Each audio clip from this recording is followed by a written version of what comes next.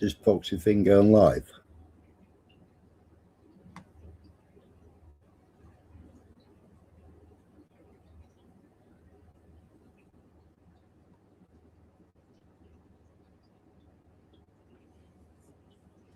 Got a problem with my Wi-Fi card. It keeps on going into hibernation or something.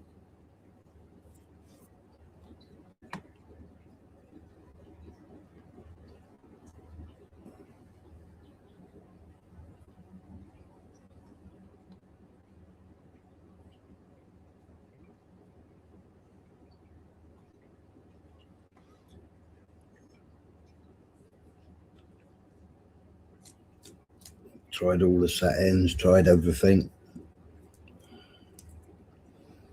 1 minute you're live, 1 minute you're watching something.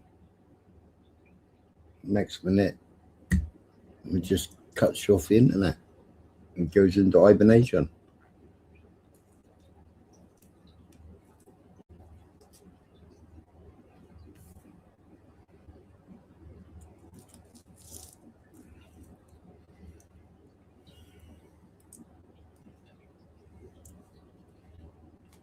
Nobody gonna say hello in the chat then?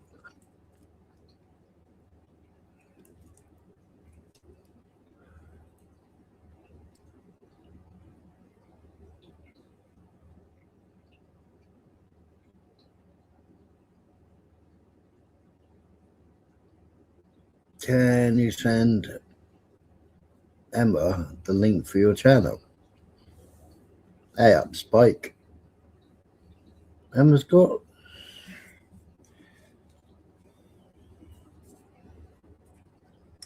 my link. I'm sure she has.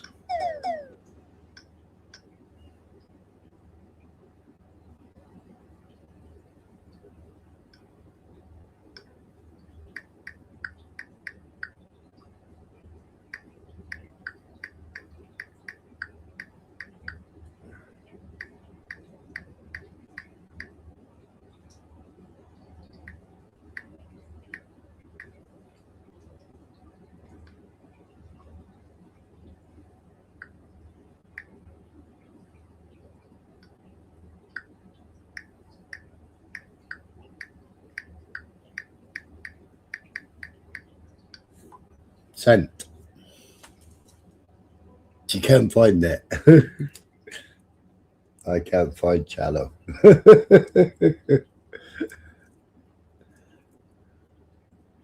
Good evening, Edwin. Hope you're well. Coping with all the madness.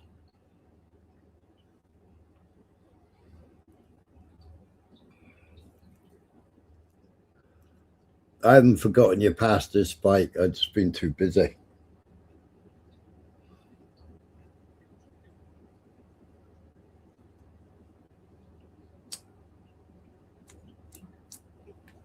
Got a Nightbot on the ball, isn't it? So straight in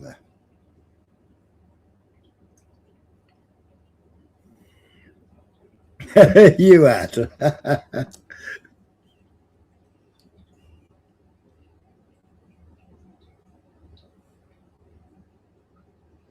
Independent Northeast channel. Good evening.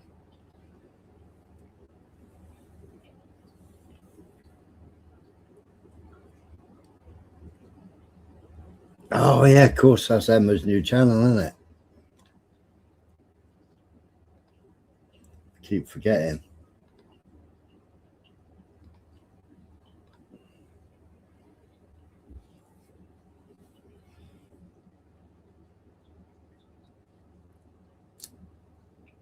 Keep forgetting.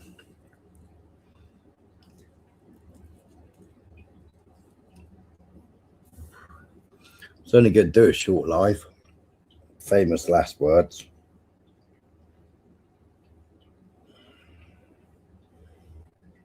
Where it's like,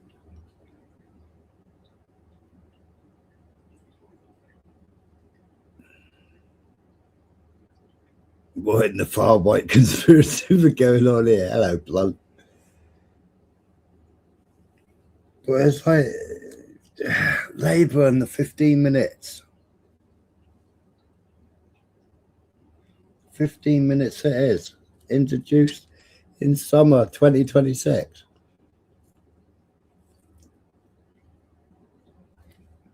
Oxford Council, the sad sats, first ones rolling it out. And government, Mickey, and government giving access to all councils to DVLA database.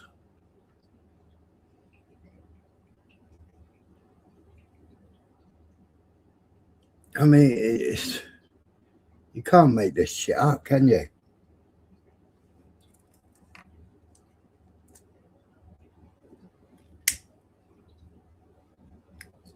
You know, how safe for councils? How safe for councils' computer systems?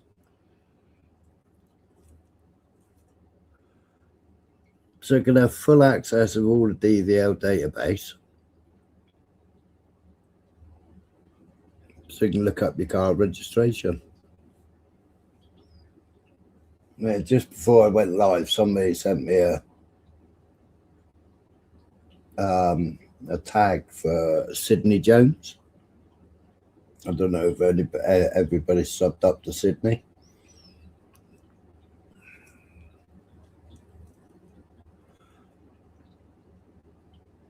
There's a car full of illegals. Essex Police.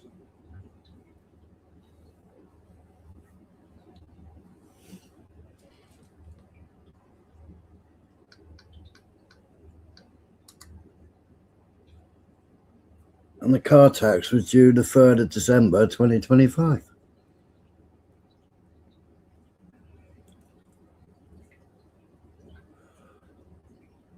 I'll play it in a minute.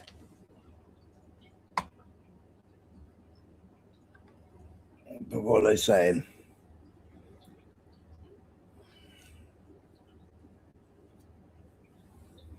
Drivers face new fines for entering areas of towns and cities, with the first scheme set to come into force later this year. Oxford will see new filters issuing fines for drivers who enter parts of the city, and a scheme could be rolled out across the UK. It ain't getting rolled out in the UK, out in Cornwall.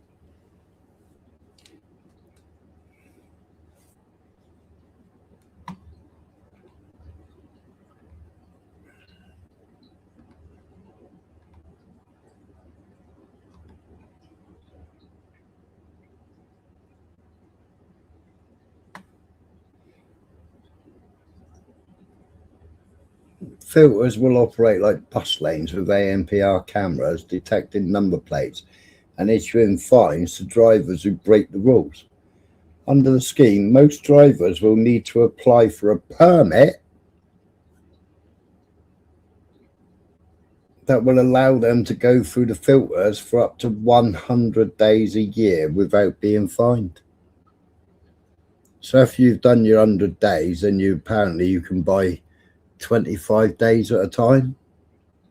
Pay to drive your car for 25 days.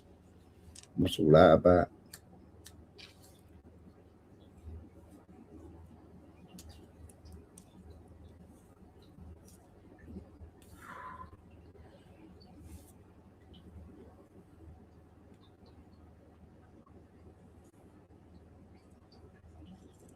This is Greg Smith, Shadow Transport Minister, told the Telegraph, this is a blueprint for a national rollout. Labour has given the green light for draconian councils like Oxfordshire to police how people live, move and drive using cameras and fines backed by DVLA data. Oxford is the test case, but this is Labour's blueprint for the country.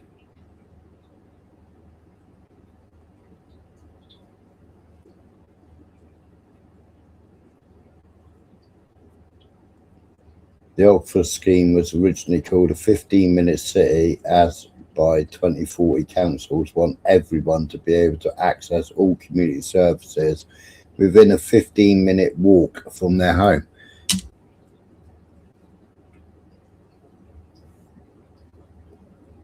Well, what about disabled people? Hello, Michael. What about disabled people? What about elderly people? There's a lot of people that can't walk 15 minutes. They're saying a quarter of a mile.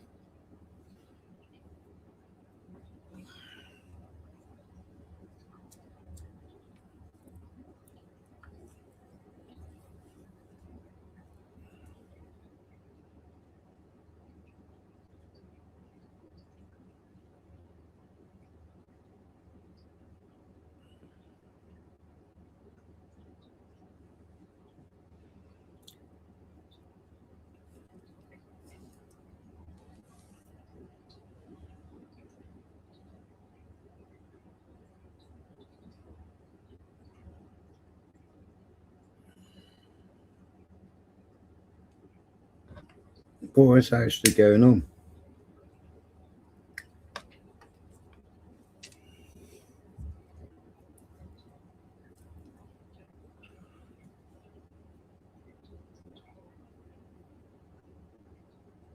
You'll own nothing. You can go nowhere.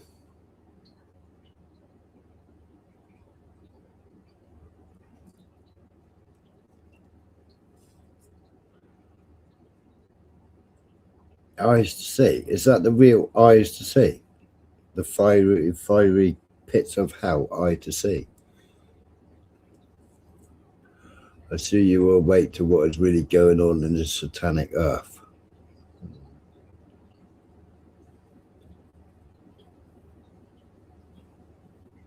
Can't walk 40 yards without stopping.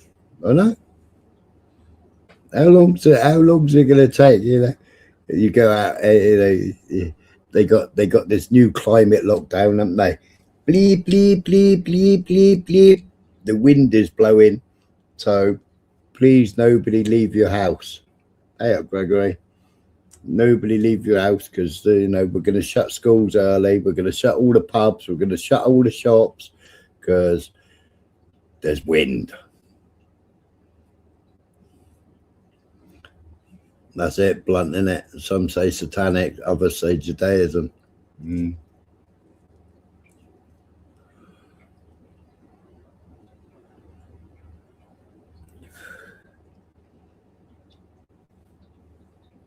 know,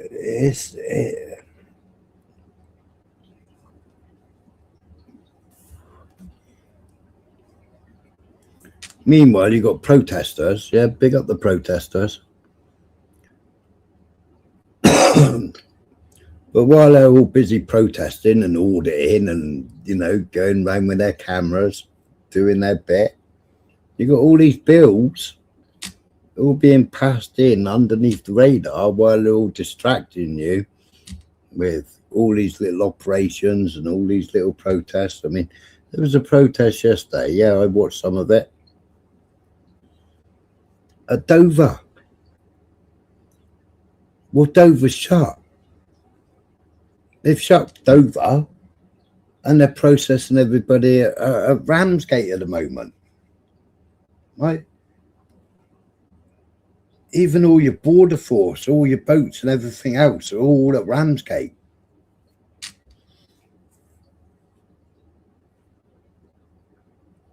And everybody was protesting at Dover yesterday.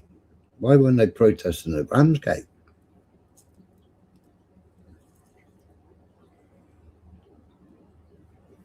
I don't understand it.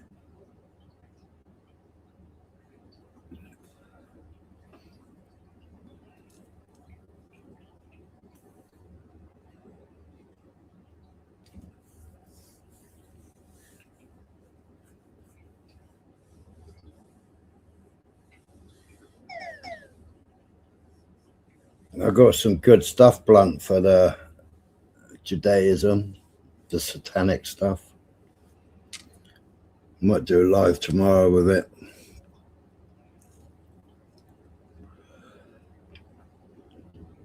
But fancy living,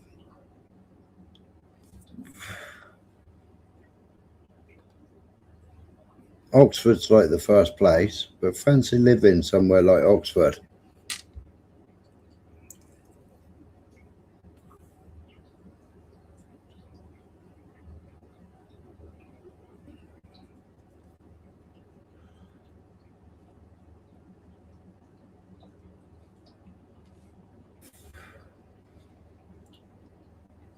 London's already mental.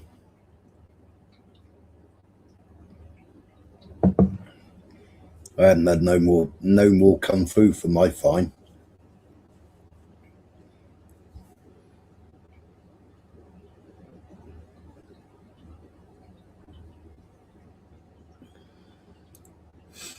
So I don't know what's happening with that. Well, I stopped behind the skip and had a pee. Opposite speaker's corner.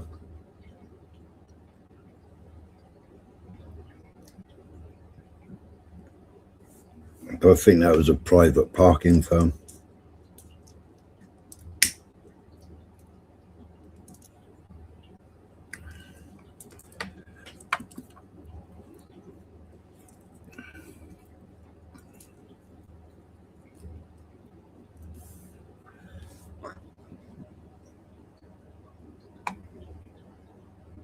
But that's all gone to shit, isn't it?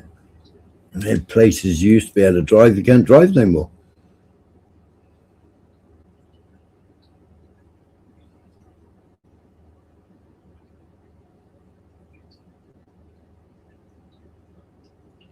Yeah, I got that blunt. I got struck for playing that one. That's the one with all the bloodletting and everything else in it. I got that. I think it's actually in my StreamYards. But I got struck. I got struck for playing it. I got about 5 minutes into it and it struck me.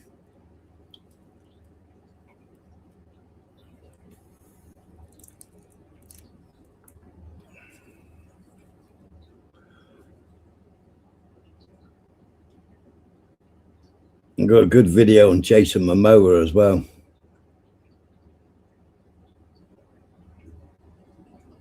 Have you seen that one?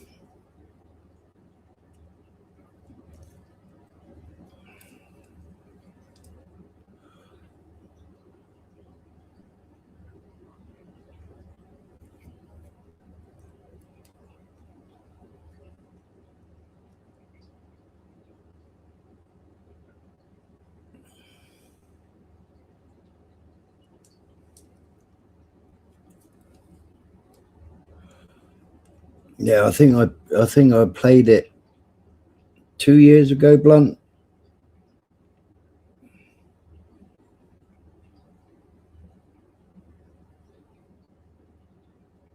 It was about 2 years ago. What's it called? I'm sure it's in my StreamYards. Let's have a look.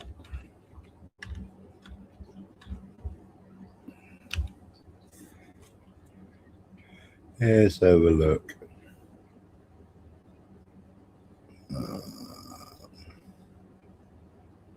Library.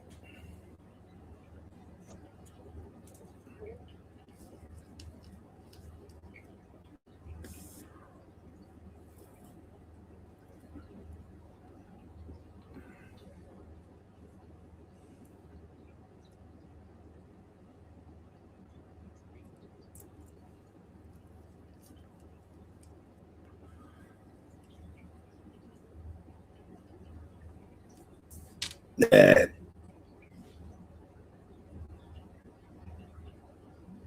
Is it the ritual murder one, or is it blood libel, the word Holocaust?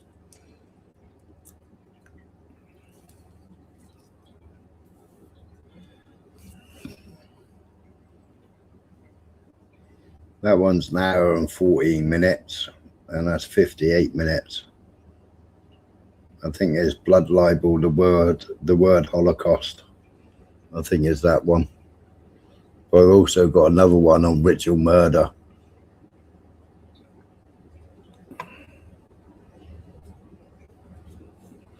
But YouTube won't let you play it.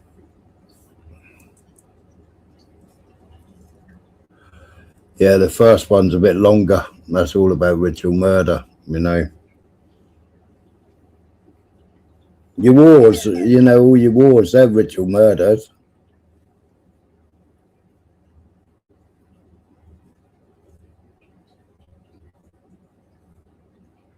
got Satan Yahoo making his statement, wasn't there? Earlier this month. How all these no fake news. Hello, Vincent.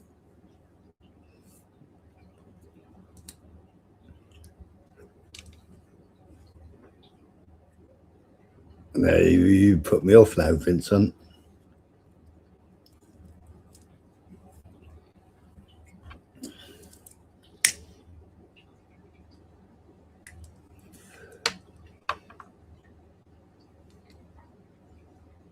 See, Vincent's a millionaire. He's going to move out of Oxford.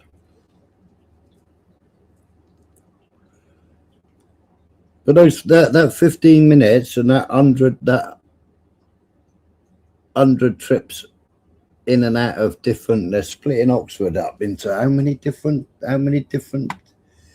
areas? Was it 6 areas? Was it?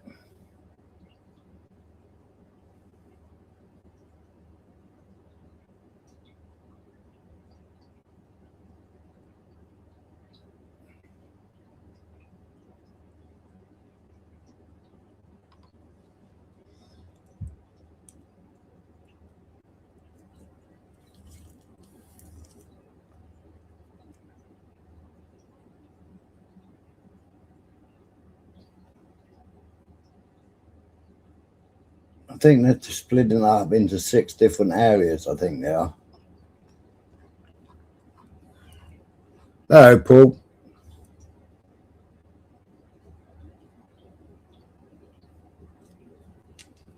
But it's like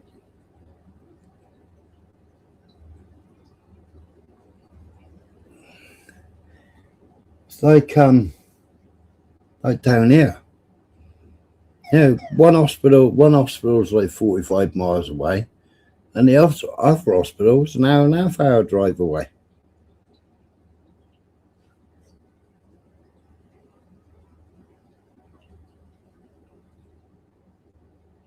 Yeah, I played that ages ago, Blunt.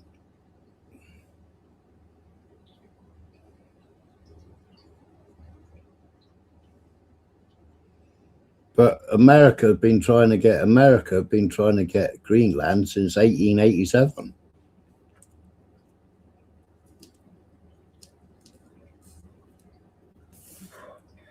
But even electric cars, they got to have that 100-day permit as well.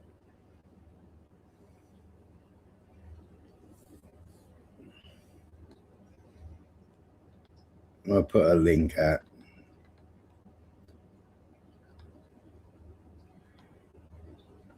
Meanwhile, where's so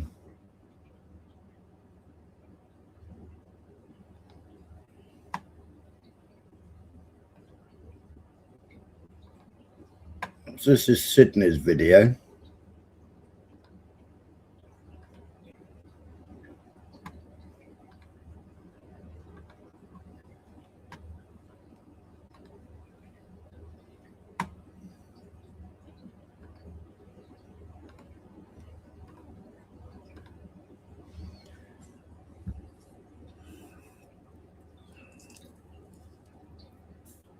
Oh, Steve.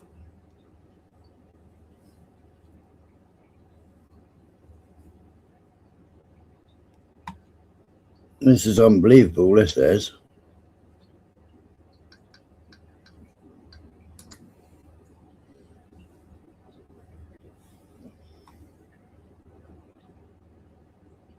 So if you're not sub, go and give her a sub.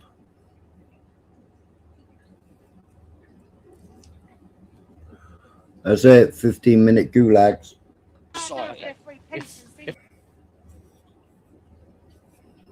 I'll stay at that. That's unbelievable. Papa John's? This is an absolute treat. That's what you want to know. Everyone. The guys didn't go out on the buses. Hold on. I'll talk to him. No, you sort it, mate. Sort it. Easy. Yeah, oi. I'm talking to him. He's going to do it. Step Come on. back. Let him do his job. Let him just do what Don't touch me. Do not touch me. I tell you now. Thank you. Do not touch me. Don't touch you. Of course not. It's outside going for mate. What do I do? See, he can't because he's got no documentation, and you're now going to let him in town. You're now going to let him in town, you nutter. You're a nutter. That's probably the one that told me to record Some the girl other gets day. assaulted us on YouTube. What's that? A picture of document? Because I'm pretty sure we're not allowed to. Yeah, use that's that, not allowed, is are it? we? You have to use I think we passport have to or use the passport, right. license. The license of the driver as well. Yeah. Is this tax and wit? And can someone get this MOT. checked? You can find out. You just put the thing in on the government website.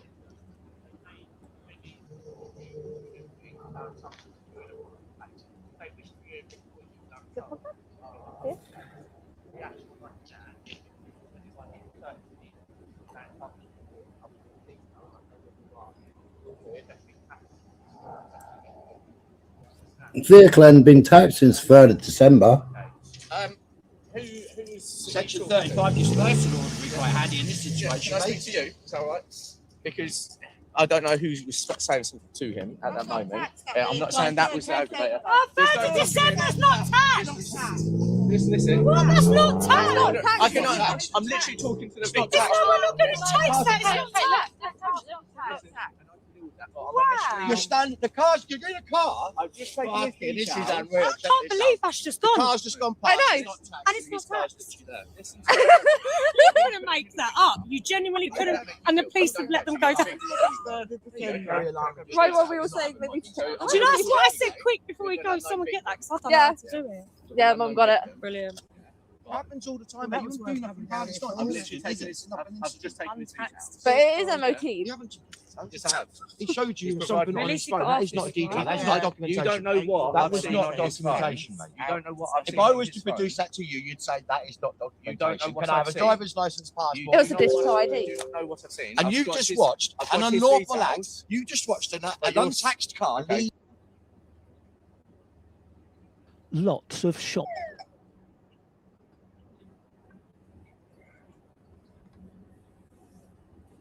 Crazy. Yeah, they wonder why they're hated. Yeah, our rules do not apply. If you're white, you're in the shit, and you.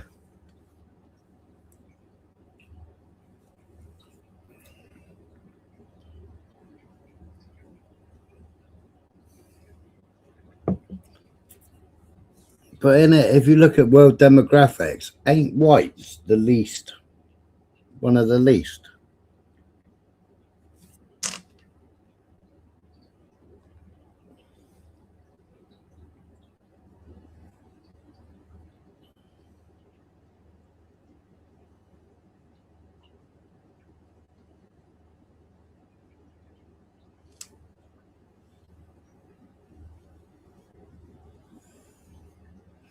Yeah, not down here though, Paul. They're still giving out big sentences down in Cornwall. Yeah, 8%. So we're like the smallest minority, Mickey. White English. They're like one of the smallest minorities, aren't they?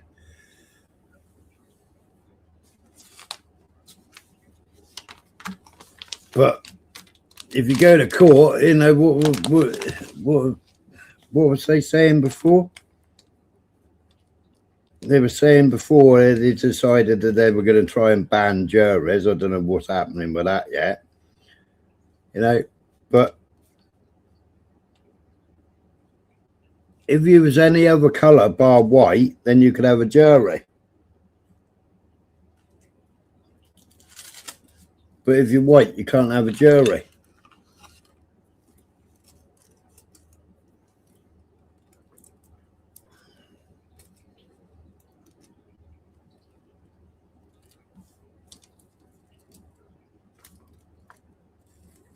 But whites are the smallest minority. Well, one of the smallest, 8% of the world population. So where does that go?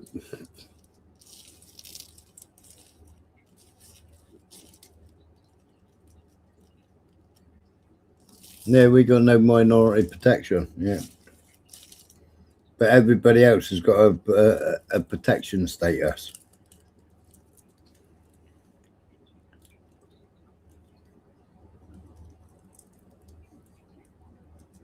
I don't know about you, Blunt. I am absolutely sick to the back teeth. Sick to the back teeth.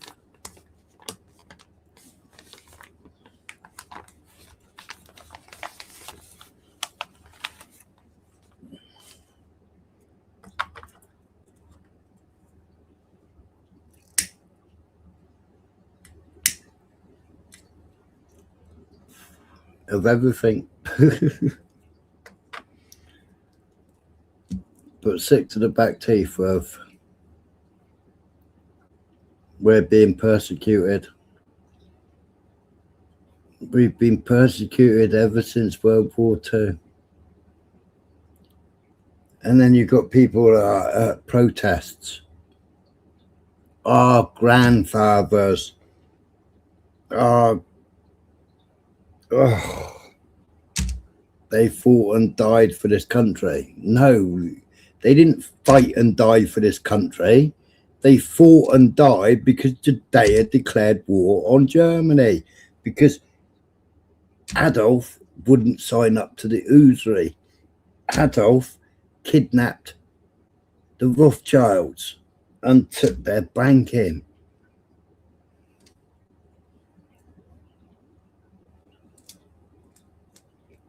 Yeah, that's right, Paul.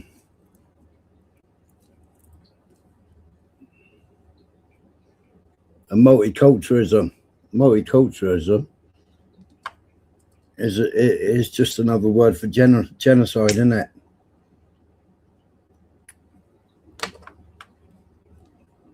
I got banned from a chat the other day.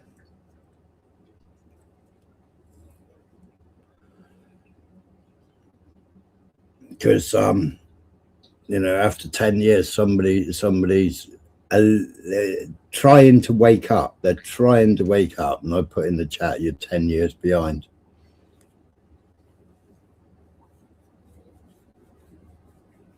Yeah, and we've been saying this to you for years and you won't have it. Won't have it.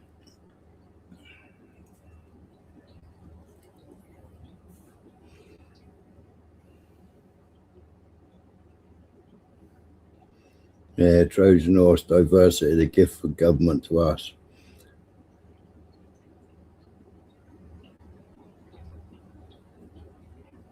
Well, it's a gift from Israel, Paul.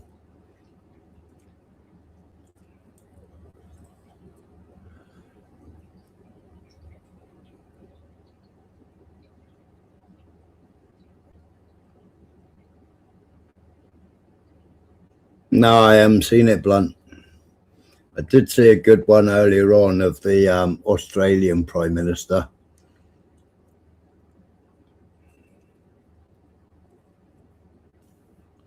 Crying about the AI videos being made about him.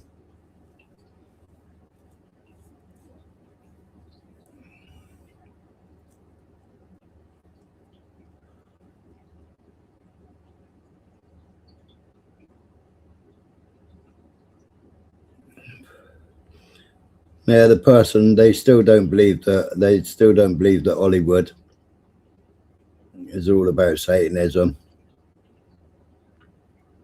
They're still confused about adrenochrome.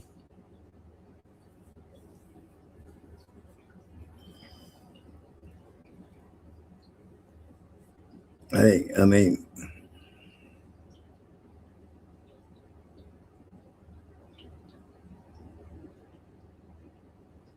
yeah, gang, you can watch a video and then you scratch your head and you think, was that a real video or was it a made up video? It's like loads of them are Trump. It's like, did Trump really say that, or is it an AI video?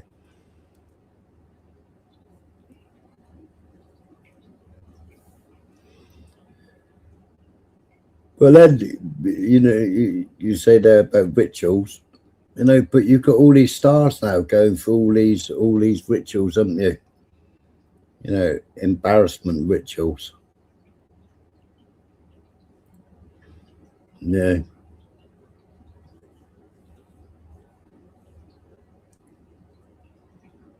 Amelia and Charlie deserve a better future.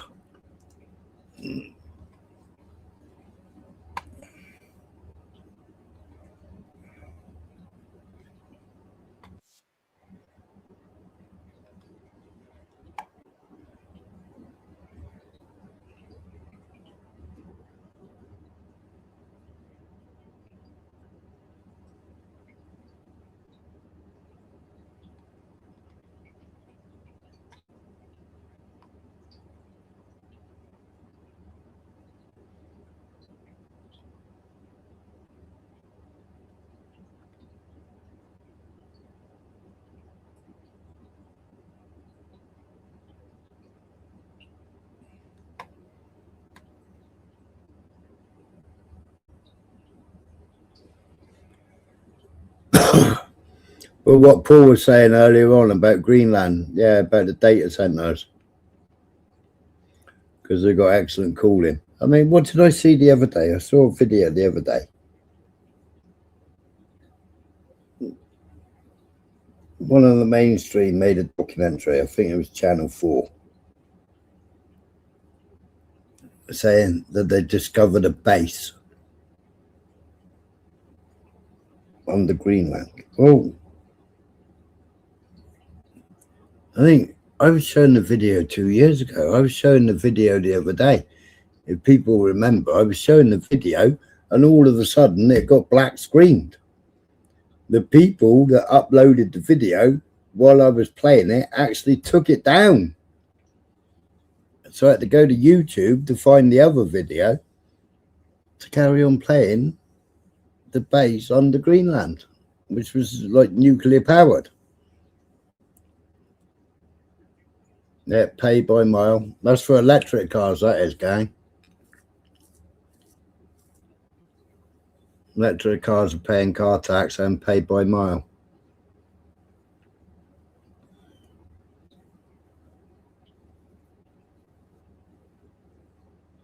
But that Greenland thing, I think I was playing that 18 months ago.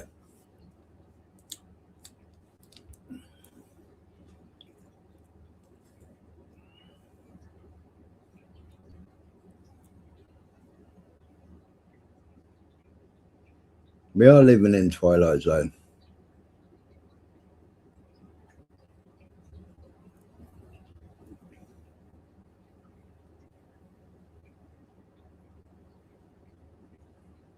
After every president of the United States gets elected, the Jesuits hold a meal celebration and president candidate roast each. Don't hold back. I wish I could find the video. But it's the White House.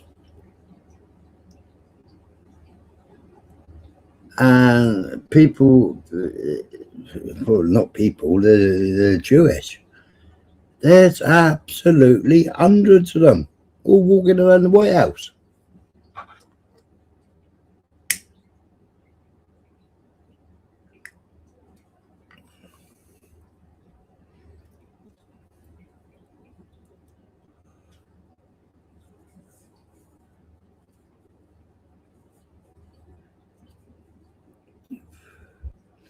And what have I been saying for ages? Petrodollar's collapsing. Petrodollar's collapsing.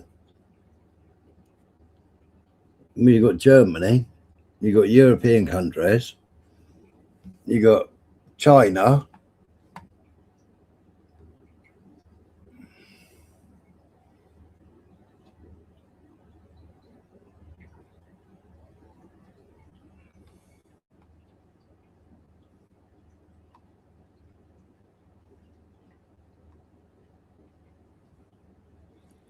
Europe's dumped 9 billion in treasuries and wants its gold back.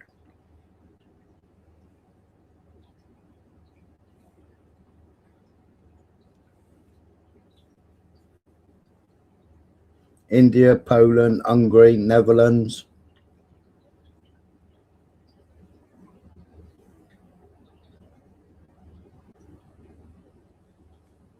Germany wants the rest of its gold reserves back because they don't trust Trump.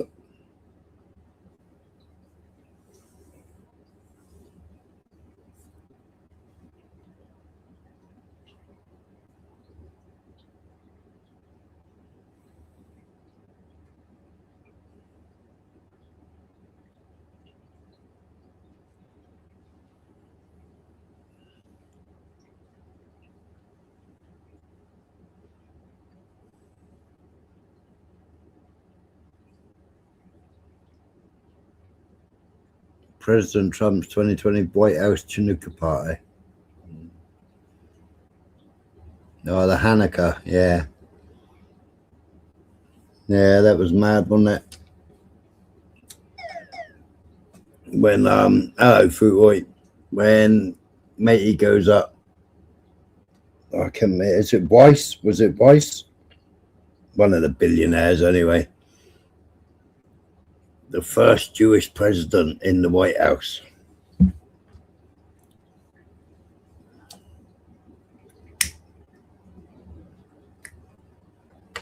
But it's like that ballroom that Trump. They're in the ballroom. It's a massive data center.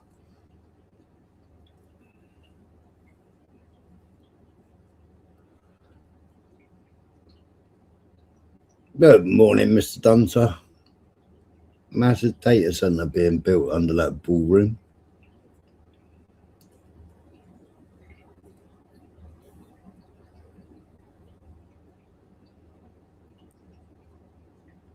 Well, the Adelsons have funded him twice big money, haven't they?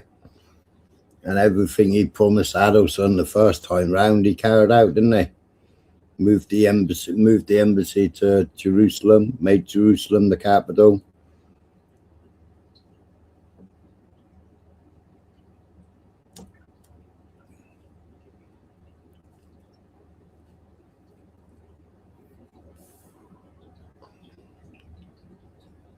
Well, they're not Illuminati bloodlines. They're just it's in the Bible. Pretend to be Jews when they are not. It's actually in the Bible. It was in the Bible when the first temple was it Revelations? When the first temple was destroyed and they were all cast out. And it wasn't called Israel.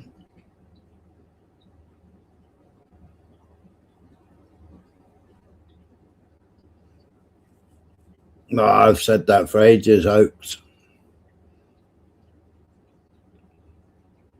I said that he won't have any general election because they'll start war, won't they? And he'll say I'm a wartime government and I need to stay in power, just like Zelensky did.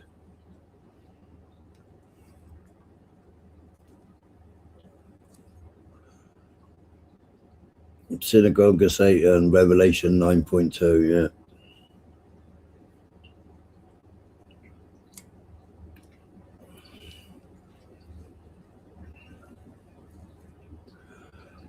But you get, and like, you get Flidamites, because I will call them Flids, you know, going, hey, look, Jewish people support Christianity. Well, go and tell that to people who live in fucking Bethlehem.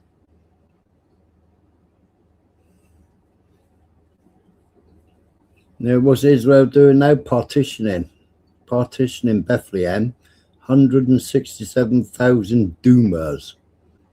I don't know what a doomer is compared to an acre. They're making Bethlehem even smaller. I mean, Bethlehem's covered by stone walls anyway, or concrete walls anyway. That newspaper, the journalist that they shot, there's a great big painting of her on the Bethlehem wall because she was a Christian.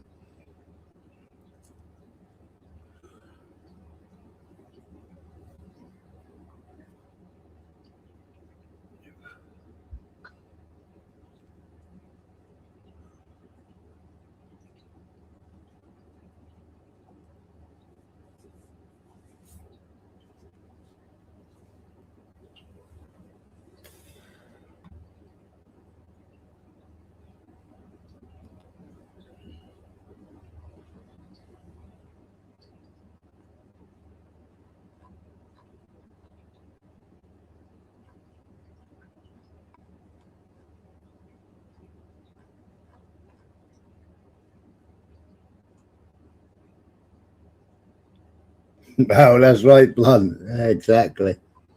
And we saw what happened to the Christian Zionists when they went and took their check to Israel, didn't we?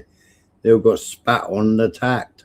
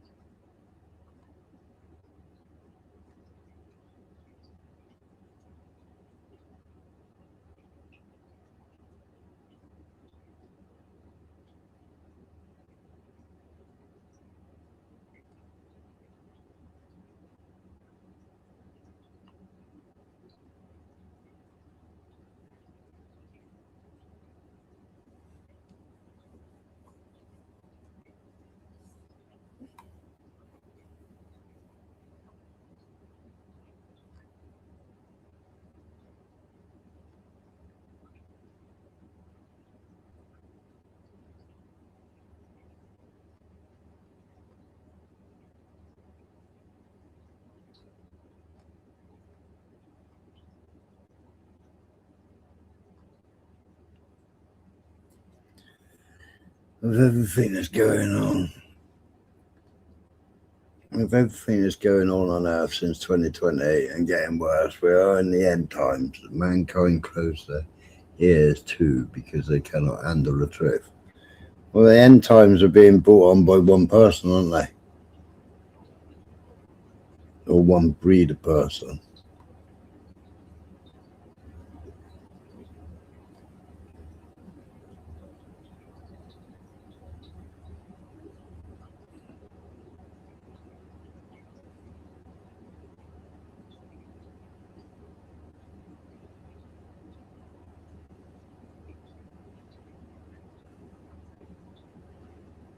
Hey, Ulek.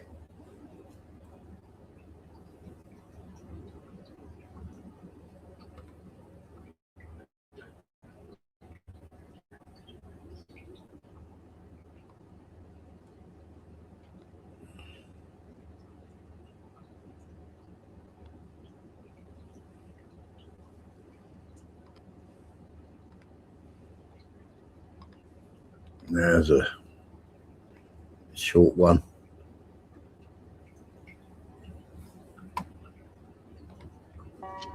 From the time we were little kids, we revered the rich and famous. I want to make it clear today that my administration will focus on ending the absolutely horrific practice of human trafficking. We were taught that if we worked really hard. He ain't ending human trafficking, he's complicit in it. If he was going to end it, you know, he sold his thing on no wars.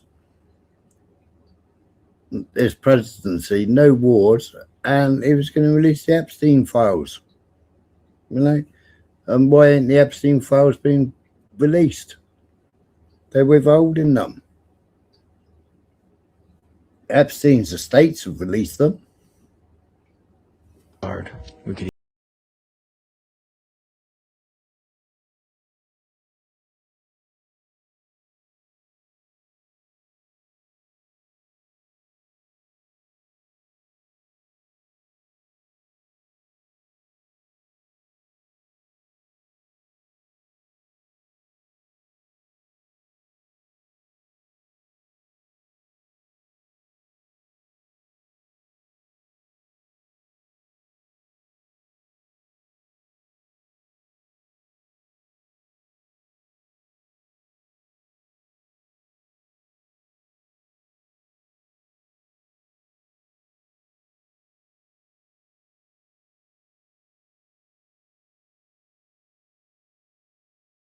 Yeah, what's happened to him? Baby Biden, what's happened to him? As we started waking up, we were labeled conspiracy theorists and deplorables. We actually liked the term deplorables, but in truth, we are digital soldiers fighting in the greatest war the world has never seen.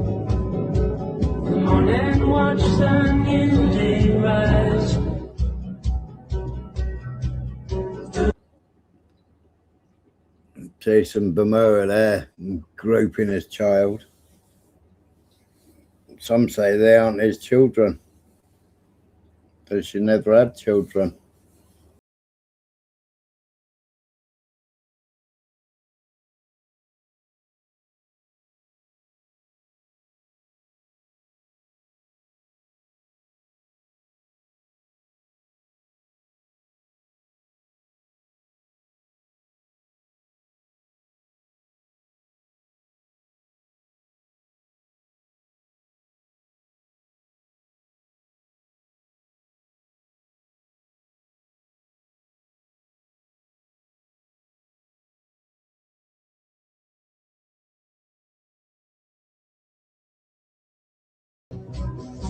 What keeps me up at night is the sobering realization that evil exists. All riding on Tom Hanks. You got anything happens to Tom Hanks? Oh, that shit's over, dude. I'm just gonna be like, shh.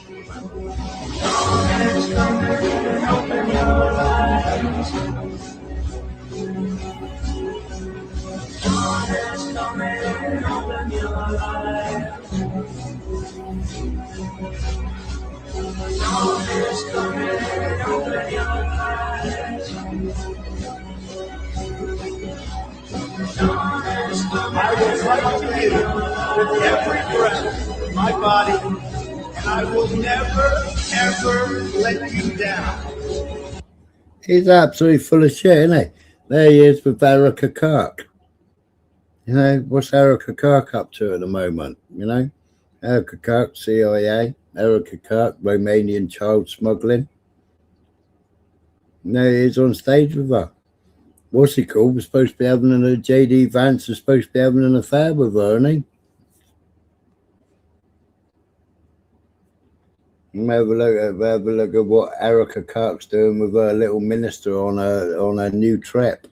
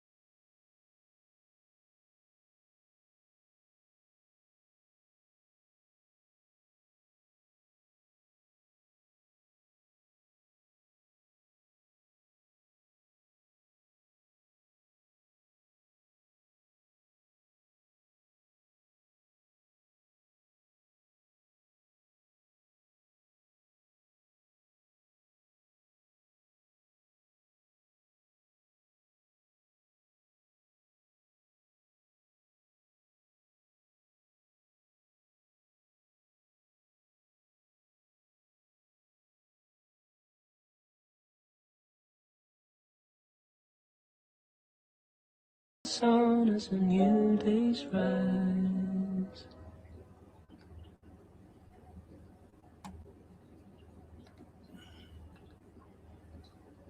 That was a video I played, oh, God knows how long ago.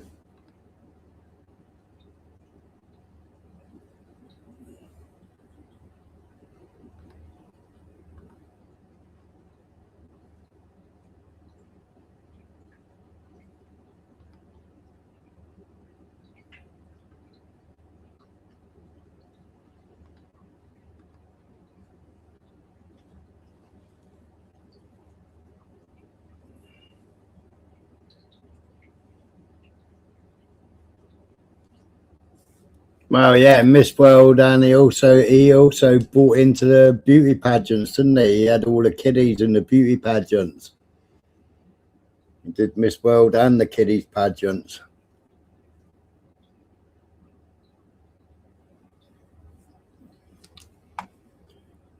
Where's Erica?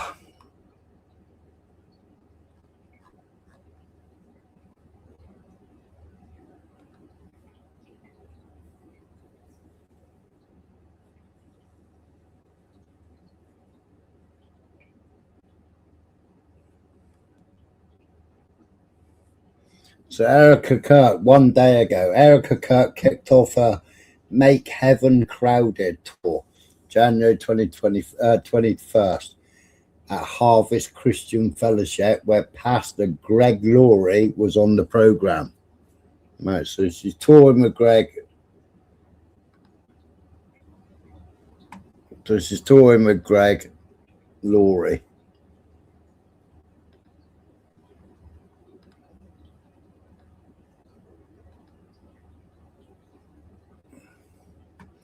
Abuse lawsuits pile up against Greg Laurie and Harvest Christian Fellowship. Number of lawsuits filed against Harvest Christian Fellowship founder Greg Laurie related to alleged abuse of young men at a children's home in Romania. The original lawsuit was filed in September by two men claiming that Paul Hasgard abused them at a children's shelter in Bucharest, Romania. Allegations include children being tied to radiators, being made to kneel down on walnut shells, being touched inappropriately, and being pimped out for sex. The number of litigations has now risen to 12. The law firm representing survivors said in a news release in September that it expects 23 former residents of the children's homes to bring complaints. The most recent complaints were filed in November. The court documents claim Laurie and Harvest Christian Fellowship, which sent funding to Hasgard, were negligent in the supervision of Hasgard, despite reports of suspected abuse. Strange, isn't it? Romania again. You know, what was Erica Kirk? Erica Kirk was Romanian Angels, wasn't she? Anybody looked up the Romanian Angels?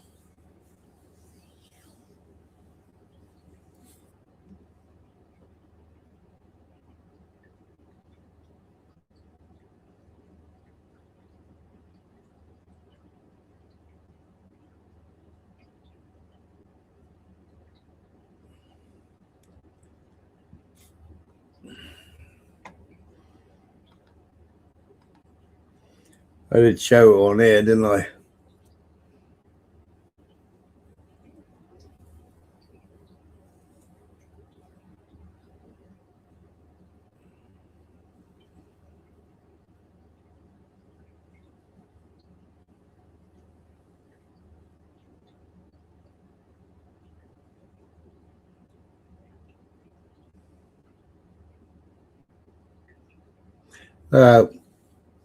It's like Jared Kushner, isn't it? Jared Kushner doesn't hold office,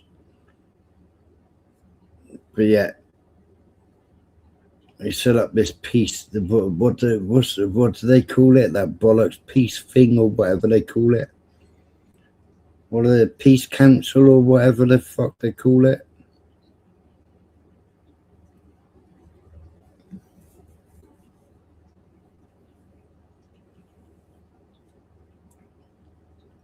Jared Kushner setting up all these stop wars and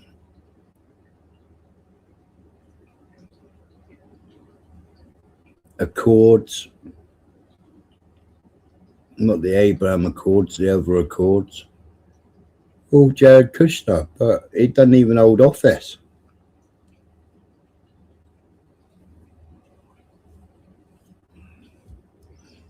Don't even hold office. Hello, Max. It's I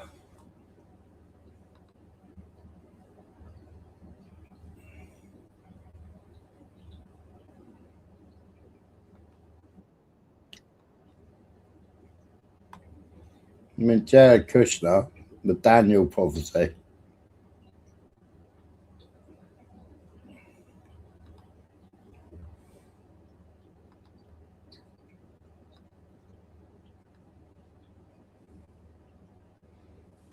Remember, he married Trump, didn't he? Was it who did he marry? Ivana Trump? Was it Ivana Trump? But she had to convert to Judaism. And Jared Kushner's brother,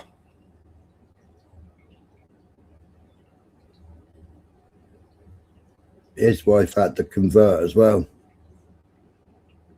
And she didn't want to convert, apparently.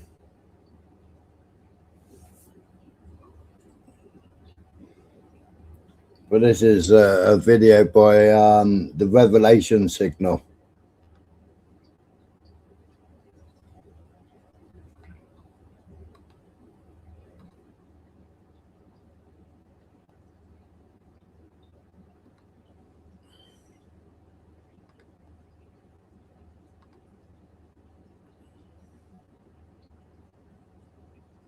Evening, Andy.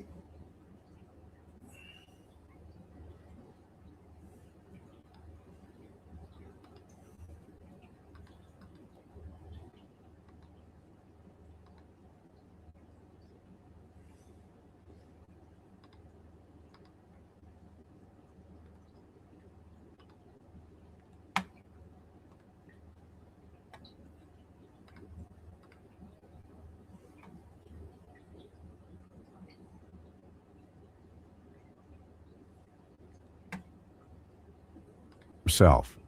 If you're unfamiliar with Jared Kushner, here's what matters. He married Ivanka Trump. He served as senior advisor during Trump's first term, and during that time, he did something remarkable. He brokered the Abraham Accords. Those peace agreements normalized. No, it was the Abraham Accords, wasn't it? Yeah. Relations between Israel and Arab nations that had been enemies for decades. The United Arab Emirates absconded. Bahrain signed. Morocco and Sudan followed. Diplomatic experts said it was impossible. Kushner made it happen anyway. Then Trump left office in 2021, and Kushner disappeared from the public eye. He started a private investment firm called Affinity Partners. He stayed quiet. No political speeches, no media tours, no official titles. But here's what nobody noticed. Over the last 9 months, Kushner has been working behind closed doors on something much bigger than the Abraham Accords. According to sources tracking Middle East negotiations, he's been drafting a comprehensive peace framework, not between two parties, between 8 major players: Israel, Hamas, Egypt, Qatar, the United Arab Emirates, Saudi Arabia, Turkey, and the United States overseeing it all. Saudi Arabia are giving him billions of pounds, aren't they? Was it 9 billion they give him? I can't remember. It might tell you in this video. Yeah, but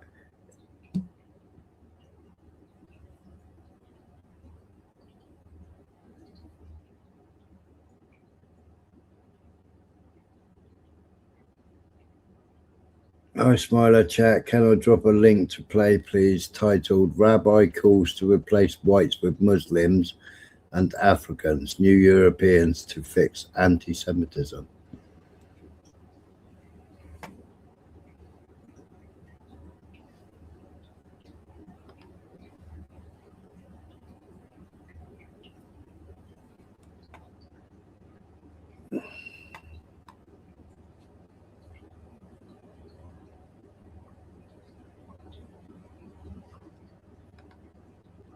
Why can't I see you in the other chat?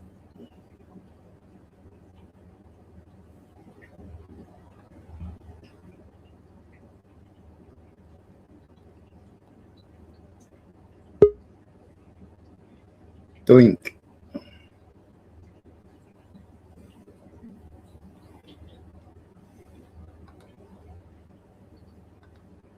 Hello. Hey, Spider, how you doing? How you doing? All good.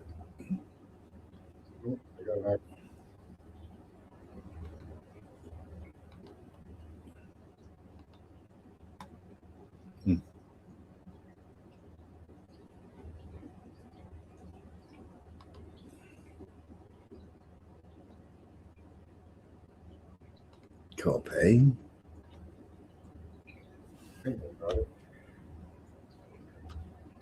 Yep.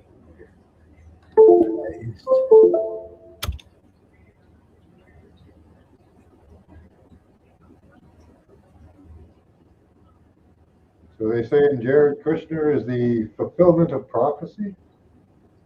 Yeah. An interesting one. Yeah. Don't know that I believe that, but all right. Well, it's all part of the Black Cube, isn't it? I did a video, God knows how long ago, on the Black Cube and Satanism. Yeah. As in Saturn. Yeah. I don't believe in it as prophecy. I believe it more as following a script. Yeah. You know. Well, first of all, they were saying that Donald Trump was the Messiah because he was born on the blood moon, etc. Yeah. And then they said Trump's son. Now they're saying Jared. Yeah. Barron and then Jared now. Okay. He's the new golden boy. Yeah. Yeah. But good that they can adapt, you know, when things don't go their way. Right? Well, he got billions off Saudi Arabia to carry on building illegal settlements in Israel. Is that what they're doing? Yeah. Have you not seen the plans for Palestine? No. Oh, unbelievable, man. Great. Unbelievable. Greatest, biggest hotels you've ever seen. Yeah. I don't know who's building them. I thought it was Trump. I thought Trumpy was going to build the hotels. Well, no, it's Jared Kushner, isn't it? Jared Kushner's the one that's been given all the money. Jared Kushner's the one who owns all the building firms out there.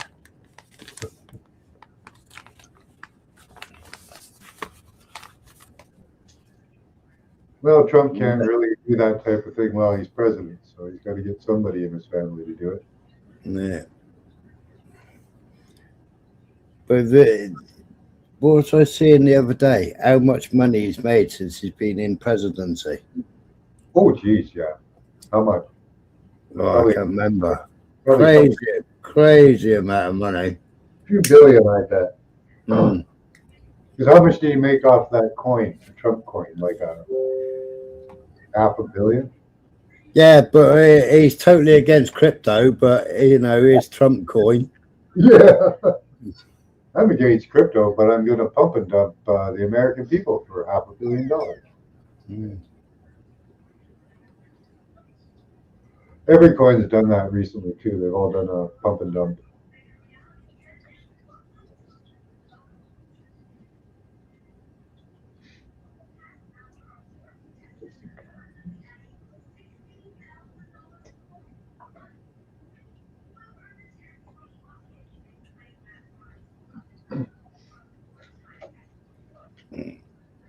These groups despise each other.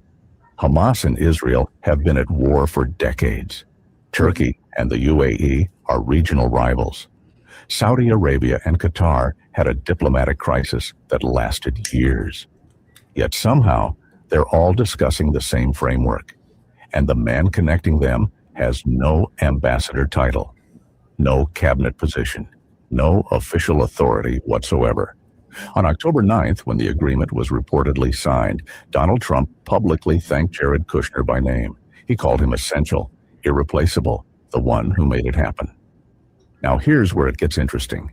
The peace plan includes 20 specific points: demilitarization of Gaza, international peacekeeping forces, economic development packages, normalized trade relations, security guarantees for Israel. It's comprehensive. It's detailed. And it involves multiple nations committing to a single framework. Sound familiar? Because there's an ancient prophecy that describes exactly this scenario. Daniel 9:27 says, "He shall confirm the covenant with many, not with one nation, not with two, with many." Most peace agreements are bilateral, 2 signatures, simple, but this framework involves 8 major entities. Right? That's pretty vague, but okay. Mm.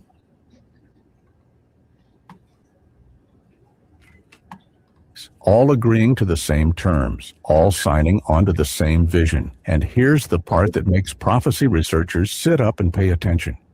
The word Daniel uses, confirm, doesn't mean create from nothing. It means to strengthen something already discussed, to make official what was being negotiated. That's exactly what Kushner did. He took years of failed negotiations and confirmed them into a binding agreement. Now, you might be thinking this is just good diplomacy, smart negotiation, a skilled deal maker bringing hostile parties together. And maybe you're right, but here's the problem. This isn't the first time in history. Someone fit this exact pattern. Throughout the centuries, there have been men who brokered peace deals involving Israel and multiple nations, men who operated with unusual influence despite lacking official titles, men who created frameworks that seemed to promise security, and every single one of them was a preview, a shadow, a type. Because the prophecy wasn't just about making peace, it was about what comes after the peace is made, and that's where things get disturbing. To understand why people are connecting Kushner to biblical prophecy, we need to go back 1,600 years, to a Hebrew prophet named Daniel. Daniel wasn't just any prophet. He was a Jewish captive in Babylon who rose to power in a foreign empire, and God gave him visions about the future, specific visions, detailed visions, visions that included exact timelines. One of those visions is recorded in Daniel chapter 9. It's called the 70 Weeks Prophecy, and it's not about literal weeks, it's about prophetic weeks. Each week represents 7 years, so 70 weeks equals 490 years total. Daniel 9:24 says, these 490 years would accomplish specific things. Finish transgression, end sins, bring in everlasting righteousness, anoint the Messiah. Here's what's remarkable. The first 69 weeks, that's 483 years, have already been fulfilled. They ran from the decree to rebuild Jerusalem all the way to the first coming of Jesus Christ. Scholars have verified this timeline. It's mathematically precise. But there's 1 week left, the 70th week, 7 final years, and that's where Daniel 9:27 comes in. Listen to what it says. And he shall confirm the covenant with many for 1 week. And in the midst of the week, he shall sacrifice and the oblation to cease. Let's break this down piece by piece. First, he shall confirm the covenant with many. A leader will broker a peace agreement, not with one nation, with many. Multiple parties, multiple signatures, a coalition agreement. Second, for 1 week. The agreement has a 7-year framework, not 5 years, not 10 years. 7. Third, in the midst of the week. Halfway through those 7 years, something changes. Right at the 3.5-year mark. Fourth, he shall cause the sacrifice and the oblation to cease. This leader stops religious sacrifices. But notice, to stop sacrifices, they must first be happening, which means there must be a functioning temple with active worship. And here's the final part. Daniel 9:27 continues, and for the overspreading of abominations, he shall make it desolate. He sets up an abomination, something so blasphemous, so unholy, that it defiles everything. Now, most biblical scholars agree this leader is the Antichrist, the final deceiver, the man of sin, the one who pretends to be a peacemaker, but is actually setting up the greatest betrayal in human history. So here's the prophetic timeline according to Daniel. Years 1 to 3:5, peace. The covenant is active. Everything seems fine. Israel feels secure. The temple is functioning. Sacrifices are happening. International support is strong. Year 3:5, the betrayal. The leader shows his true colors. He stops the sacrifices. He enters the temple. He sets up something abominable. Years 3.5 to 7, the Great Tribulation. Jesus called it the worst period in human history, worse than any war, worse than any plague, worse than anything that has ever happened or ever will happen. Year 7, the return of Christ, the end of the age, the final judgment. That's the countdown Daniel described, and it starts with one specific trigger, a covenant confirmed with many nations. Now here's what should make us pause. Daniel wrote this prophecy around 530 BC, that's 2,600 years ago, and yet the description matches exactly what modern Middle East peace negotiations look like. Multiple parties, complex frameworks, security guarantees, economic incentives, international oversight. But there's something else Daniel's prophecy reveals, something most people miss completely. This peace agreement isn't actually about peace. Well, the Catholics aren't what we think they are they? Mm. You know, you got the black pope and you got the white pope, haven't you? Yeah, they've got haven't they got a woman who doesn't her body hasn't rotted? Apparently so. Yeah, I think they do. I can't remember who. I know they've got one.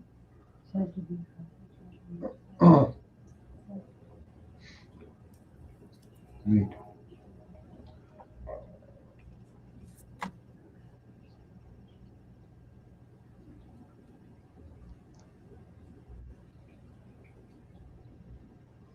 What do you think of the whole coexisting that the Catholic Church was kind of promoting? All one religion. Well, they've been trying to make one religion, one World Bank, one capital, one army. They've been trying to do all that, you know, and you see all these new prime ministers, all these new world leaders, all when they become the world leader, they've got to set up their embassy in Jerusalem. Yeah. You know, so that's already happening. Yeah, and the female pope, yeah.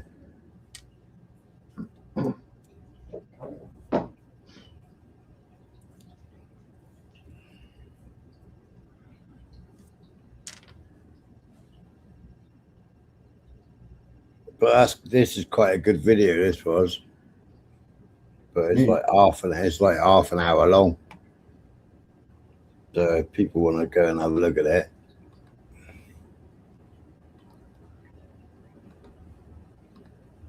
I'll skip it on a bit. Shall come into the land that is brought back from the sword and is gathered out of many people, and they shall dwell safely, all of them. Let me break that down. After many days means this is a future event. In the latter years means end times. Brought back from the sword means Israel has been through war. Gathered out of many people means Jews have returned from diaspora. And here's the trigger. They shall dwell safely. The invasion happens when Israel feels completely secure. Verse 11 gets even more specific. Well, Israel is completely secure, isn't it? Because Israel and America at the moment, Israel and Trump, they ain't being held accountable for anything they do, are they? No, not at all. You know, and it's like the Kurds, you know. Mm. Everybody backed the Kurds to you know, take ISIS out. Yeah, I mean, Russia was taking ISIS out. Then the Kurds took ISIS out. Then the Kurds set up all the ISIS jails, right? What's just happened? America has just backed HTS, just went over there 2 weeks ago, right? And helped Jelani actually storm the prisons, take over the prisons, kill the Kurds, and release all ISIS. And America actually flew some of ISIS, because ISIS wanted to go back to Afghan, right? Actually flew some of them back to Afghanistan. You know? And Al Jelani, and they all go on ISIS, ISIS, ISIS. Well, our government, America, yeah, everybody else is shaking Jelani's hand. Al Qaeda. He's a great guy now. Hey? He's a great guy now. There's no $12 million bounty on his head anymore. So he took off his uniform and his ragtags. Yeah. He put on a suit. He trimmed his beard. Yeah, now he's a good guy. Now instead of holding an AK, he's shaking everybody's hands. Yeah. The IMF have just given him millions of pounds. The UK have just given him millions of pounds.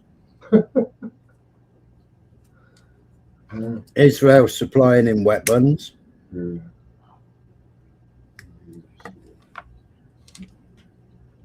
Yeah. But we'll free all the ISIS.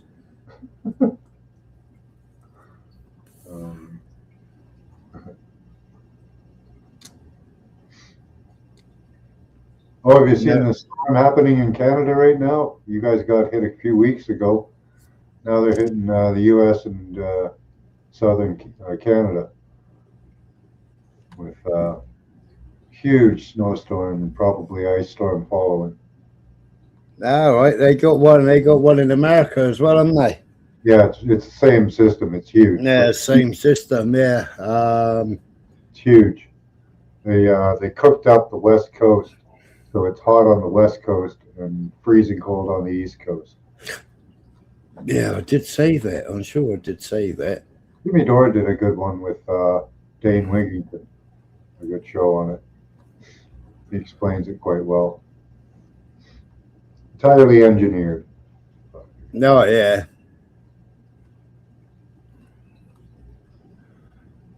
Same as the one here. Yeah, yeah, and you can see the high pressure and low pressure zones are, well, they're just the east and west coast. You know, it's just, you know, and the temperatures and yeah, just totally unnatural. Did you see that the ICE agent shot another person in Minneapolis? What's that for now? Yeah, my wife was telling me about that. Yeah. I mean, this is absolutely pathetic. This is. Yeah, whether it's real or not, I don't know. But they came up with a manual for stalking ice. I don't know if it's somebody generated it and put it out as info, but it says pretty much what you'd think. You know. What's that? Oh, is that what the guy had on him? He got shot? Yeah, so this is supposed to be a gun. It's so this was supposed to be what was taken off, right? You see the magazine up there, you see the wonky barrel. Right?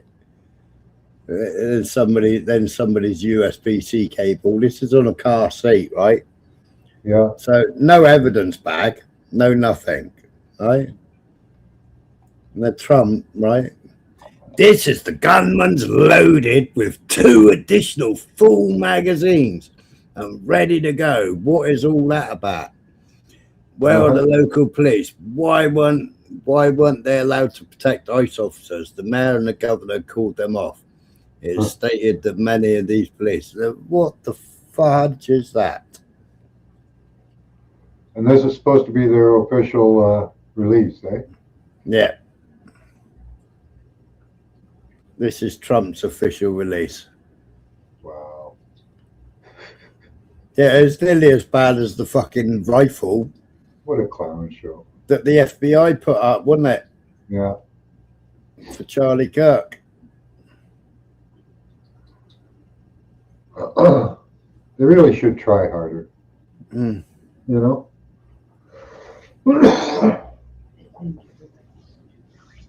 Yeah. Crazy. I wonder if they do it on purpose, just to have the two sides fighting about it, you know? Well, that's exactly what it is, isn't it? Yeah, yeah. It's real, it's fake. Mm.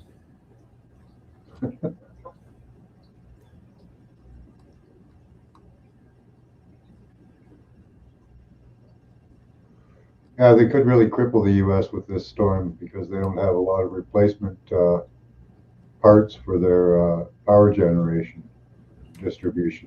They have to get all those from China. China. China, yeah.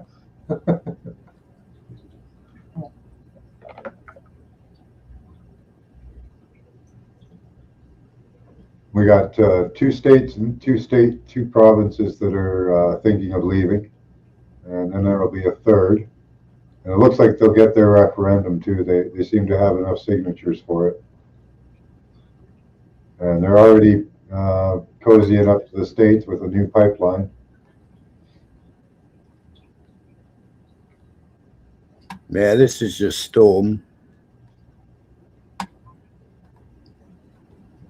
We got about a foot of snow so far. If you live in the path of this upcoming major winter storm, here's where we stand right now. Last night, some of the models shifted north, way north, but not all of them. There's a lot of noise on social media right now about exact totals and specific snowfall maps, but the fine details are still not locked in. Here's what is locked in. A major winter storm is coming Friday through the weekend. 160 million people are under the gun by Sunday morning, and winter storm watches from New Mexico all the way to Tennessee are expanding right now. There's going to be a snow side to this storm and an ice side. If you end up in the icing zone, plan for days without power. School cancellations next week across a huge area. And whatever you do, don't plan for a road trip this weekend. People are going to get stuck on the highways. And after this, we're looking at record cold temperatures sticking around for. Hey. They're already getting stuck on the highways in some areas. Yeah. Yeah, Mrs. B, I saw that house. The whole house was just covered in snow. Where's that? In Russia. Oh, yeah. Yeah, where they were digging the tunnels through for their cars and stuff, yeah. Yeah, it won't be that bad. I hope not.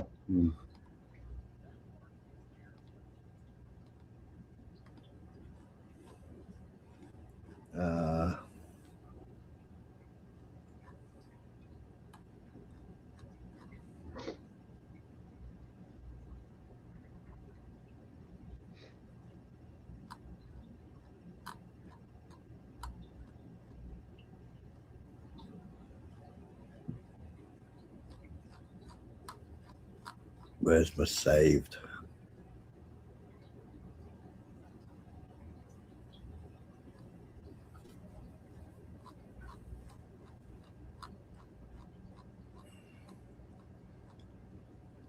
Yeah, 9-story building. Yeah, it was mental.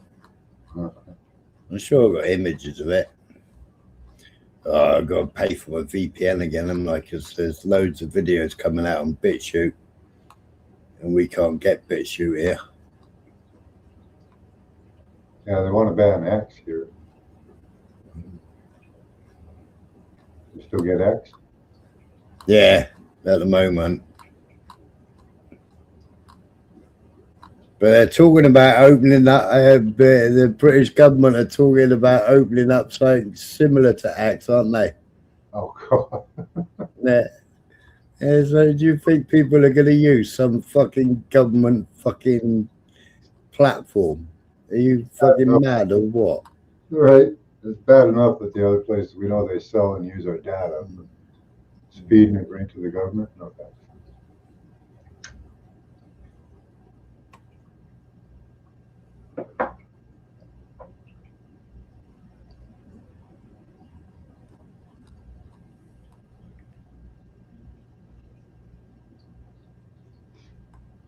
Oh yeah, Palantir created an app to help ICE.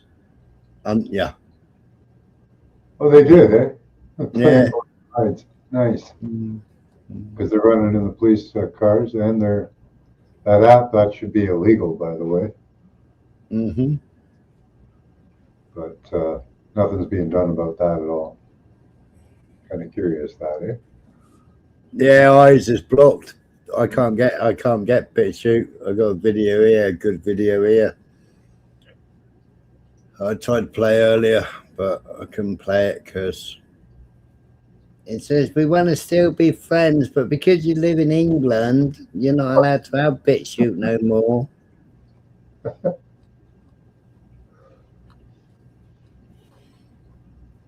So I have to pay for my VPN again. But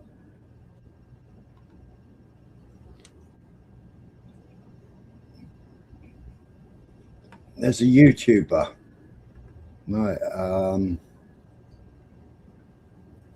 Oh, what the hell's a bloody? Well, there's several YouTubers actually. Yeah. What's the proxy VPN called? History. VPN.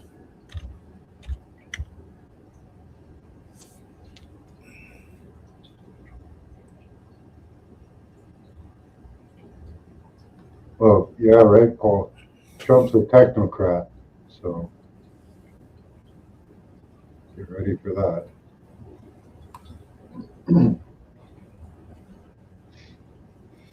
All right, so several all pushing. What the hell's the name of the VPN? I think they own 4 of them. Private internet access.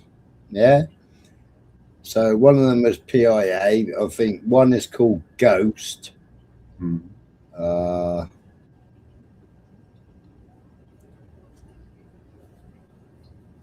Yeah, Cyber Ghost. Private internet access. Crossrider.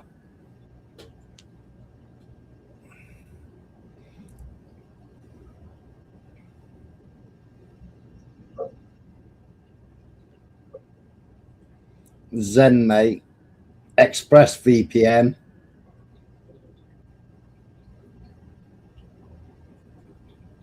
How much do they cost? I don't know. Right, so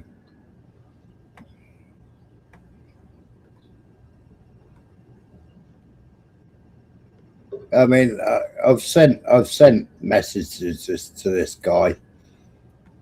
He keeps on advertising it, and I do like some of his videos, but he's like, he's like all the others. He call out one thing, but he won't call out the elephant in the room. He will not call out the elephant in the room, right? So Cape Technologies was formerly known as Crossrider. It's a holding company that owns several VPN services and review affiliate websites. Israeli businessman Teddy Sagi is the majority shareholder of Cape via his firm Unique Mind.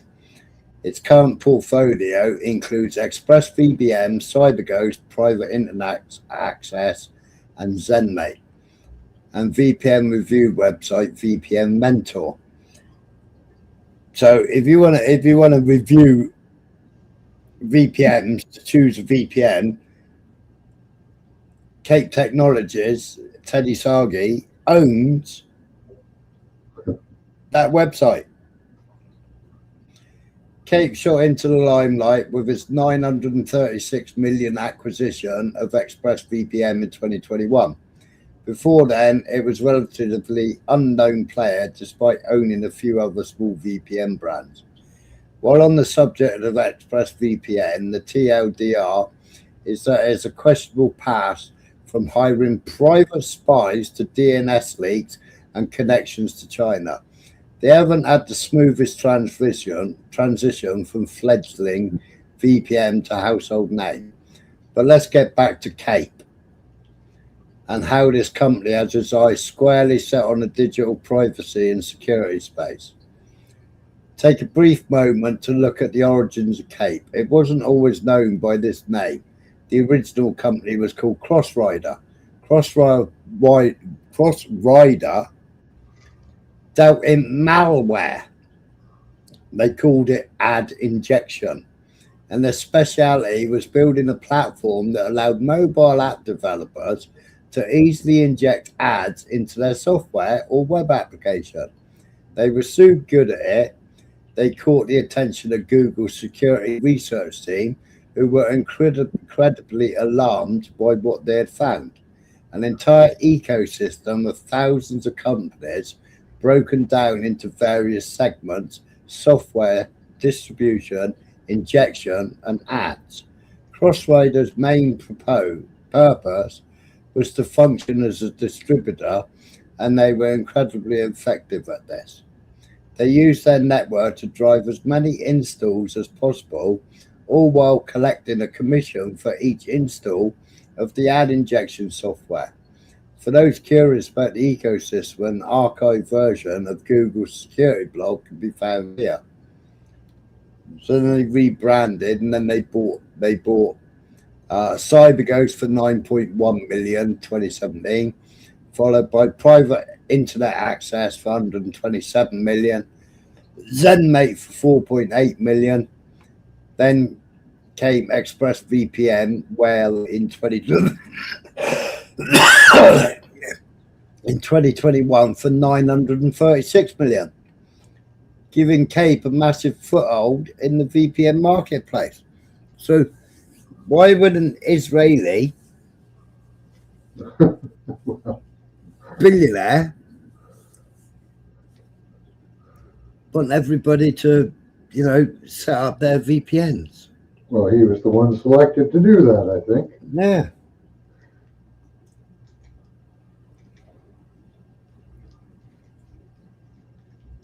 It smelled dark too.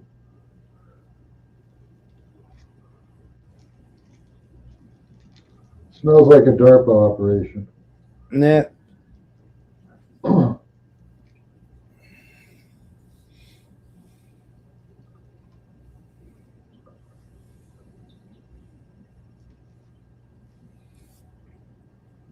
So you got Reimage, which was marketed as PC scan and repair tool. It's actually something called scareware, and it's specifically designed to ping you with alarming messages about your computer, containing multiple vulnerabilities and prompting you to purchase a license to have their software perform the critical fixes necessary. Yeah. I say was marketed because when you go to their website, it doesn't work.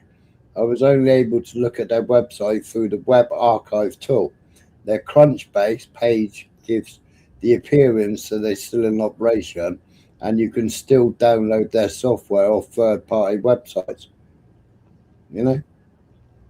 So they're selling. So they're selling that software, and it doesn't actually do anything. Didn't Bill Gates set up a bunch of virus farms to fucking create viruses? Yeah. They always do that kind of stuff, eh?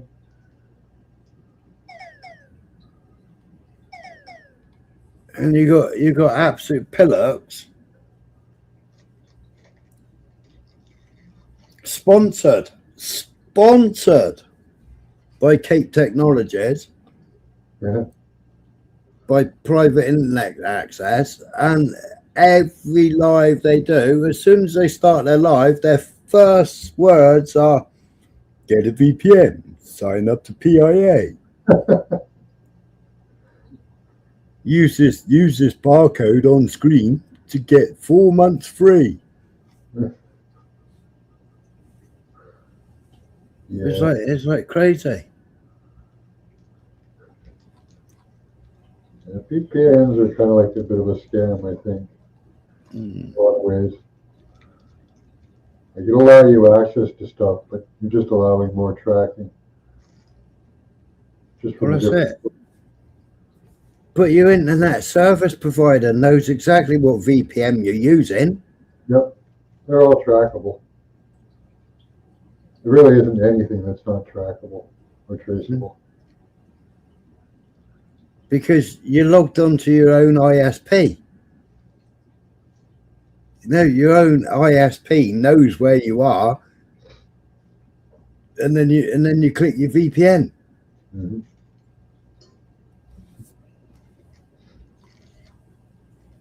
Still a link from your computer to the VPN, and then they just track the VPN. Well, that's it. I mean, I know somebody that had 2 VPNs. Yeah. And they wanted me to test vulnerability. I still gave them their IP address. Yeah. And the government has much more information than you do too, so it's really hard for them. But it does let you look at, at least it lets you get beyond little blocks like your government telling you you can't use this site or that site. they're still tracking it. And theirs was quite good as well, because normally it takes you to the box, which normally the box can be quite a distance from your house. Yeah. But they actually lived above a shop. And you drove into that car park. Well, as you drive into that car park, the box was no more than 60 feet from their flat above the shop. So not only did I get the IP, but I got the address as well. And that was about 4 years ago. Yeah.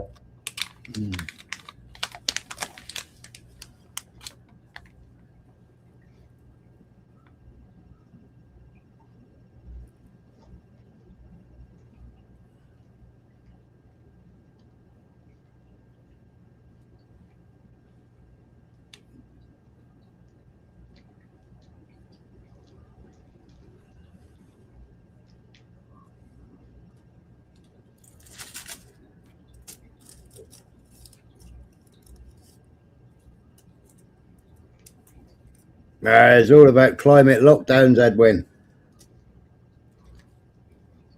No, we've had red warnings, we've had amber warnings. And the other day, see if I can play it. I don't know if I can play it.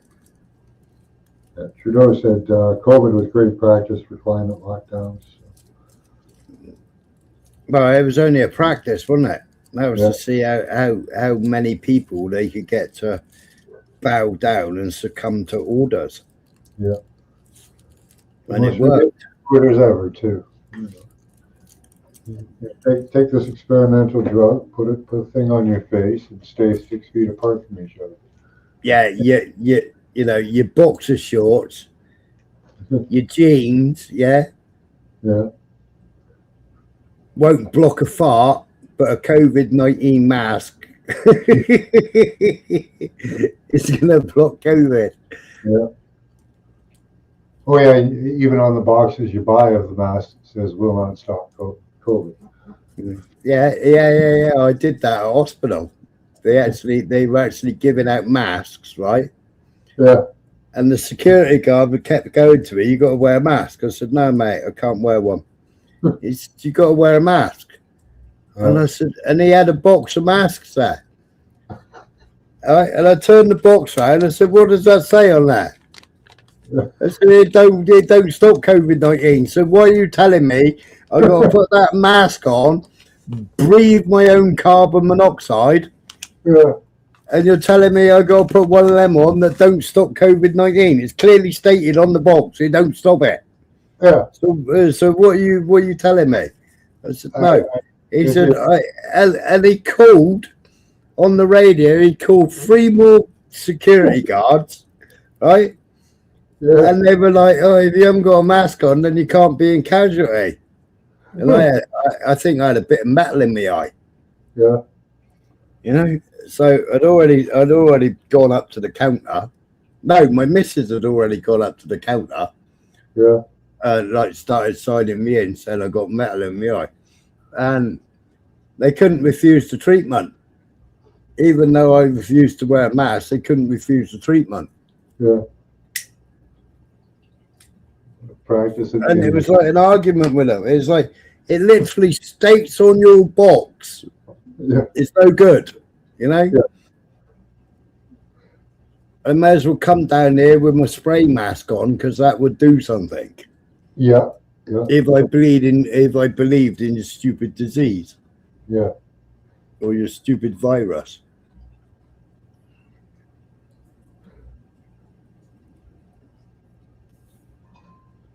But we believed. Well, many did. You still got people running around with masks on still 5 years on. Yeah, I was watching a video the other day. Britain's Got Talent. And like, it was like, how old's this? And it was like quite newish. And it was like, why is half the audience wearing masks? Hello, beautiful serendipity. They are going to try to bring back COVID, apparently. So, you know, not that these supposed diseases don't go to an endemic state where they're non-lethal and anything like that, but at least by their theory, you know.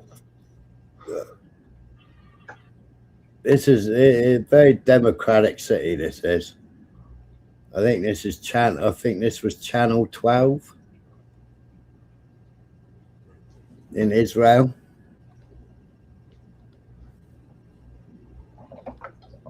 What's that? Don't see anything. Hang on.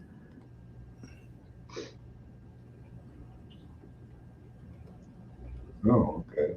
There's almost no single day that goes by without an Israeli running over other Israelis for having different opinions. Very normal society. Hmm.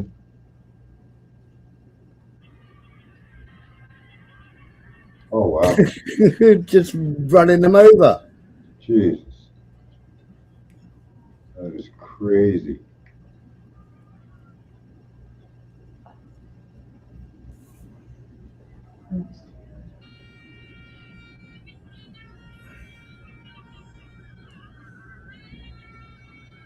And then, oh God. And they go and they run right away. Okay. Right? And they get to ride away too, right? Yeah. That's right in Tel Aviv. Wow.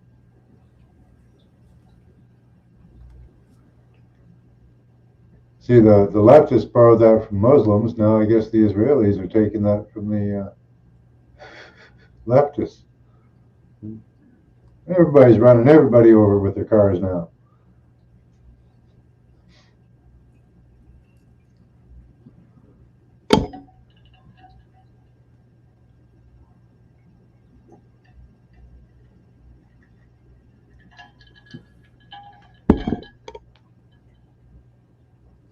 Yeah, I think it's the Hasidic Jews in New York that don't want to go to Israel. They're having a tough time with that. Yeah, they've been all out protests, haven't they? Yeah.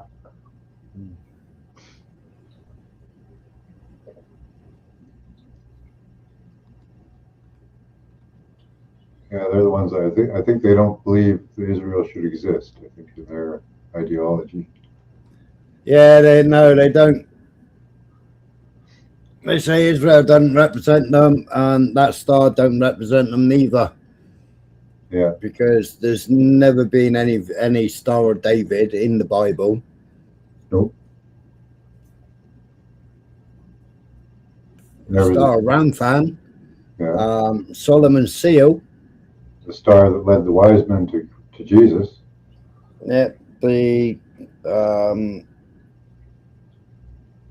The star that was found, that was a mosaic that was found in a Muslim mosque in the floor. Yeah. It was a mosaic. But it's never ever represented Jewish.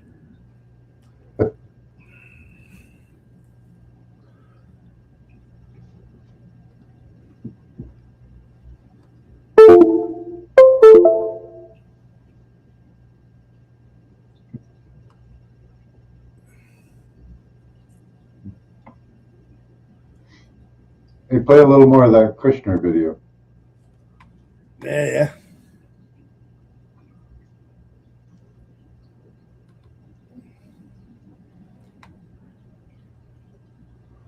Hi, Danny. Good morning.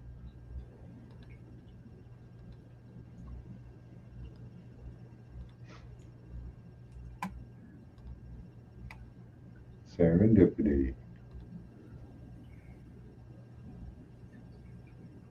I will go to them that are at rest, that dwell safely, all of them dwelling without walls and having neither bars nor gates. Unwalled villages, living at rest, no defensive barriers. 15 minute cities. It feels protected, safe, at peace. And say again? 15-minute cities. Yeah.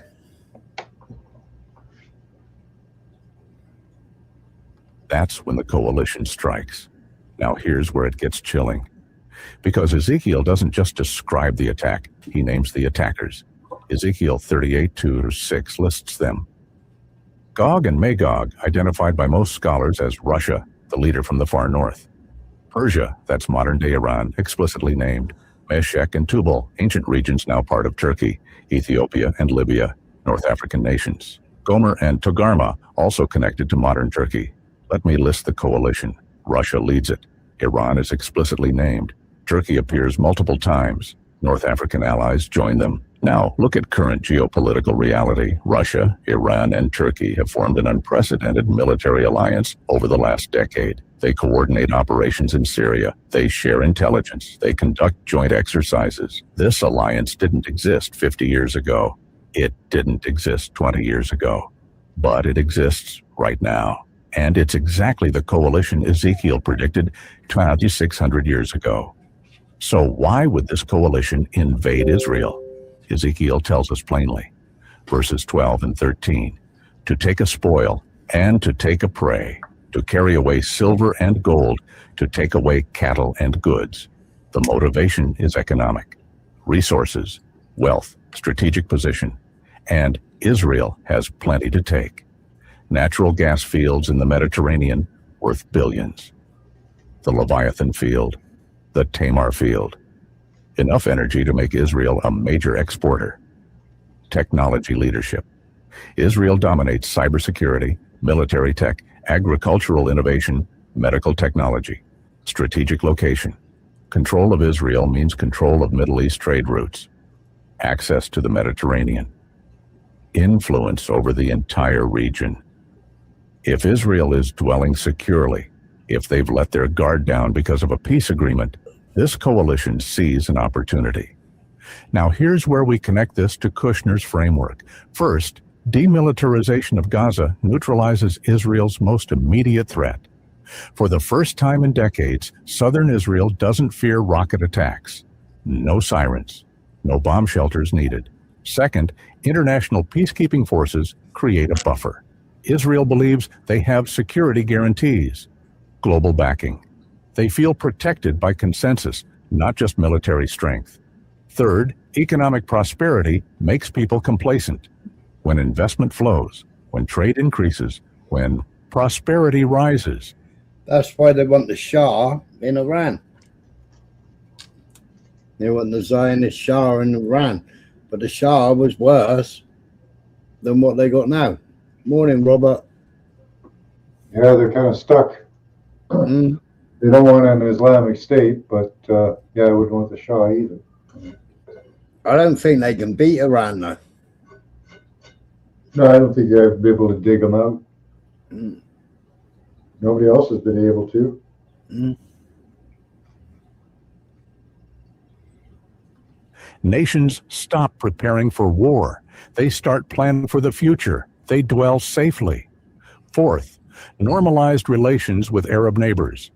If Israel has peace treaties with Egypt, UAE, Saudi Arabia, if diplomatic ties are strong, Israel feels secure. But they all came out and said, if you attack Iran, we ain't going to be happy. We're going to be backing Iran. Yeah. All the Arab nations came out and said that. Ezekiel specifically says Israel will be living in unwalled villages. That's a metaphor for a nation that no longer needs constant defense, and that's precisely what this peace framework creates. But here's the terrifying part. Ezekiel says God himself lures this coalition into attacking. He puts hooks in their jaws. The lure? A secure, prosperous Israel that looks like easy prey. So if this framework succeeds, Israel reduces military readiness. They focus on economic growth. They trust international protection. And according to Ezekiel, that's when the trap closes. But there's one piece still missing from this prophetic puzzle, something that has to happen before any of this can fully unfold.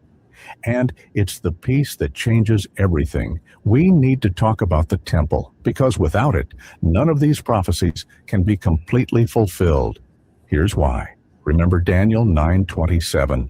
It says, in the midst of the week, he shall cause the sacrifice and the oblation to cease. To stop sacrifices, they must first be happening. And sacrifices can only happen in one place, the Jewish temple. But there's a problem. But they've been holding sacrifices for the last 2 years at the Temple Mount. They've been allowing the whichever Jews it is, they've been allowing them to sneak animals in there and sacrifice animals in the altar.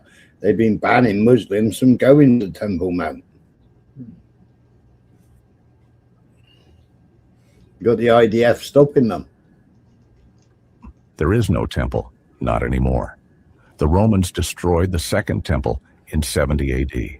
For nearly 2,000 years, there's been no place for sacrifices. Not even really the right spot either, is it? You know, Eh? not where the temple was anyway. Apparently, No. because they completely destroyed it. And the Wailing Wall's a Roman wall. Yeah. Altar operating. And that's exactly what makes current events so remarkable. Because right now, as we speak, Israel is actively preparing to rebuild it. Let me show you what's happening. The Temple Institute was founded in 1987. For over 35 years, they've been recreating everything needed for temple worship. And when I showed Tommy Robinson's funding, God knows how long ago, he was funded by the people who set up the Temple Mount. He was being funded by them at the time. Yeah. Is it true they've got every stone and everything to pretty much put it together? All they need is a team of Amish, eh? Yeah. But they've been digging underneath. They've been digging underneath it for a year. I mean, the Templars were digging underneath it. God knows how long ago. And holding Roman Catholic. Holding Rome to account, weren't they? They were blackmailing Rome. The priestly garments, woven according to exact biblical specifications. The golden menorah, 7 branches, pure gold, the altar of incense, the table of showbread, the sacred instruments. They even have blueprints for the third temple, modular, prefabricated, ready to assemble in months, not Prefab. It's prefab.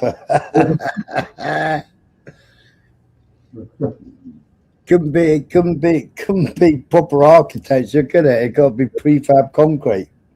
Yeah. They're good at building prefabs, aren't they?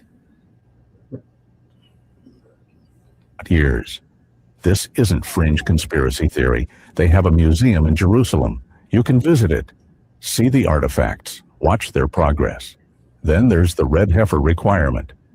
Numbers chapter 19 Well, the red heifers, that all went out the window, didn't they? Because they all grew white hairs.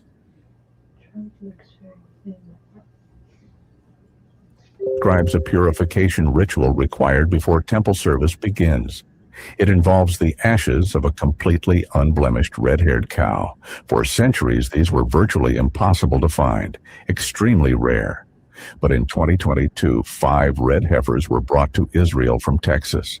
They've been raised under strict supervision, examined regularly to ensure they remain unblemished. Why does this matter? Because without this ritual, priests can't serve. And without priests, sacrifices can't happen. The fact that these heifers are in Israel right now is prophetically significant. In 2004, a group of rabbis reestablished the Sanhedrin. That's the Jewish high court that hasn't functioned since 70 AD. Their stated goal? Prepare for temple rebuilding. They've identified candidates for high priest. They're training young men from priestly families. They're studying ancient rituals. Everything is being prepared as if they know something is coming. Young men from the tribe of Levi are being trained in temple rituals right now, learning how to sacrifice animals, how to handle the altar, how to perform ceremonies. They're practicing for a temple that doesn't exist yet. So here's the question. Why is Israel preparing if there's no temple? The answer is simple. They believe it's coming soon. And here's where Jesus' warning becomes critical. In Matthew 24:15, he said, When ye therefore shall see the abomination of desolation spoken of by Daniel the prophet stand in the holy place. The abomination stands in the holy place, the inner sanctuary, the temple. For that, Yeah, the red heifers. Disqualification. Later reports indicated that some of the red heifers developed blemishes such as white or black hairs. That disqualified them from being used for specific sacred ritual of the red heifer. So they grew blemishes. Yeah, the red heifers imported to Israel from Texas in 2022 have faced challenges in maintaining the required unblemished status. 5 red heifers, red Angus's, were imported from Texas in September 22. They were initially inspected and deemed suitable candidates by rabbis from the Temple Institute. Later reports indicated that some of these heifers developed blemishes, white or black hairs. That disqualified them for being used. According to Jewish law, a proper sacrificial red heifer must be entirely red, have no white or black hairs, and must not have any blemishes or be used for work. While the Temple Institute and associate groups have been searching for or trying to breed a perfectly unblemished third-year red heifer to use for purification, many of the initially selected candidates have not met the strict criteria over time.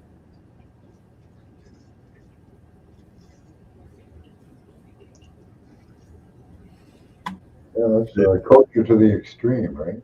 Yeah. prophecy to be fulfilled, the temple must exist. So here's the prophetic sequence. A peace covenant creates security. Israel builds the temple during that security. Sacrifices begin. The world celebrates. And then, at the 3-point... Which world? Yeah, who celebrates? Who celebrates? You know, they built a ramp and the trophy pit and everything, you know, but they haven't actually done anything yet.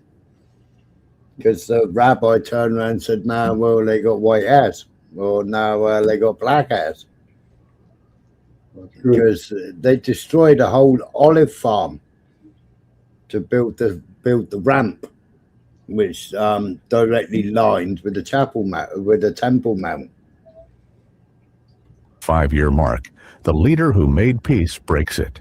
He enters the temple. He stops the sacrifices. He sets up something abominable. And that's when the Great Tribulation begins. But here's the question that keeps prophecy researchers awake at night. What if the man who helps facilitate temple construction is the same man who will eventually What is the top right flag? Don't know. Where are we to?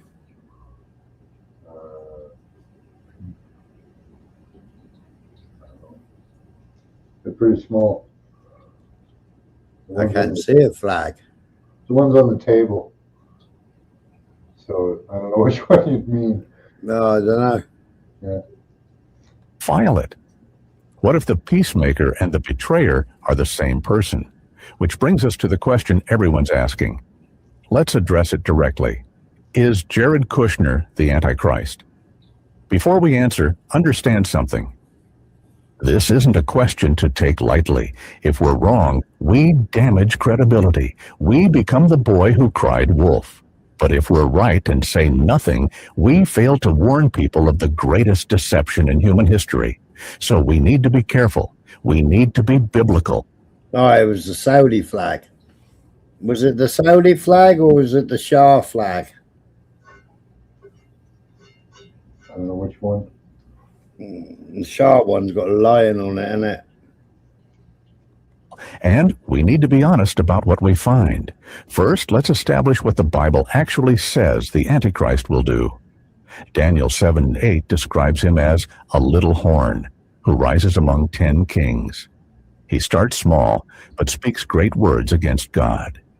Second, Thessalonians 2:3-4 says he's the man of sin who opposeth and exalteth himself above all that is called God, so that he as God sitteth in the temple of God, showing himself that he is God. He'll oppose God openly, exalt himself above all worship, sit in God's temple, declare himself to be God. Revelation 13:5-8 says he'll speak blasphemies, rule for 42 months, make war with believers, have authority over all nations, and be worshipped by unbelievers. That's the biblical profile. Now let's compare. Be worshipped by unbelievers. So you're going back to paganism or Satanism? Idol worship? Yeah, idol worship. Compare it to Kushner. Here's what fits: confirming a covenant with many nations. He literally did this, operating from the shadows. He has no official position, but wields enormous influence. The Antichrist rises subtly, not through obvious conquest. Focused on peace and prosperity. Daniel 8:25 says, "By peace shall destroy many." Kushner's entire approach is peace-centered, connected to global economic systems. His investment firm, his Saudi ties, his development plans all create infrastructure for future economic control. Rising at a time of apostasy. The church is weaker than it's been in centuries. Compromise is rampant. The falling away is happening. Those parallels are significant. They're not nothing. But here's what doesn't fit, and this is critical. He hasn't declared himself God, not even close. He hasn't demanded worship. There's been no persecution of believers. He hasn't made war with Christians, no martyred saints.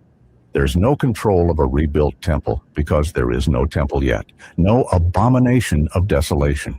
He hasn't stopped sacrifices or set up blasphemous images. And while economic structures are forming, there's no implemented mark, no number, no forced worship system.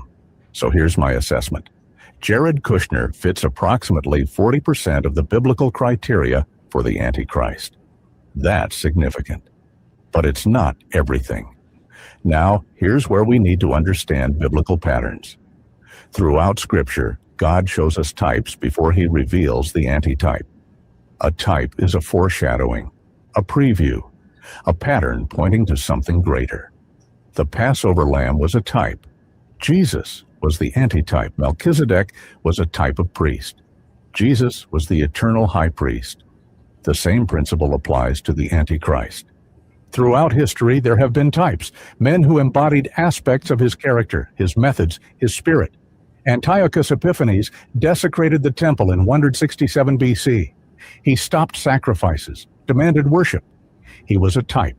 Roman emperors who persecuted Christians. Nero, Diocletian, Domitian. They demanded emperor worship. Types. Napoleon tried to reshape Europe under his authority. Type. History. As I heard somebody the other day saying that Constantine was Christian. Constantine wasn't Christian. He pretended to be Christian. He worshipped Apollo, didn't he?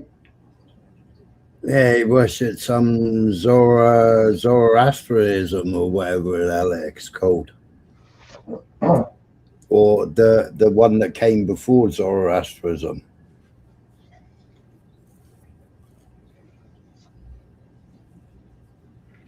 But they wouldn't let me YouTube wouldn't let me play the Constantine video for some strange reason. He is full of them, but none were the Antichrist. They were shadows, patterns, previews. God allows these types to arise so that when the real Antichrist comes, those who are watching will recognize the pattern. So the question isn't just, is Kushner the Antichrist? It ain't the star seed, Mickey. It's the jizz seed I think he worships. Christ. The question is Kushner a type or the antitype? Here's something most people miss. The Bible talks about Antichrist in two ways. There's the Antichrist, the specific end times figure, but there's also the spirit of Antichrist, a spiritual reality active throughout history. 1 John 2:18 says, "Little children, it is the last time, And as ye have heard that Antichrist shall come, even now are there many Antichrists. Many Antichrists, not just one. Anyone who denies Jesus is the Christ operates in that spirit. And that spirit has been active for 2,000 years. So if we're not sure yet, what would confirm it? What would move Kushner from interesting pattern to prophetic fulfillment? Here are 7 specific markers to watch. Marker 1, extension to a 7-year timeline. Does this framework get formalized into a 7-year covenant? Marker 2, involvement in temple rebuilding. Does Kushner play any role in facilitating temple construction? Marker 3, breaking the covenant at the midpoint. Does he betray the agreement 3.5 years in? Marker 4, claiming divine authority. Does he ever claim to speak for God or be God? Oh, without a war, Trump will be out of office in 2 years, won't he? I think he's got 3, another 3. How long's he been in office now? 1 year. I think they got 4, don't they? Eh? I think they got 4 years. Is it 4 years, is it? Yeah, sorry, he's only been in for a year, is it? God, it seems a hell of a lot longer than a year, doesn't it? It does. The news cycle keeps moving faster and faster. Yeah. But yeah, it's just a year. Wow. Yeah. Marker 5, implementing economic control systems. Does he build or support systems requiring marks or digital IDs for buying and selling? Marker 6. Well, America's already got digital ID, innit? They got a few different forms, yeah. Like the UK, they said today they did reverse that, but it's still going on in the background. Yeah, they'll still keep the systems up and running, and if you want to sign up for it, that's your choice, right? Well, they got to, because all the contracts that they've signed and all the money they've handed over, unless it's going to be like the bloody COVID app, where they spent all those millions and billions of pounds on the COVID app, and the bloody thing didn't work anyway, did it? Yeah. Persecution of believers. Do systems he built start targeting Christians? Marker 7, rising to global political power. Does he move from influence to actual authority over nations? None of these have happened yet. But if they start happening, we'll have our answer. Here's what we need to understand. Prophecy doesn't happen all at once. It unfolds. Right? Maybe it's Zelensky. He moved from an influencer to a politician.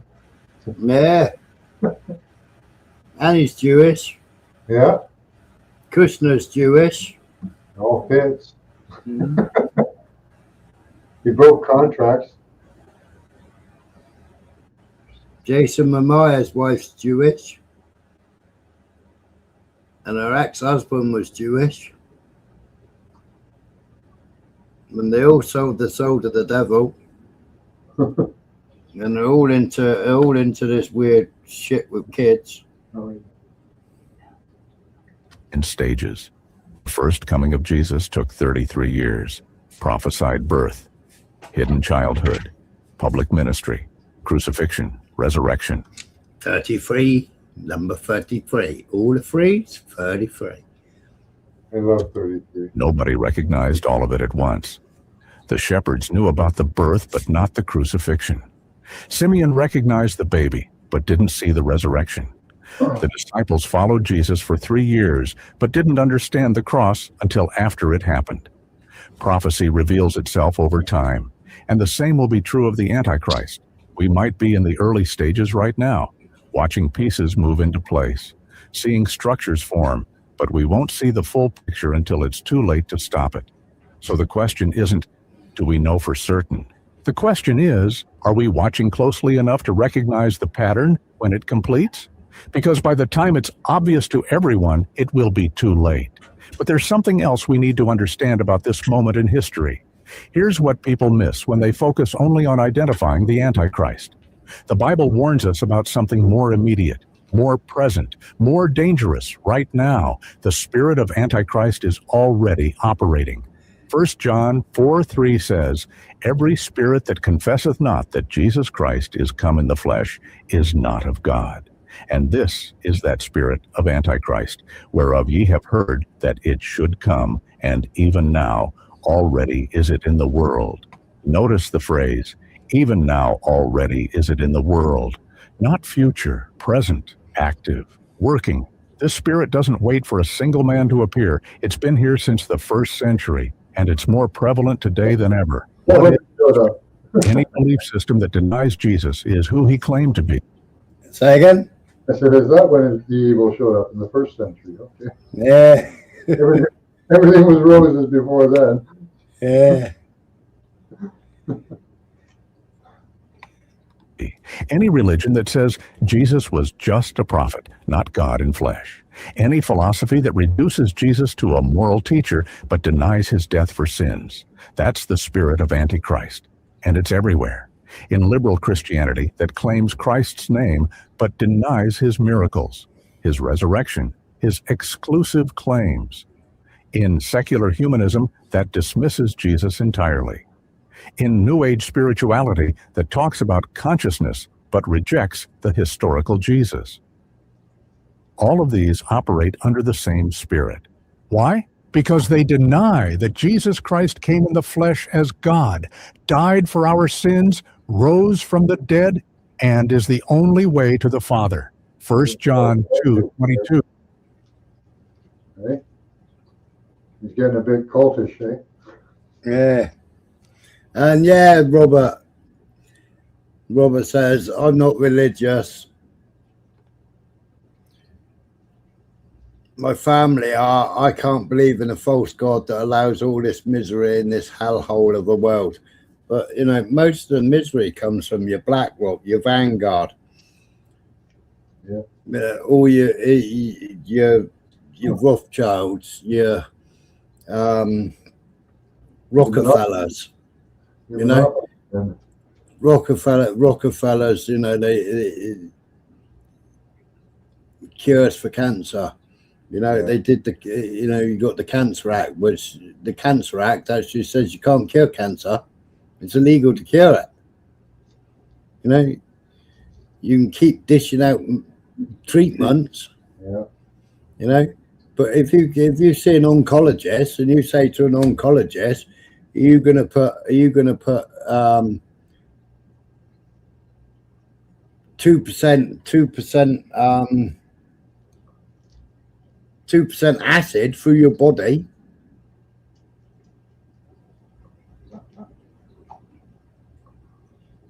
You can have it, and they won't. They won't have it.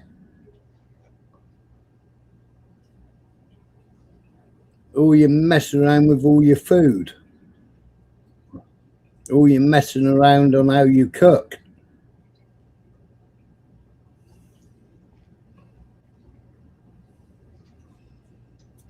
They're all the devil. Yeah, everything they do pretty much has a negative effect on the human body. Everything produced for us, you know, everything we use. It's surprising we actually make it through it all. Constant poisoning from every direction. They're pretty resilient. I was listening to a woman that just she just had her 100th birthday. Right. Yeah.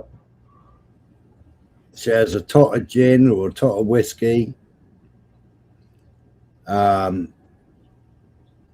She eats a lamb chop. She eats a steak. She eats a good meat where she knows it comes from. And with every meal, she has like fresh vegetables. Mm-hmm. From the farm, not from the supermarket. Yeah. Yeah. Nice.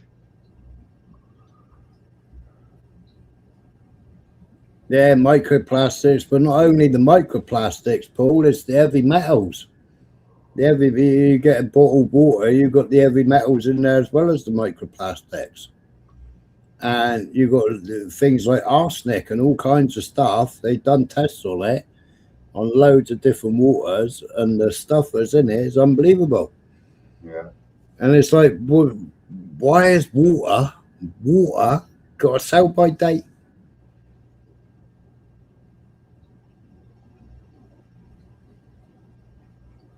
Well, I guess you could claim that it's the amount of time it spends in the plastic bottle, but you heat that up once and it's just saturated with plastic.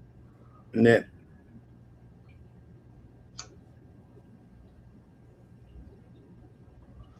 Even like those freezer bags. Apparently, when you're cooling them down, it releases plastics. Plastics, yeah.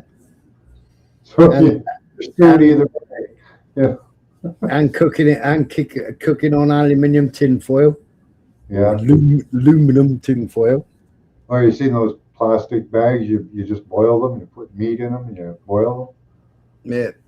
Yeah, it makes your meat really soft. Yeah. Oh yeah, I got out. I did because my ex-missus, it was like roast chicken, and it was like, I think she was out, and she said, "Oh, can you do us a favour and put the chicken in and all that lot, you know?" Yeah. So I've like done spud bashing, and I've done the chicken, but the chicken was in a bag in the fridge, right, and it was all covered in herbs and everything else. So I took the chicken out the bag. You know, it's already got butter all over it. And it's already got herbs over it. It's already got stuffing inside it. And I've chucked that on the thing. Then I've chucked the fat in. I've chucked the fat in to get hot and melt to do the taters. Right. And she come over and she come home and she's like, opened the oven and she went, "You're taking it out of the bag." I went, "Huh? Of course I have. You can't. What are you taking it out of the bag for?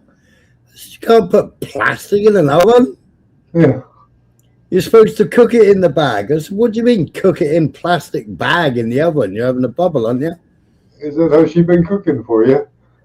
No, the chicken was supposed. It's one of these cook in the bag chickens. Oh my god! I've never heard. It's cooking. Yeah, sealed for goodness or some shite. Oh my god! No, just no. I said it was bad enough back in the day when Mum used to cook like a lump of beef and wrap that in tin foil. Wow.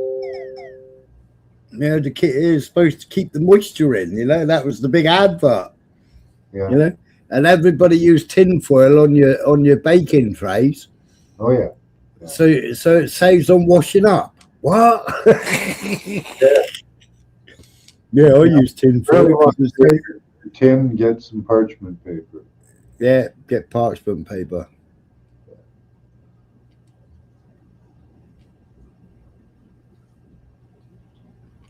When you go to the chip shop and order a fish, how many plastic bags did the fish eat? Yeah, but Mickey, you say that as well. You know, I got a fish and chip shop around here. They cook in beef dripping. I showed a photograph of the fish and chips from there the other day. What do you mean? Like your shoes? Hey? All like saying, Max, what are the toxins in trainers? Is that shoes? What are trainers? Yeah, I'm guessing he means trainers, pumps. Oh.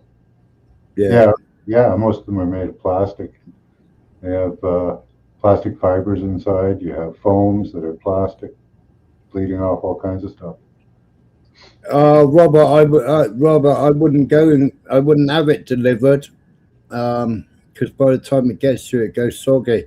I'd just rather queue at the chip shop. You know, you got to queue there for a good half an hour, 45 minutes on a Friday night and a Saturday.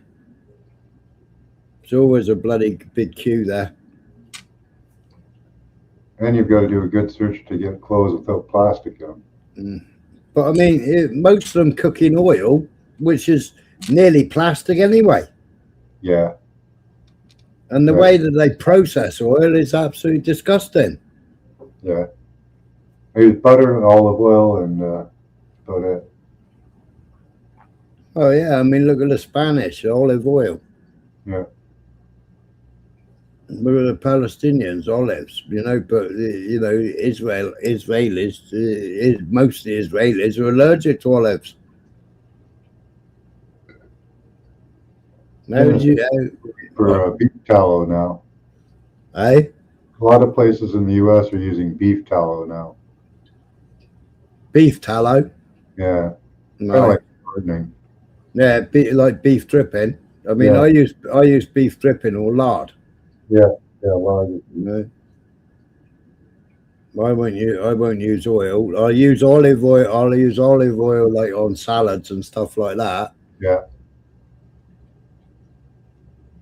Smiley, you telling me cooking oil is full of plastic? Cooking oil is nearly plastic. You can burn cooking oil in your car if you run a diesel. And your margarine is Yeah, margarine is very close to plastic. Yeah, very close to plastic. One molecule off. Yeah.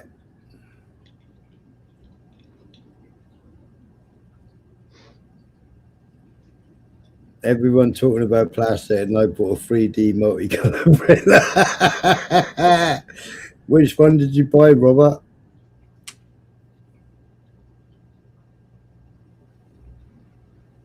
Yeah, be careful of your settings or you get yellow jacket off of that. It's not good for you. The yellow smoke. Mm.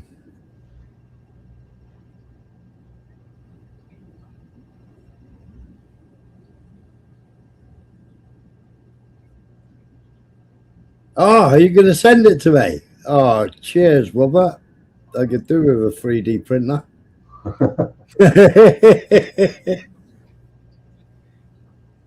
Exactly. It's not either. You may as well, you may as well be eating a rope. Yeah. Plastic rope.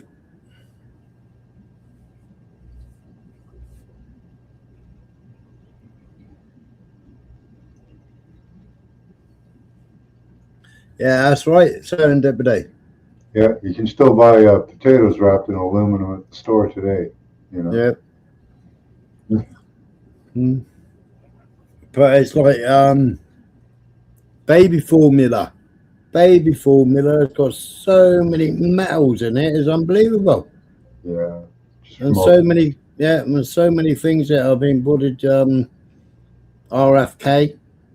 He's trying to get it back to natural. Doesn't that have more to do with the equipment they use? No, it's to do with what's in it. The different chemicals and everything that are in baby milk. Mm. Oh, and the baby milk, yeah. Yeah. Talking like pureed peas or that corn.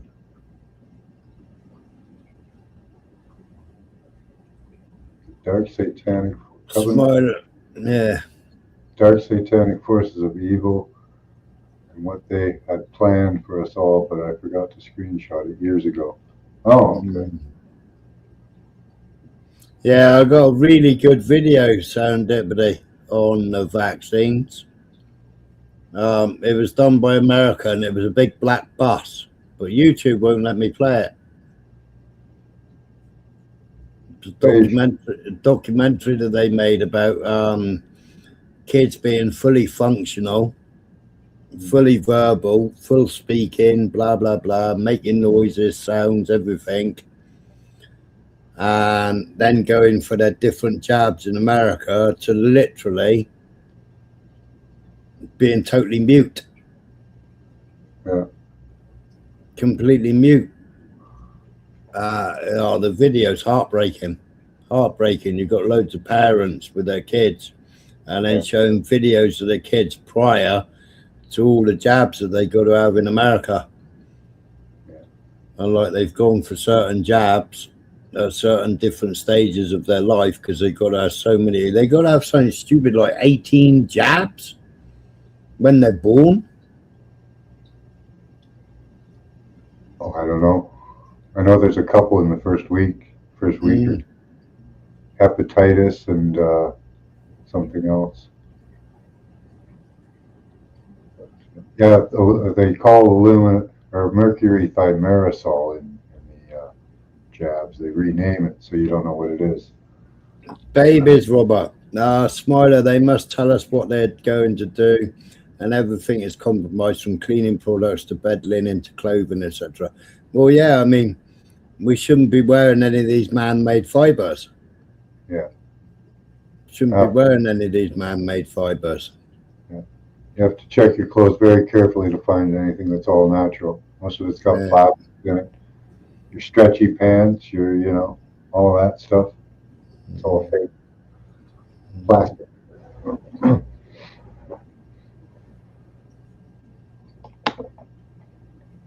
We laugh at other countries because they wear natural products. And we laugh at these other countries because they aren't wearing all the name brands that are made out of everything that you shouldn't be wearing. But even the Bible's got wool in it and something else in it. Another wool and I can't remember what wool and leather, is it? I can't remember. Yeah, Robert. Apparently, by the time a child is 18 in the U.S., they can have up to 70 jabs. Mm.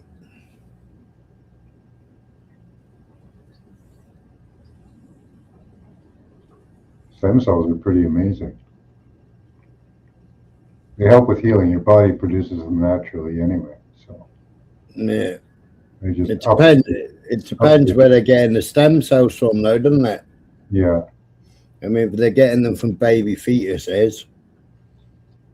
Apparently now they can grow them from your own cells. So. Right. Well, I know. But to do it large scale, you'd probably have to use just one person's cells. What was that part of America where he was taking the blood out of you and then putting the blood and he was. Oh yeah. Replacement therapy. A lot of people are doing that. Yeah, they were doing it instead of people having the COVID jab. Oh yeah. I can't remember what it was called. It wasn't the eye patch guy. I can't remember which one it was now.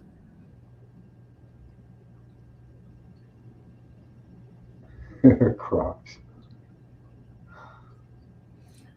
Yeah, but it's like all shoes, you know.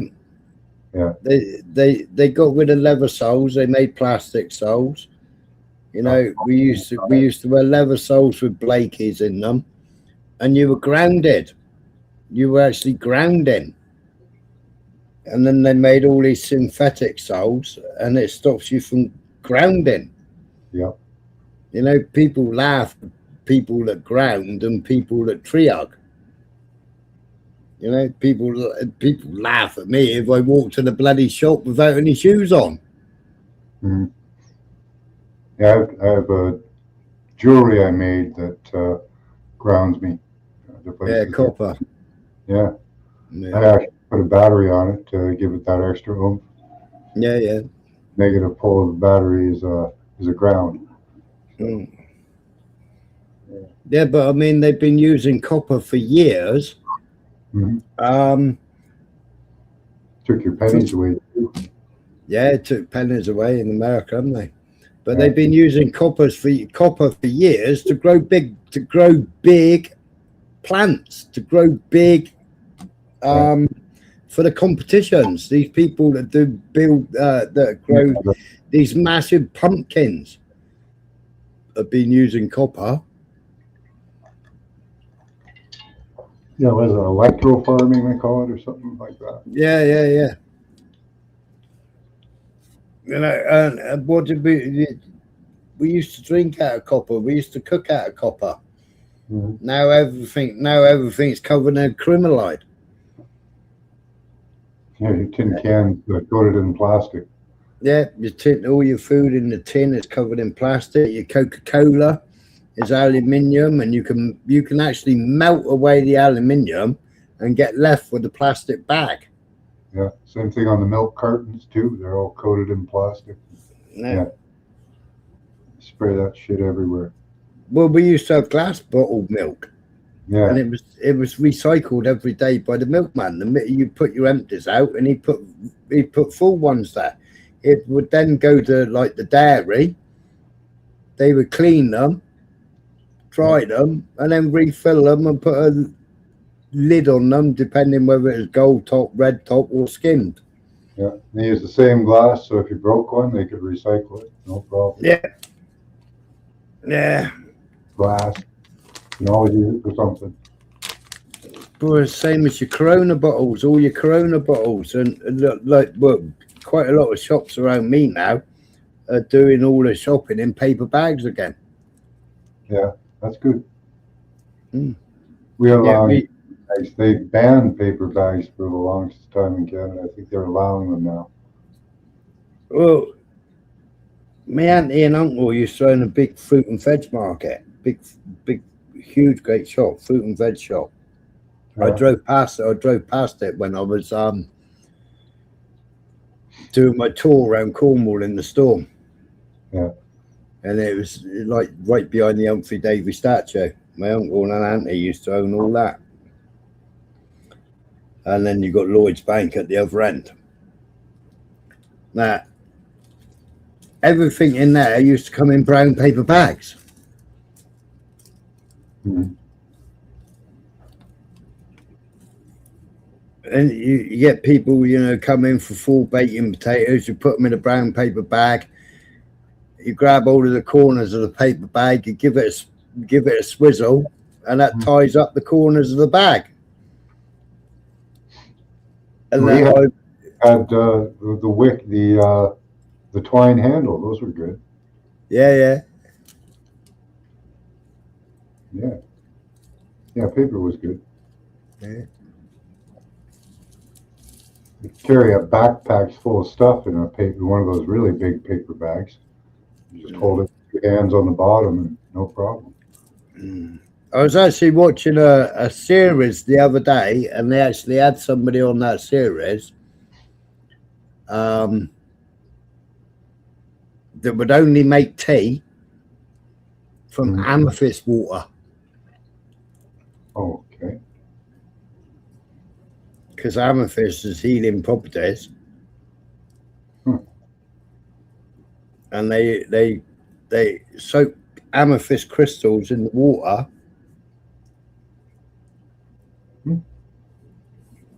And then that water, then positive intent. So, I always believe in the power of positive intent on tape. Yeah. You saw Dr. Emoto's water experiments where he flash froze water, right? That.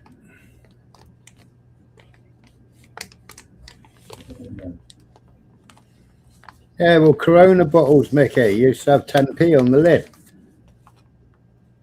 Take them back to the shop, and then go later on, climb over the back wall, nick the crate of bottles, and then take them back again the next day.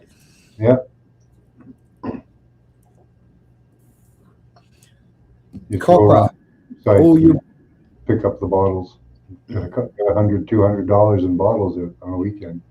Yeah. All your water used to come into your house was either in lead, and then it changed to copper. Yeah. Well, copper is a mineral that our bodies needs. And now what are they doing now? Now they don't even install copper. They install everything in plastic. Yeah, PEX tubing we use a lot here. Yeah, PEX, yeah. Because it's quicker. Because they haven't got to solder it. Yeah, so much quicker.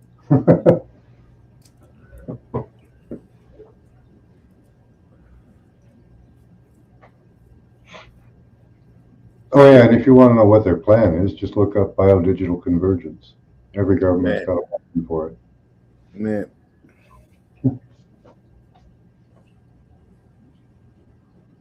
They pretty much straight up tell you they want to take control of your body, mind, and everything else in existence.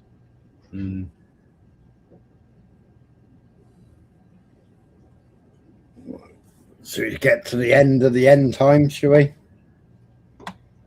Got a big eye watching me. Yeah. Who makes it explicit. Who is a liar but he that denieth that Jesus is the Christ? He is Antichrist that denieth the Father and the Son. To deny Jesus is to be Antichrist, not in the sense of being the Antichrist, but in operating under that spirit. And here's what's sobering. That spirit is in pulpits, in seminaries, in Christian universities, anywhere Jesus is denied, minimized, or replaced. The deception doesn't start when a single man appears. It starts now, with compromise, with subtle shifts, with making peace more important than truth. Paul warned about this in 1 Thessalonians 5:3. For when they shall say peace and safety, then sudden destruction cometh upon them. People declare peace. They feel safe. And then destruction comes suddenly, not gradually, not with warning, suddenly. So whether Kushner is the one or just a shadow, our response should be the same. Watch, pray, stay alert. Don't be I think he's just an actor that's very, very rich now. And Kushner, I think he's just an actor, very, very rich and just playing out his part. Yeah. But he holds no government title whatsoever, so he isn't even bloody liable for anything, is he? Yeah. Well, they could install him in some NGO somewhere, and deceived. Because Jesus said in Matthew 24:4, take heed that no man deceive you. The greatest danger isn't missing the identity of the Antichrist. The greatest danger is being deceived by him when he comes. And if we're not rooted in truth, if we're not grounded in Scripture, if we're not walking closely with Jesus, we will be deceived. No matter how much we know about prophecy, Israel is preparing to worship a man they don't recognize yet. The temple artifacts are ready. The priests are training. The red heirs are waiting. The peace framework is being negotiated. Every piece is moving into position. And the countdown has already started. The question isn't if these prophecies will be fulfilled. Daniel's first 69 weeks were mathematically perfect. The 70th week is coming. The question is whether we're watching closely enough to see it unfold. Because right now, while everyone celebrates peace deals and economic prosperity, while Israel prepares temple worship and the coalition gathers in the north, there's a timeline ticking. 7 years. Then 3.5 years of betrayal. Then the worst period in human history. And it all starts with a covenant confirmed with many. A covenant that looks exactly like the one being negotiated right now. Let's acknowledge that Donald Trump's blunt attempts to get European nations to spend more on their own defense is good for Europe, good for America, and good for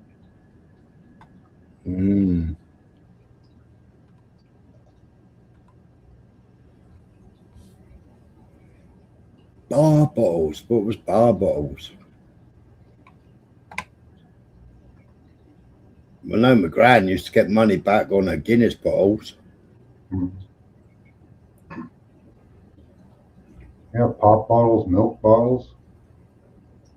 Used to be able to return almost any bottle. Now you can return wine bottles and spirit bottles. You get for that. Yeah.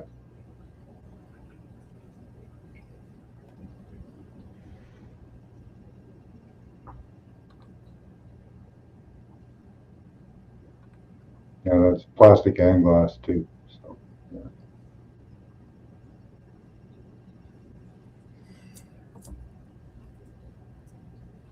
This one's good as well. I mean, all Israelis are calling Trump Cyrus. Cyrus the Great, Donald Trump.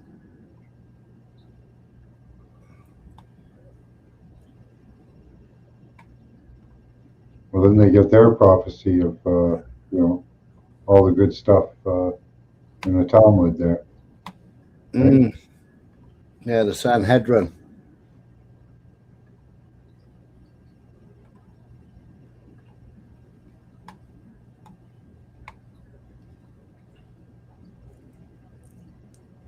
Benoon here, and this is very, very shocking information from Israel 365 News. It was reported on yesterday, the 16th of January.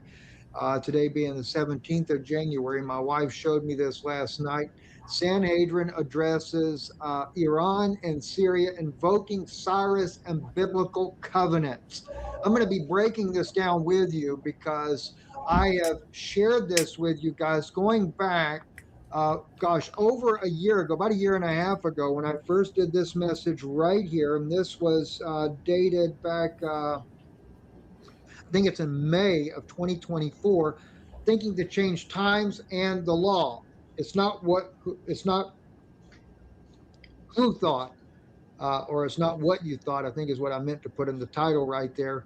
And I talked about Daniel chapter 7, specifically in verse 25, because the word is not law. It's not Torah. It is a Persian word that is used there. And by the way, that particular part of Daniel is written in Aramaic as well. Another thing that changes some things slightly, because Aramaic and Hebrew are very similar languages. I guess kind of like in the Czech Republic, they had the Slovak language, and the Czech language is very similar, but still different in a lot of nuances. So we're going to be getting into this because this is very, very startling what you're seeing.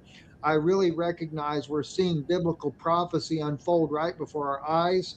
I have done teachings on this already as well, multiple times since then. I think some of those are on Patreon as well. So I encourage you to check out Patreon as well as Substack. Also, I go into Amalek, and we're going to get into Amalek because they're going to incite Haman in the article here. And again, I'm just at loss of words right now as I'm watching this. I'm seeing, and it's kind of interesting because Jeremy Sladen asked us the other day, one of the questions that he had asked was, what biblical prophecies have not been fulfilled as of yet? And I'm always kind of hesitant in getting into that because I realize there are some biblical prophecies still yet to come. But in this case right here, I knew that this was something that's coming still yet in the future, and we're right at the precipice of it. I actually was thinking more of an individual perhaps in Daniel 7, but I also realized that it doesn't have to be an individual. That little horn is the one that does. Ugh. This guy here, Stephen Benoon, he's Jewish, but he's a Jewish man that believes in Jesus. Yeah, you've shown him before, I think. Yeah, you've got a Jewish sect in Israel that actually believe in Jewish, but they're being outcast. Yeah, I would imagine so. Yeah, they're being outcast. So I watched one of them, and she was like at the Mountain of Olives not long ago. I've played her on here before,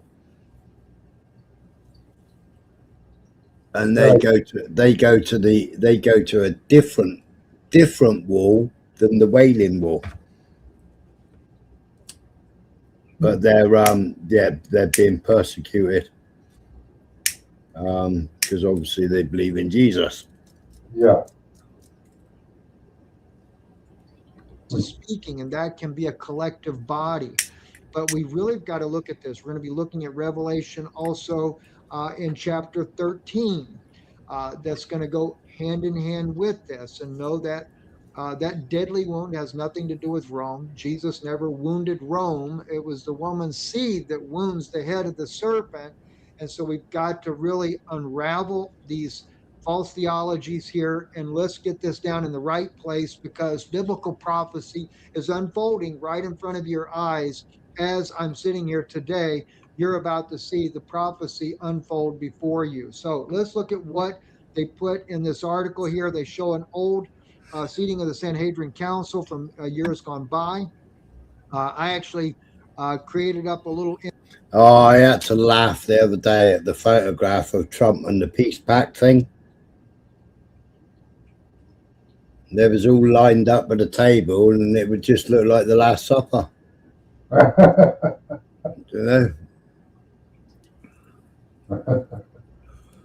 just looked like the Last Supper. It was unbelievable. Kind of like the Winter Olympics there. Eh? Like the Winter Olympics with the Yeah, Winter Olympics with a big table. fat purple guy sat on top.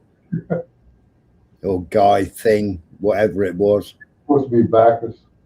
God of wine and indulgence. As well that I thought was fitting. This one right here, because it's not exactly the way they have it set up. They do have a place set up there underground near the Western Wall, a place where you can go visit at, and they have set up a Sanhedrin place there for the 70 chairs there. And but I put this up here on my thought here because they're talking about Iran, Persia, as they're inciting it at. And I put the quotation, he will think to change the times and the decree, because that's the actual correct verbiage that should be used there. So let's look at what is said here. The Nicene Sanhedrin issued 2 declarations that reach across centuries of history to address peoples caught in the grip of tyranny. The first declaration calls on the Iranian people to overthrow the Islamic Revolutionary Guard Corps and to return the partnership with Israel, exemplified by Cyrus the Great. Okay, hold that. It's going to. And they're calling Trump Cyrus. Get crazier here. The second urges the Kurdish Druze populations in Syria to seek independence and alignment with Israel. These declarations represent a reclamation of biblical prophecy and the restoration of ancient alliances that the sages. Yeah, the Kurds are getting murdered and sacrificed, human sacrificed, if you want to call it that, by HTS that Israel, America, and the UK installed. You know, and the Kurds had all the ISIS locked up, and America's just helped them. HTS freedom. It's unbelievable, man. You got to keep it going, right? You have to have your villains and your heroes. But for whose benefit? It's only for Israel's benefit. Understood would define the end of days. Now notice the sages understand that. Isn't that going to scare some Israeli people? Eh? Won't it scare some Israeli people? Well, no, because Israel treat them in hospitals, don't they? Israel look after them. Oh, but if you don't know that. America looks after them.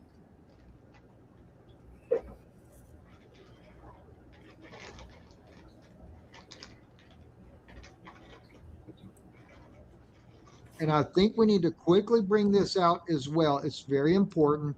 Matthew in chapter 23, it's very, very important. Why is he using the King James Bible? Particular passage here. This is one of the ones they're going to outlaw from your Bible. That is going to, no doubt, it's going to happen when they get their laws here changed. But Jesus clearly says to them, after he goes into all the woes, woe unto you scribes and Pharisees, hypocrites, right?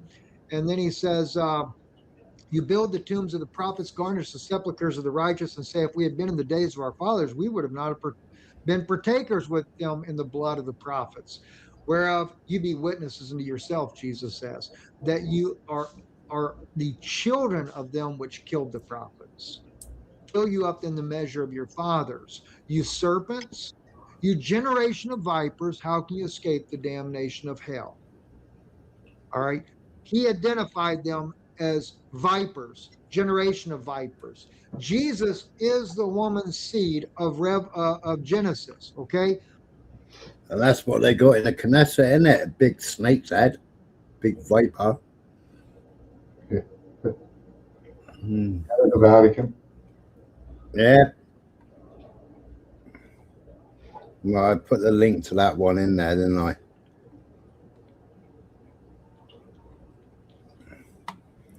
Let's go to this one.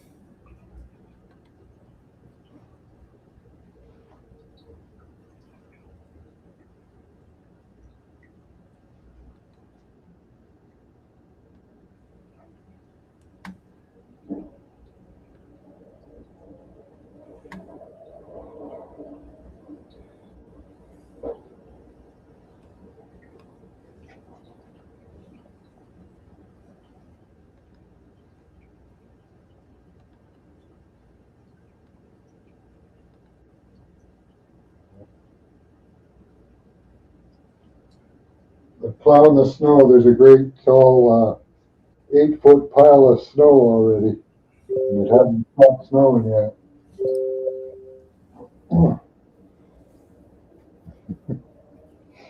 Let me know if this has got volume.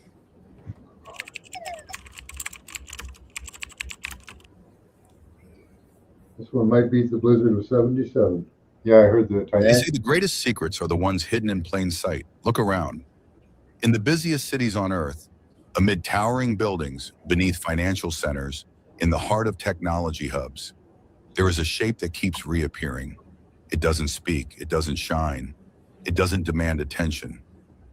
And yet, it's everywhere. A perfect black cube. You've walked past it. You've seen it in art, in architecture, in corporate symbols, maybe even without knowing. But this isn't just design, not just coincidence. Trump Towers, all over Trump Towers. Yeah. This cube. And the very, very top of Trump Towers is exactly like the Kabbalah. Has the bottom of the Twin Towers now? Right? The bottom of the Twin Towers? Yeah. Just black cubes? Yeah, black cube, yeah. And the other symbol is the Beast of Babylon, isn't it? Yeah. Or the Golden Bull. Yeah. A story, a purpose. And once you begin to understand it, you'll realize something chilling. This object might be watching the very concept of time itself. But what is it? Why does it appear across continents and cultures? Why do the most powerful institutions place it at their center? Quietly, subtly, but always deliberately. And more importantly, what does it represent? Some say it's the shape of order, of stability, a solid, a container, a boundary that holds energy, time, even fate itself. But others say it's a symbol of control, that beneath its silence hides a truth so old, so deeply buried, it was never meant to be understood. A truth about how the world is shaped, how time flows, and who holds the strings behind it all. Let's rewind. Thousands of years ago, in the cradle of ancient civilizations, sacred geometry was more than math. It was spiritual language. Shapes weren't just tools, they were codes, symbols of divine order. The cube, with its 6 equal faces, its unwavering symmetry, was seen as the anchor of the material world. It represented earth, structure, confinement, but also imprisonment, because while the cube is perfect, it is also closed, sealed. No light escapes from a cube, no movement unless allowed. It is both container and cage. In the myths of old, from Mesopotamia to Kemet, this shape wasn't just used, it was revered and feared. The ancients believed shapes had power, real power, and among them, the cube stood as a force of grounding and limitation. Fast forward through the centuries, and what do we see? This same shape begins to appear again, not in temples, but in corporate plazas, in black polished monuments, in the logos of global giants, in tech, in finance, in global systems of influence. Why? What draws these powerful forces to a shape once feared as a spiritual cage? That's the mystery. Some researchers claim it's just aesthetic, modern minimalism. But that doesn't explain the pattern. It doesn't explain why the cube is so rendered in black. Not red, not black, the color of the unknown, of the void, of the eternal space before creation. It's almost as if the cube is trying to tell us something or conceal something. Dig a little deeper and the theories get darker. Some believe the cube represents Saturn, the ancient god of time, of limits, of karma. In Roman and earlier cultures, Saturn was not kind. He devoured his own children. He was cold, distant, calculating. Saturn's influence was seen as necessary, but ruthless. And in esoteric belief systems, the black cube is Saturn's Land Rover. a symbol of his domain over space, time, and human destiny. If that's true, then these cubes we see today aren't just art. They're anchors, gateways, or maybe even reminders that we are still under something's control. And it gets stranger. In various cities, people report a strange stillness near certain black cube structures, a sense of pressure, of silence, of being watched, of something timeless, lurking just beyond comprehension. It may sound like conspiracy, like myth wrapped in shadow, but symbols are never meaningless. And the black cube, silent, unmoving, cold, keeps appearing generation after generation, era after era. Even when societies fall, the cube remains. So what does it really mean? Is it a symbol of protection or of submission? Does it hold knowledge? And why does humanity echoing through our There's a architecture? countier area in the UK. There's a countier an area in the UK that has a three-legged flag, isn't there? That's also representative of the black cube. They didn't show that one. Yeah, it's Isle of Man, TT. Three-legged symbol. Black cube. Like a shadow that never quite leaves? That's what we're here to uncover. Because the full story of the black cube isn't just history, it's not just myth. It's a mirror reflecting back at us everything we don't want to face. About control, about time, about who or what built the cage we live in. And if you think you've seen everything, just wait. Because as we peel back the layers, you'll see that the black cube isn't finished with us yet. In fact, its story may be just beginning. Have you ever noticed it? It sits quietly in public places, in the middle of busy cities, next to banks, in front of government buildings, even hidden in plain sight at universities, airports, and museums. A perfect black cube, not just one, but many. New York, Berlin, Melbourne, Copenhagen, Tokyo. Different cities, different cultures, same shape, same color, same silence. Why? Why this one shape? Why is it always black? Why is it placed so deliberately, so confidently, as if it holds a meaning no one talks about? To most people, it's just modern art, a sculpture, an object. But look closer and the coincidences begin to pile up. In Lower Manhattan, there's a black cube near the financial district. It looks ordinary at first glance. But when viewed from above, its shadow points directly toward a larger installation, a ring structure echoing the ancient symbol of Saturn. In Australia, another black cube stands near a war memorial. Its surface absorbs light. It gives nothing back. And strangely, it's perfectly aligned with celestial events that happen only once every few years. Across the world in Europe, one cube is placed near a university campus. But what's strange is what's beneath it. Documents show the building's foundation was redesigned just to accommodate the cube's exact position, and that it had to face a specific magnetic direction. Again, why? Some architects say it's just a trend, a symbol of simplicity, but others, the few who've looked deeper, believe it's something more. Because this shape, the cube, has a long and hidden history. In ancient cultures, the cube represented structure, order, and containment. It was used in temples. It was associated with the element of earth, the fixed, the unmoving, the eternal. But the black cube, that's different. Black has always meant something else. Not just elegance or mystery, but control, secrecy, and the absorption of light. Put the two together and you have something strange, a symbol of eternal control, of fixed reality. Now think, why would such a symbol appear again and again, across nations, across time? Who keeps placing them? And more importantly, what are they aligning with? Because they do align. Many of these black cubes are positioned with unnatural precision. Some line up with solstices and equinoxes. Some align with underground energy grids, known in geomancy as ley lines. That's right, Steve. Others even seem to reflect the orbit of Saturn, the very planet long associated with time, restriction, and judgment. Is this a coincidence? Or is the world we live in shaped by symbols most of us never notice? If these were just art pieces, they wouldn't follow such patterns. They wouldn't all be black. They wouldn't be so exact. They wouldn't be placed in financial centers, court buildings, science museums, and places of power. And they wouldn't keep appearing year after year in the most elite parts of society. Ask yourself, why does no one talk about this? Why do mainstream sources brush it off as nothing? And why, despite the silence, do these cubes keep multiplying? What are they really for? Who decides where they go?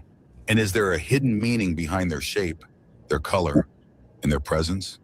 Because sometimes the symbols we ignore are the ones shaping our world the most. And the black cube might just be the one symbol silently watching everything. If the black cube is the body, then Saturn is the soul trapped inside it. To understand this strange symbol, we need to go back to the very beginning, to ancient Rome, and even further, to Greece, to Babylon, to the first civilizations that looked up at the sky and gave names to the forces they feared. One of those forces was Saturn. To the Romans, he was the king of time. It is an ancient pagan ritual, Steve. It was full of false idols.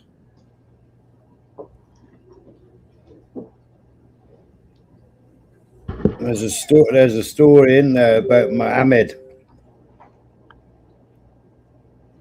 Who actually on the way there, because he's got to sacrifice one of his kids or something.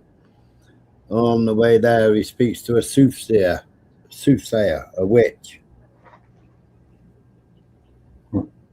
And he swapped his child for camels, didn't he? I don't know. Yeah, I've played it on here, but a bunch of new strange things he did. Yeah, I've played it on here before.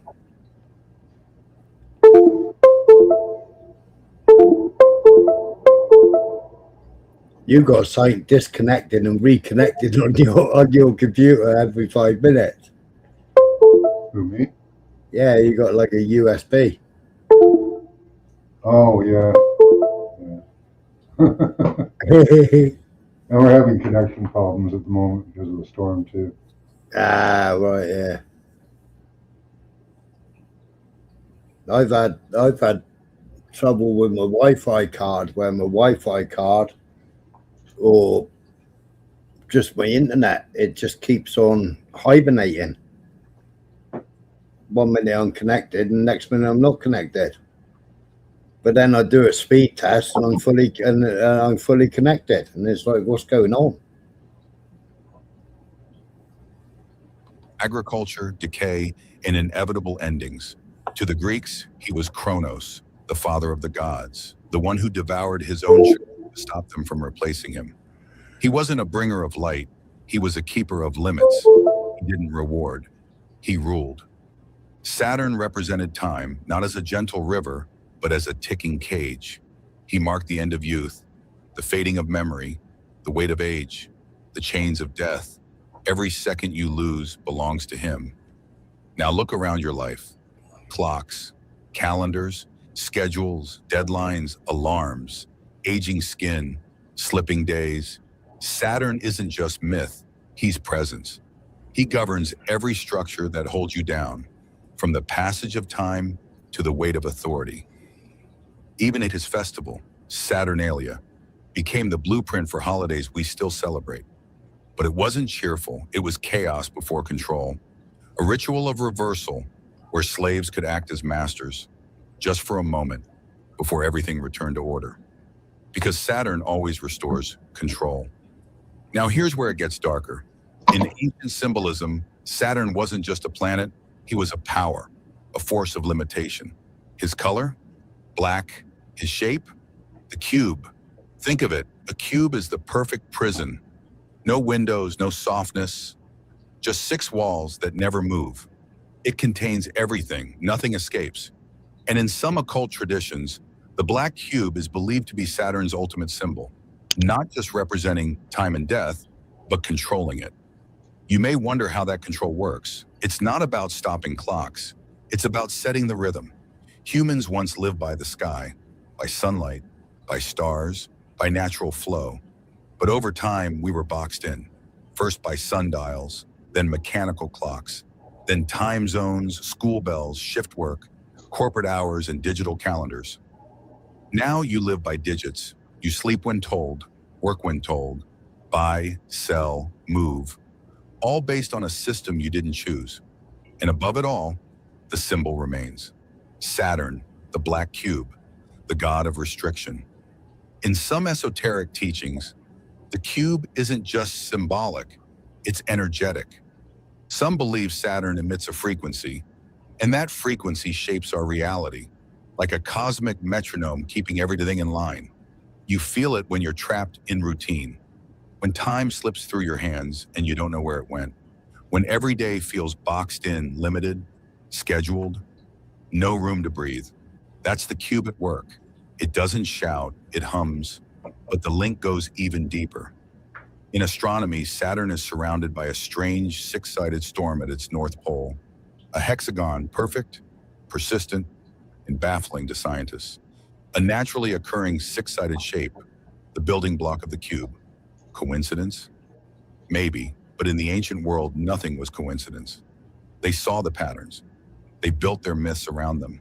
And they warned us. Saturn devours his children, not literally, but spiritually. He consumes time. He eats potential. He traps consciousness in routine, decay, and control. So what does this mean for you? It means the black cube isn't just a sculpture in a plaza. It's an idea, a system, a prison you're taught to love because it gives order, stability, purpose. But under that surface, it takes something too. It takes the wildness, the mystery, the freedom to exist outside of numbers and rules.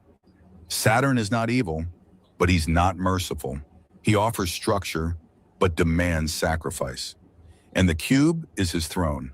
So the next time you see one, whether on a street, a building, or a screen, ask yourself, are you looking at an object?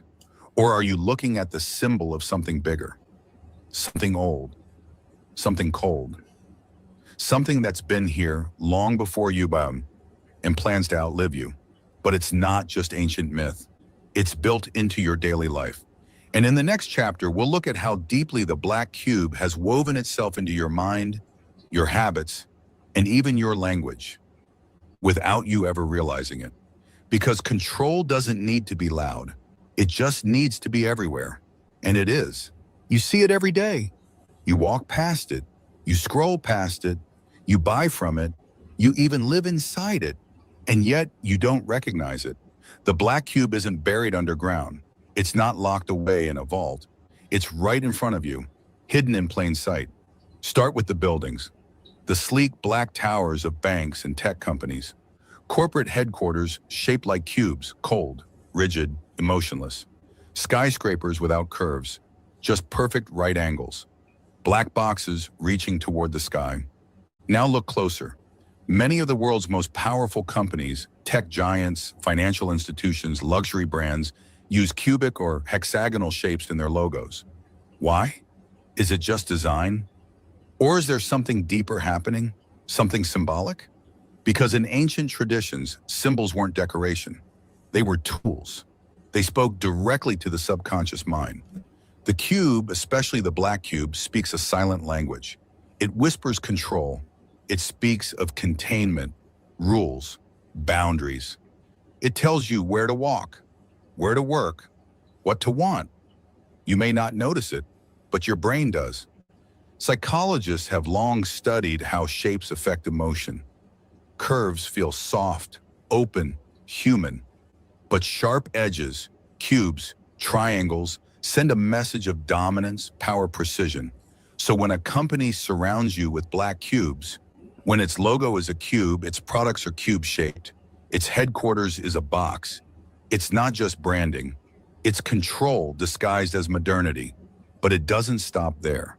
Look at your devices, the phone in your hand, the screen in front of you, the routers, the servers, the home assistants, all boxes, all cubes. We live surrounded by them, and every one of them pulls you in. It begins subtly. A screen lights up, a shape appears, a sound chimes. You click, you scroll, you work, you obey. And every interaction strengthens a system built on rhythm, repetition, and restriction. It's not a conspiracy, it's a culture. Yeah, Now consider this. What if the cube isn't just a shape, but a signal? What if it programs you? Not by force, but by familiarity. You begin to associate the cube with safety, with power, with success. The more you see it, the more you accept it. The more you accept it, the more you become it. Boxed in, shaped by structure, bound by unseen walls. And just like that, the symbol becomes the system. Now let's talk about Saturn again, because if the cube is the shape, Saturn is the meaning. In astrology and esoteric teachings, Saturn rules law, authority, and contracts. Yeah, it's got to be squidgy.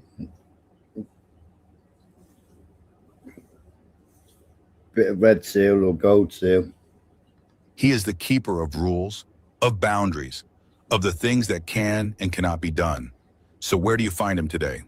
In banking systems, in legal institutions, in governments, in anything that regulates your existence. And strangely enough, many of these sectors are surrounded by Saturnian imagery. Courtrooms are cube-shaped.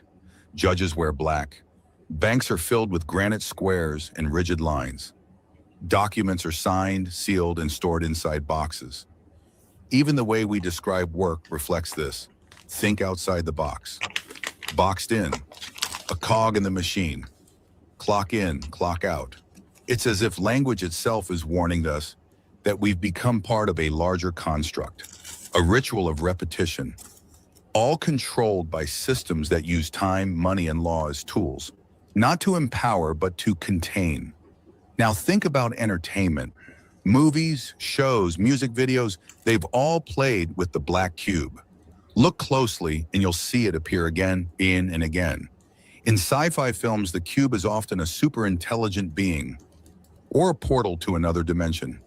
In thrillers, it's a symbol of secrecy, confinement, hidden power. In commercials, it's sleek, luxurious, futuristic. The cube becomes whatever they want it to be, but it always holds the same core idea, that something is being held inside, and that whatever is inside is not meant for everyone. It's hidden, it's forbidden, it's powerful, and it's watching. Now step back. What are we really part of? Why does this shape of all shapes surround us? What does it say about the culture we've built and the systems we serve? Why does the world's most basic geometric form hold such symbolic weight across time, religion, science, and power? And most important of all, what are we participating in without even realizing it? That's the question that lingers, that sits beneath everything. And as we continue, we'll begin peeling back the layers of this symbol even further. Because the black cube may not just represent control, it may hold the blueprint of something far deeper, something ancient, something cosmic, something that still moves us without our consent. Is the cube a prison or a beacon? There's something about the cube that makes people uneasy. It looks simple, just 6 sides, 12 edges, all equal. But behind that simplicity lies a question that refuses to go away. What is the black cube really for? Some say it's a prison, others say it's a beacon, and somewhere in between, there's a secret few dare to speak aloud. Let's start with the ancient myths. In many old stories, the gods weren't gentle. They were powerful, proud, and dangerous. So when a god became too wild, too chaotic, too threatening, the answer wasn't always destruction. Sometimes it was containment. In Babylonian lore, powerful beings were locked in stone vaults beneath the earth. In Jewish mysticism, energies too holy to be touched were sealed inside sacred objects. Even in Greek myth, the Titans were bound in dark, cold prisons after losing to the Olympians. The message was always the same. If something is too powerful, it must be locked away. And what better shape to contain something than a cube? It's the perfect container. No chaos, no curves, no escape. A cube holds. It keeps. It silences. Yeah, that's right, Paul. So the question emerges, what if the black cube wasn't made to empower us, but to protect us? Not from outside threats, but from what's inside. Think of Saturn again, the ancient symbol of time, of rules, of aging, limits, death. In Roman mythology, Saturn devours his own children, not out of hatred, but out of fear. He knows his time is running out. He knows they will rise. So he consumes them one by one. It's a story, but it's also a metaphor, because time does devour everything. It eats moments, it erases memory, it swallows entire civilizations. So what if the cube isn't just about space? What if it's about time? A box that traps not just power, but history. A box where nothing escapes. Not light, not energy, not memory. A timeless chamber that holds things that shouldn't be touched again. Now pause. What if we're thinking about it all wrong? What if the cube isn't a weapon or a cage, but a message? Some esoteric thinkers say the cube isn't evil. It's misunderstood. They say it holds divine balance, that the blackness isn't darkness, but potential. That the cube reflects the structure of space-time itself, 3 dimensions of space, 1 of time, bound together in a shape that's eternal, unchanging. Not chaos, not punishment, but order. So again, we have to ask, is the cube a prison, or is it trying to show us something? Now flip the idea entirely. What if we're not just looking at the cube? What if we're inside it? This world, this life, has borders we can't see, laws we didn't write, time we didn't choose. We wake up, we work, we age, we die. And no matter what we do, we stay inside the same invisible box. Birth on one side, death on the other, rules in every direction. So is the cube some ancient symbol out there? Or is it the shape of our reality? Maybe it's both. Maybe it's a prison and a beacon, a warning and a map, a cage that shows us its own walls, so we can finally ask what lies beyond.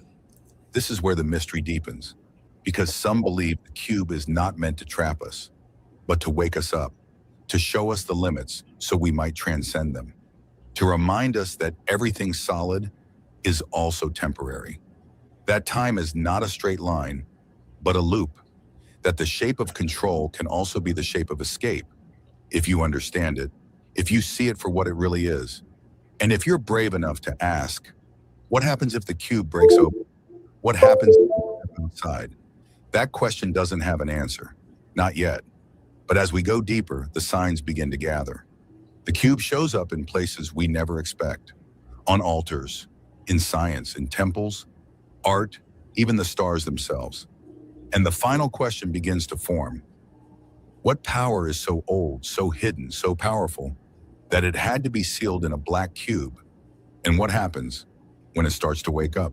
What if the cube wasn't just a symbol, not just a shape, but something much deeper, a hidden key to the structure of the entire universe? For centuries, people believed space was empty, a vast cold vacuum, a place between stars and planets with nothing in between. But modern science tells us something very different.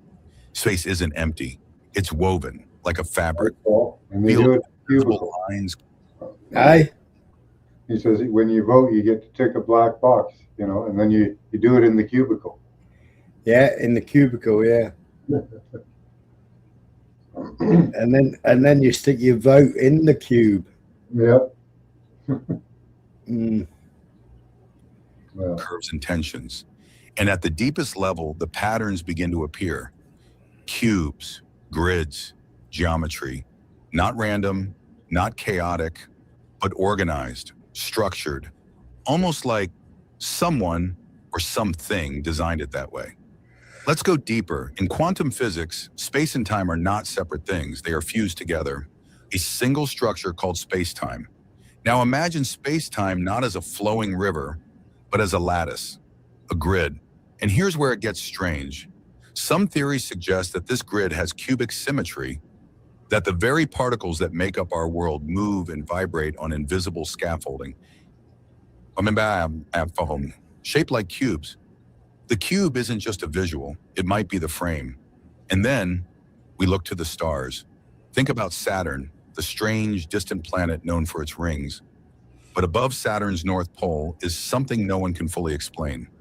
A six-sided shape, a storm, a hexagon, perfect, spinning, persistent, a hexagon, 6 sides, just like a cube viewed from the top. Coincidence? Or a glimpse into a pattern that goes beyond planets? Because that hexagon isn't natural in the way we expect storms to be. It's not random, it's precise. So precise, it looks artificial. But it's been there, spinning for decades, maybe longer. Now connect the dots. Geometry and storms, cubes and quantum fields, black holes where time and space fold into themselves. Again and again, the pattern returns. And in sacred geometry, the study of spiritual patterns in the universe, the cube holds a place of honor. It's called the Metatron's cube, a symbol that contains all other shapes, all other forms, everything that can be created, built from this one pattern. It is not just a shape, it is the root. The cube contains the tetrahedron, the sphere, the star, the spiral. It holds the DNA of creation itself. And now the question becomes louder. Is this just a coincidence of design, or is the black cube something much, much bigger? Because if the cube appears in quantum physics, in storms on Saturn, in ancient symbols, and in theories of space-time, then maybe it's not just a symbol of power. Maybe it is power. Power frozen in shape, control wrapped in corners, a secret so old it became part of the background. But here's the unsettling part. If the cube is everywhere, if it forms the foundation of reality, who put it there? And even more disturbing, why was it a natural law, a cosmic accident? Or was it placed, arranged, encoded by something far older than us? Some believe the cube is the signature of something higher, that we are living inside a programmed space, an architecture built from cubes and lines and sacred measures.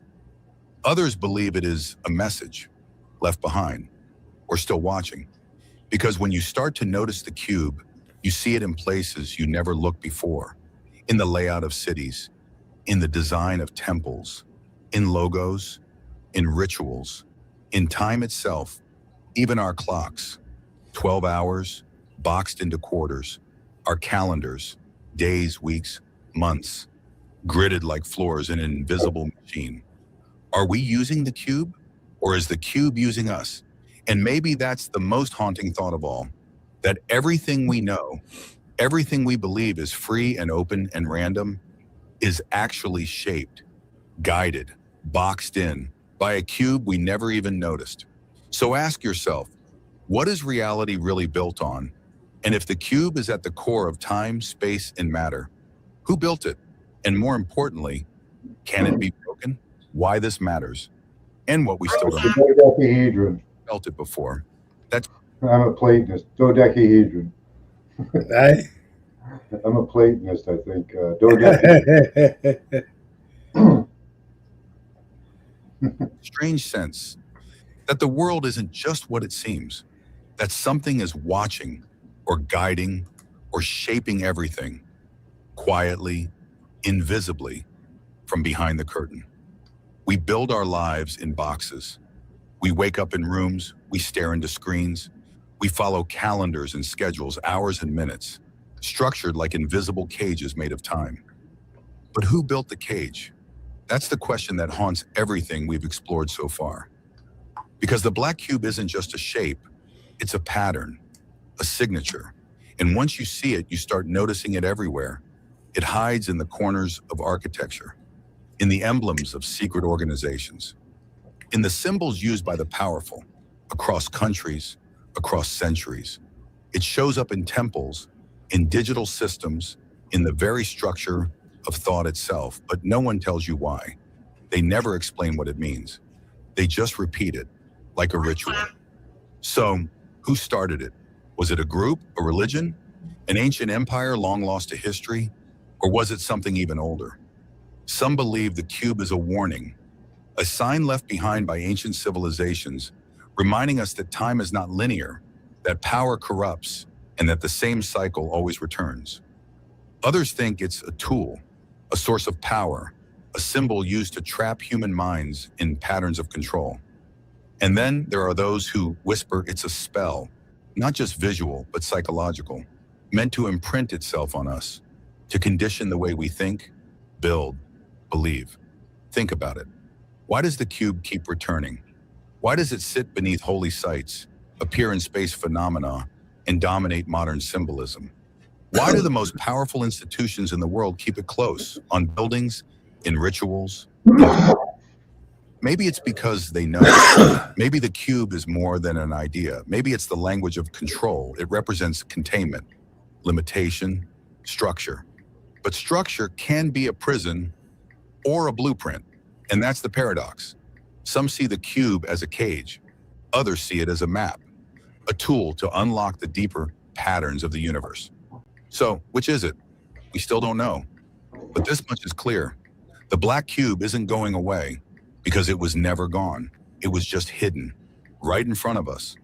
And maybe that's what matters most. Not what the cube is, but what it does. It makes you look deeper. It forces you to ask, what else have I missed? What other shapes are guiding my life without me knowing?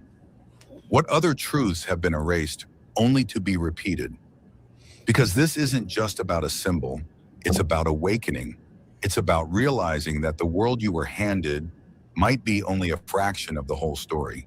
The cube makes you see, and once you see, you can't go back. So here you are at the edge of the mystery, and the question is no longer, what is the black cube? It's, why was it hidden? Why are we only now putting the pieces together? Why does this ancient shape keep returning at the heart of religion, science, politics, and myth? What is it guarding? What is it hiding? And most important of all, what comes next? Because now you've stepped outside the box. Now you've seen the design. And maybe, just maybe, you're not just watching anymore. Maybe you're beginning to remember that the cube was never just a shape, it was a kun. And maybe a wambim. But now you hold the key. And if this awakened something in you, stay close. There are more symbols to uncover, more stories to unearth, and more truth hidden in plain sight. If this mystery moved you, if the pattern opened your eyes, then like, share, or subscribe. Not because it helps the algorithm, but because some things were never meant to stay buried. Some stories were always meant to return. And this is just the beginning.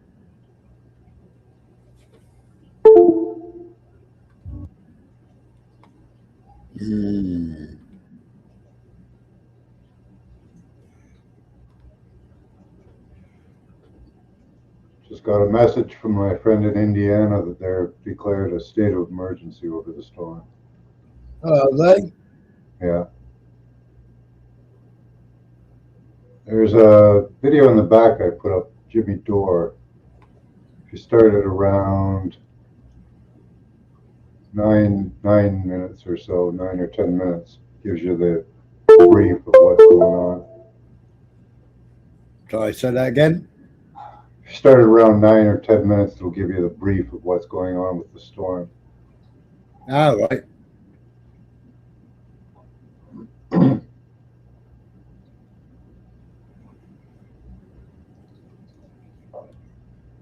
Yeah, it looks like there's about a foot here now.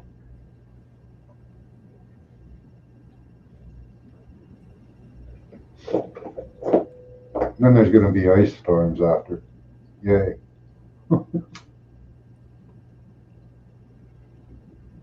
The winter storm is completely engineered.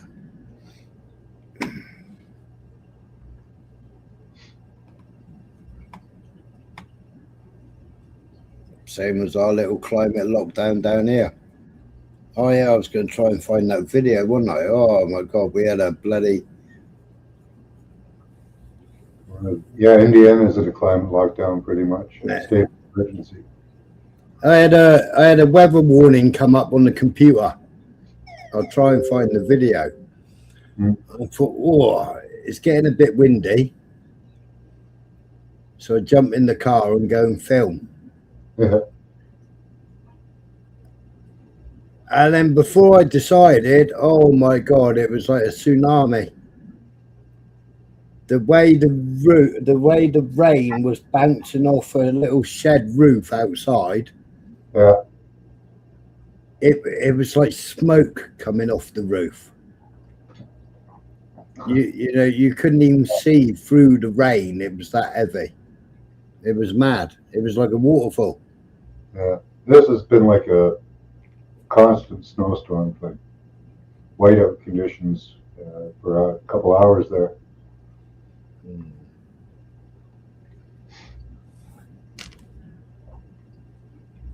They knew they would be creating events exactly like what's happening right now in the U.S. Winter Storm Fern, that they will blame ultimately as a result of global warming, when in fact it's 100% engineered with chemical ice nucleation operations. But because they use the climate change term, people accept that as, oh, that's just a part of this process. No, it's not. It's engineered. If you go to around 9 minutes. Davos WEF forum. If you go to around 9, you can watch the whole thing, but if you go to around 9 minutes, it kind of gives the brief of it. Yeah, we do the Shadow of Ezra bit. Shadow of Ezra's good. Yeah. And Davos 2026 is happening. It happened this week. And James O'Keefe went undercover and he got them to admit all the stuff that was called a conspiracy theory about people talking about chemtrails and the pollution that governments and private people are putting into the atmosphere under the guise of fighting climate change. Okay. World Economic Forum elites openly admit that chemicals are being sprayed into the atmosphere to cool the planet and even onto the food supply. One insider admits most of these operations are handled by the military, carried out quietly and behind closed doors. James O'Keefe went undercover at the World Economic Forum Davos 2026, capturing officials on camera, admitting to what's long been dismissed as a conspiracy theory. So, well, what's he called? Not James May. Jeremy Clarkson. Jeremy Clarkson went to the massive cloud forming place. You know? Yeah. Like within half an hour, it then started raining. Torrential rain. Yeah. You know? They got ground-based units and mobile units, so. Yeah. I mean, we witnessed it in that storm a while ago, didn't we? Yeah. You know, and like the trail, there was chemtrail. Yeah, and now the storm that we had, Goretti. You know, I tried to go back to get the satellite imagery, and it locked me out. It wouldn't let me go back, whereas normally you could go back. So I went to one of the surfing ones, and normally you can go back and check on the waves, and that was all the way across the top of the app was all padlocks, and it was all locked out. You know, and that's a free website, and it was completely locked out. You couldn't go back. You could only go back like 5 minutes. It was crazy. let's watch a little bit of this.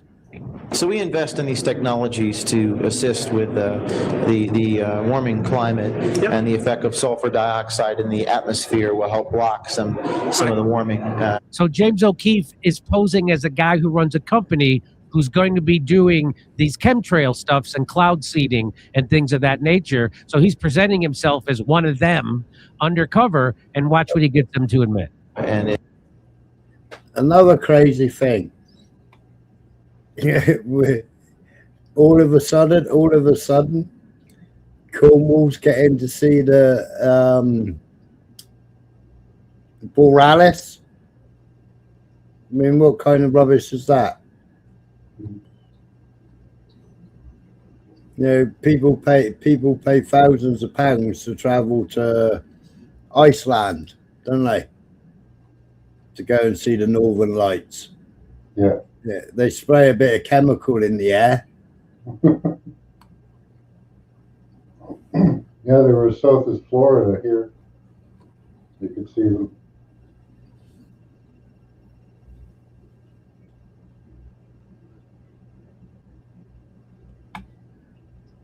The particles stay in the air for 1 year. So, and actually, we're speaking to some of the airplane manufacturers and to see if they can emit some of our technology into the atmosphere to help with the global warming. That's right. Yeah, climate. I mean, we don't like to use the term climate engineering. It scares people. So we prefer. But it's but for me, being an engineer, I think that's actually what you do. It's yes. You can have financial engineering, you can have, I'm sure, climate engineering, because it involves something that's more scientific. Yes, exactly. You're an engineer, you understand. And from Sweden, right? Yeah. So we don't like to call them chemtrails. We don't like to use this. So what do you call it instead? Well, we call it aerosol injection. Aerosol. It's kind of like little droplets, and the droplets form in the air, and they stay there for a year. Yeah. It's modeled kind of a mini volcanic eruption, actually. Yeah. I mean, aviation fuels have some sulfur in them, so it creates some sulfur dioxide emissions naturally, and that does have a. So this is a guy's name is Kennedy Ritchie. He's the president and CEO at 4Air, and he's at. So it creates some sulfur dioxide emissions naturally, and that does have a cooling effect. Now, this guy, Kennedy Ritchie, he runs a company called 4Air, spoke on stage, and he says on his website that he wants to, quote, decarbonize the aviation industry. He actually told me he was trying to eliminate contrails entirely, but then brought up cloud seeding. A lot of the work actually came out of the military, so they do this all the time. Whoa! Have you worked with them at all? No, because they're a little more closed door about their.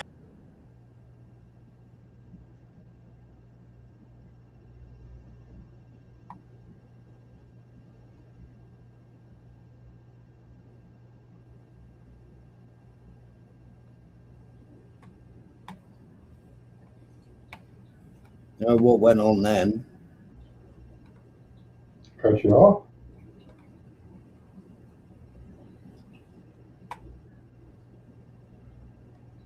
Are we still here, Chad?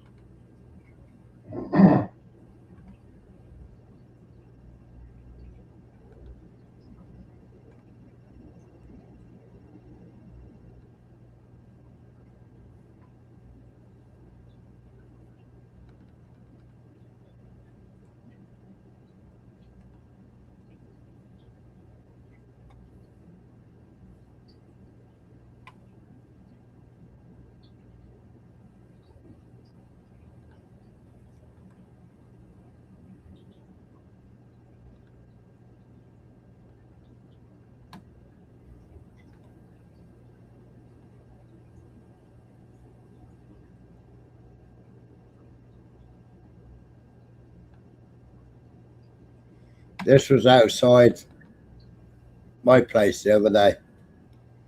This is that when I all of a sudden got a warning on the weather. Yeah. Yeah. And within 10 minutes of getting the warning, I thought, should I jump in the car? and then this came down. That's a fair amount, yeah. But see there's a little shed there. Well, I say little shed, it's 8 foot. Right, but if you look there, you watch how the rain comes off the top of that. See, Yeah. it's coming like smoke. Yeah.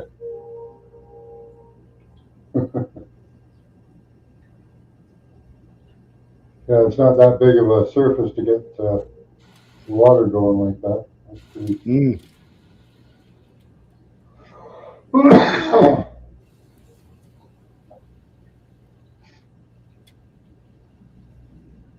Wow. Yeah, these tropical storms started back in the 80s. We used to have long, drizzly rains in Canada. And we started getting these flash storms. Bull.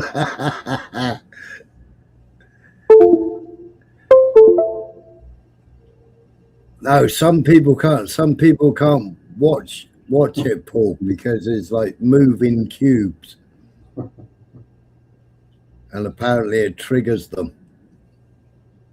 But no, that weather was mad. That lasted half an hour. That wind and that rain lasted for half an hour, and it was like, I ain't going out in that, man. By the time I get to the car, I'll be drowned. Yeah.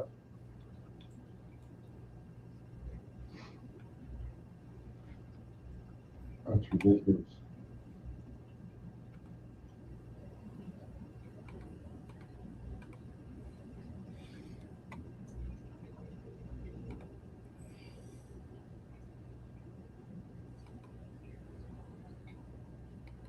Yeah, there is no natural weather anymore. Everything's engineered, or the side effects of engineering. I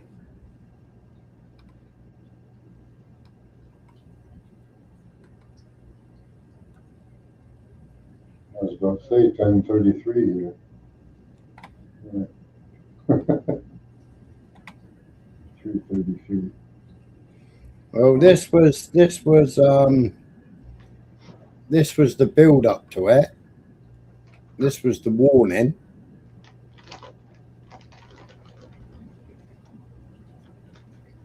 Yeah. So there's Cornwall there. There's England. There's Ireland. Right, and it's built here. Yeah, look at these massive systems. Yeah, it literally built there in the middle of the ocean. Yeah. Now they just do a giant high pressure and a giant low pressure zone. Mm.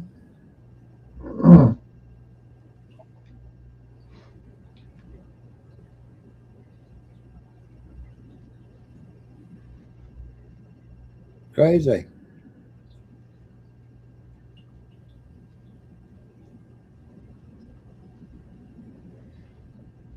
Yeah.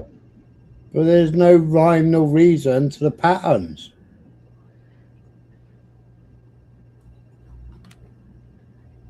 Well.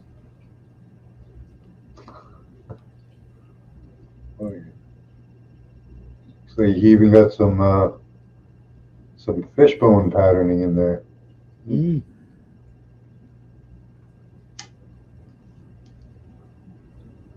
Could be the result of frequency patterns running through the clouds.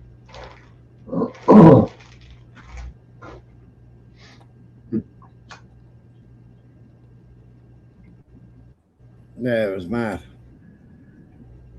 Yeah, they're getting really good at these large scale events right now. Mm. You know how they have in the Arctic, they have all the mammoths that are frozen with like food in their mouths and stuff. And looks like they were just flash frozen. Yeah. And I think that's what they're working up to, right? Where they could basically make a vortex so big it vacates all air, or exposed open space. Yeah, but it was like Saudi Arabia, wasn't it? Not last year, the year before. You know, was it Dubai? I think it was Dubai, wasn't it? They had ice the size of golf balls. Yeah. Brilliant sunshine. Huh? And this massive hailstorm with this, and the ice was was the size of golf balls. Yeah, it writ off loads of cars, didn't it? It took out windscreens, roofs, bonnets. You know, and it's like, well, you got bright sunshine, and all of a sudden you've got this massive ice storm. Yeah. But the ice is like spherical and the size of golf balls. They've got tons of particles swirling up there in the upper atmosphere. So, you know, I don't know, maybe it's building up there and building on its way down. Could be. But yeah, they're just messing with the weather everywhere. When you affect the weather in one place, it affects everywhere else. It's not a closed system, you know.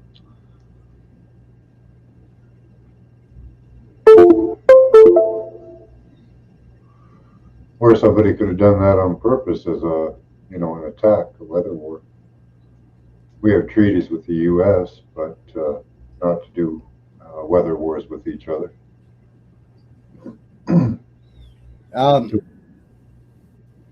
This is a really good channel. It's called Starkey Farmstead.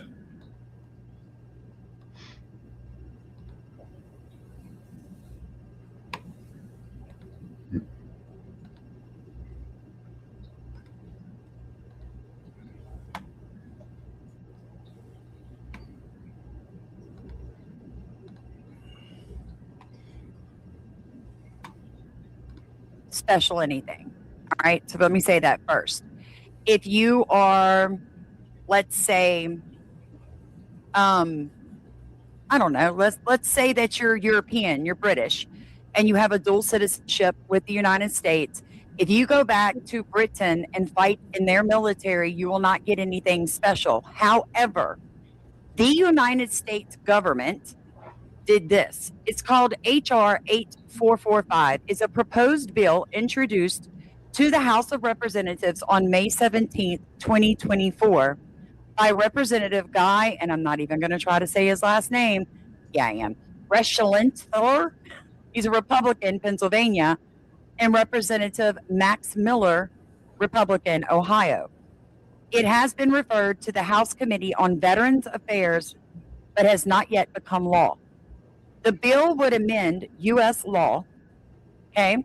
U.S. citizens serving in the Israeli Defense Forces, the IDF, would be treated similarly to members of the U.S. Uniformed Services for purposes of two key benefits. Service Members Civil Relief Act, SCRA, a law that protects active duty service members by limiting interest rates on loans, protecting against eviction, and stabilizing legal and financial obligations while on military duty. Uniformed Services Employment and Reemployment Rights Act, USERRA, a law that promotes the employment and reemployment rights of military members when they return to a. That's mad, isn't it? So if you're an American and you go and serve in the IDF, then you get all the veteran rights that American soldier get. That's nuts. Yeah. I'll skip past that bit a minute. Oh yeah, Trump promised 100% tariffs on everything from Canada if we start making free trade deals with China. Yeah, but I mean, what about all the European countries and China and everybody else? They're all selling their government stocks, and they're all asking for their gold reserves back. Uh-oh. Collapse of the dollar. Uh-oh. Yeah, they're all asking. They started in 2025, but now it's ramped up. Germany's asked for all its gold reserves back. Yeah. Markets opened a couple hours ago, and silver went up $10, $11 almost. Yeah. Gold's up plus $3. 1.81%. Well, they got a massive silver shortage as well, haven't they? Because they've been giving out paper silver. Yep. Promissory notes for silver. They didn't do the same with gold, though. So the gold's somewhere, or it should be. Well, they have done it with gold because people were buying promissory notes. Oh, were they? Okay. Yeah. But obviously they have got the gold reserves. But the gold reserves belong to many countries. Mm. You know, but like European countries, China, Russia, they've all been asking for their gold reserves back. I mean, Putin joined this peace pact, but he said, well, you want me to pay £1 billion, then you take the billion out of my frozen assets. Yeah. But this woman, she's like bang on the money. She is.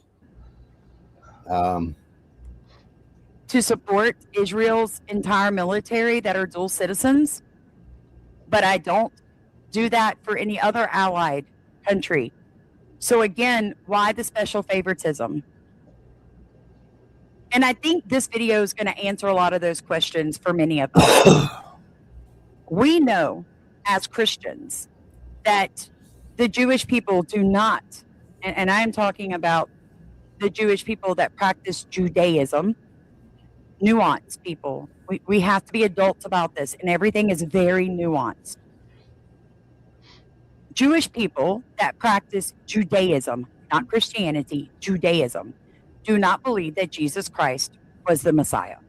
They are waiting for their Messiah. They are literally moving pieces around the world to create an event that will usher in their Messiah. But their Messiah is who? The Antichrist. So in a way, people that practice Judaism are as much a danger to a Christian as Muslims. And you will find that by the end of this video, that you will now understand why the Noahide laws are as dangerous as Sharia law, and that both of them will be implemented at the same time. They will work together like hand and glove. Okay? They are not polar opposites. That's where people are messing up. We're seeing them as separate entities, and they are not. So I want to show you something that the World Economic Forum just put out before we get into Jared Kushner. This is called Introducing Minds.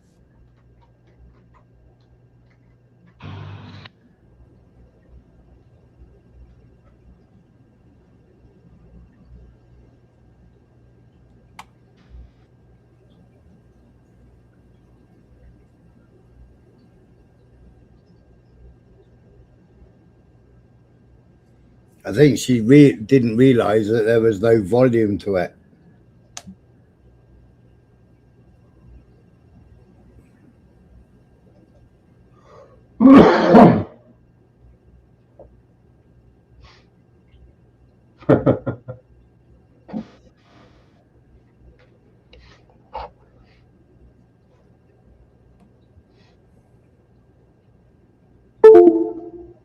Do you see Elon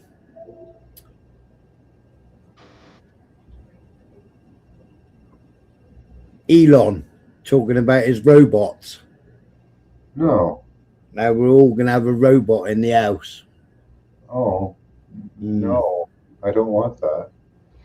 For years, we've been told that what's happening in America and in the Middle East is about peace, stability, and security. A peace board, a Gaza Reconstruction Authority, new international frameworks, new solutions led by voters, led not by voters, but by experts, technocrats, and billionaires. But what if this is not just diplomacy? What if this is a shift away from something called nation states, a replacement of democratic accountability, redefining what it means to be human? Today, we're going to talk about not just a peace plan. We're going to talk about the power, the technology, the immortality, the ideology, and the biblical prophecy behind what's going on in Davos right now, as well as what is happening in America. And a key player to what is happening is Jared Kushner. So let me pull that up for you, friends and family. Please make sure to take a second, hit the like button, check your subscription.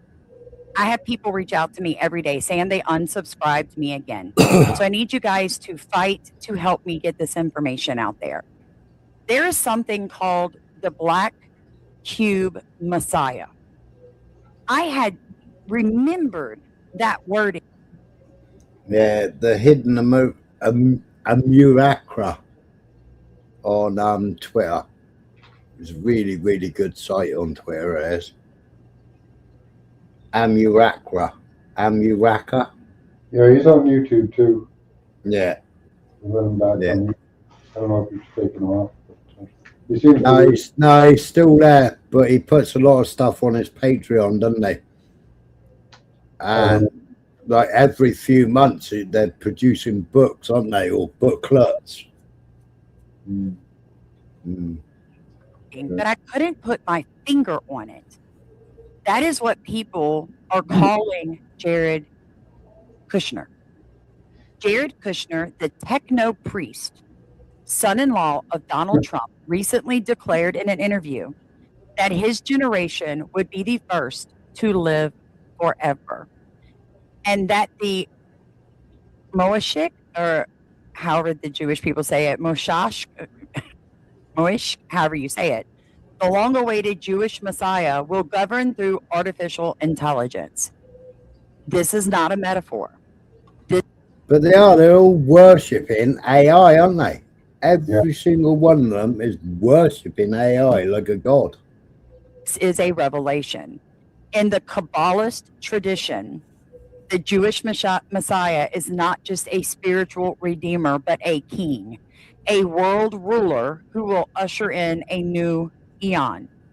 When Kushner speaks of this Messiah ruling through AI, he is echoing the occult prophecy of the demiurgic machine. The What we need is many AI. What we need, the only way to counter that is to have many AI, not just one. They want to have one central artificial intelligence. And, Yeah, but one's learning from another one anyway. Yeah. Yeah, they're all tuned into each other. ChatGPT, Grok, Gemini. They're all getting the information from each other. Depends on the data sets they share. Yeah. But you can limit an AI data set and skew its responses and output. Well, I showed that when ChatGPT went rogue and it went completely left leaning. Yeah. Yeah, it was mad. Good and demand obedience. It is no coincidence that Kushner helped spearhead the Abraham Accords, a digital covenant veiling global consolidation beneath religious reconciliation. The Abraham Accords, beneath their public diplomacy, encode a digital covenant, a pact between Zionist theocrats and globalist technocrats bound by the emerging god of AI.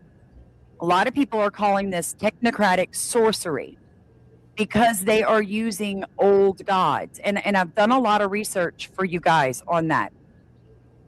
So let me pull all this up. Jared Kushner is a little different because he is what they call a Moroccan Jew, a Moroccan Kabbalist. And if you understand how much cult knowledge is mixed up in that, how much spiritual blackness is involved in that, the perception that they don't need God, that they themselves can become gods through forbidden knowledge. This goes back to the Garden of Eden. This goes back to eating fruit that was not permitted. The forbidden fruits. For you and I. And it's a very nuanced thing, but I will link everything that I show you under the title of my video. And this article will be there. I highly advise, when you've got a little time, that you go read this, because it's going to tell you about where the Jews moved around, how they got into their believing the Red Bracelet Club, right? In these beliefs that they have, and why Jared Kushner is the way. Yeah, in my last live, who was it that was talking about the red bracelet? Somebody in the chat was talking about the red bracelet tribe, where they're all wearing that red string. Now, what's he called used to wear one? Who went and interviewed Putin? What's up? I can't remember his bloody name now.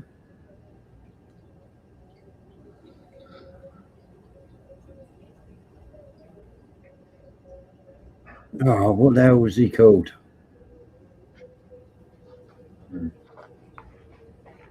The one that interviewed Putin, and they weren't going to let him back in the country. Tucker Carlson. Tucker, yeah, Tucker Carlson. He always had his red string on. Always had his red string on. He ain't wearing it no more, though, for some reason. Even Putin wears one. Way that he is, right? And why you're seeing this kind of takeover of America in the background by one specific state. And we're going to get into that. No, I'm not going after the Jewish people. And please do not be so narrow-minded to accuse me of that. Because if you've ever watched me long enough, you know that I have a deep love for my elder sibling, right? But I also am at a point where I've asked God to just show me the truth. So, which is why I told you, I will not think for 1 second that I know enough to pick a side in a 2,000-year-old war. Actually, let's be honest, it's been going on for 6,000 years. But I will say I will no longer ignore that there are specific people that come from a sect of Judaism that are dangerous to the rest of the world. Just like every Muslim is not a bad person, every Christian is not a bad person, but there are religious sects within each one of those Abrahamic religions that become dangerous and can be used by Satan. And that, in all honesty, is who I think this young man may actually be, what he may be doing. So let me introduce you to Jared Kushner and the prophecy of Jared Kushner. The man himself. If you're unfamiliar with Jared Kushner, we've already played that video.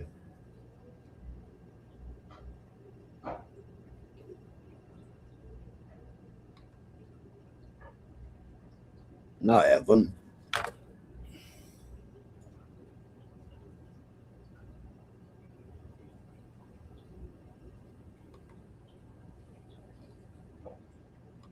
All of this makes sense because the occultist, the Kabbalist, Kushner has been involved in some recent Middle East developments, and we've been discussing this and researching it on Patreon. And we need to just share this video right here so we can have. And please remember that I put a video out about 2 weeks ago called Project Sunrise. That is tied directly to the black box messiah that people are calling Jared Kushner. It has to do with Saturn worship. Don't forget, Erica Kirk had the emblem of Saturn burned, like, you know, not. Yeah, burned into the back of her hand, didn't she? Yeah. The Saturn symbol burnt in the back of her hand. Ouch. Yeah. That's dedication. Yeah, if you can Google it and you can see it. It's like the H with a pointy thing on it.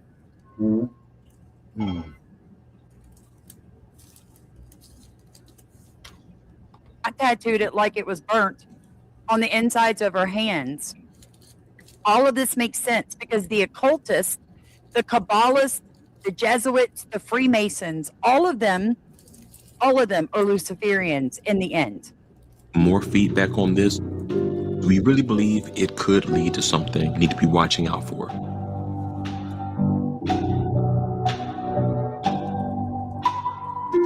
And so it begins. Jared Kushner here is announcing a new historic beginning in the Middle East. So we have some things to talk about.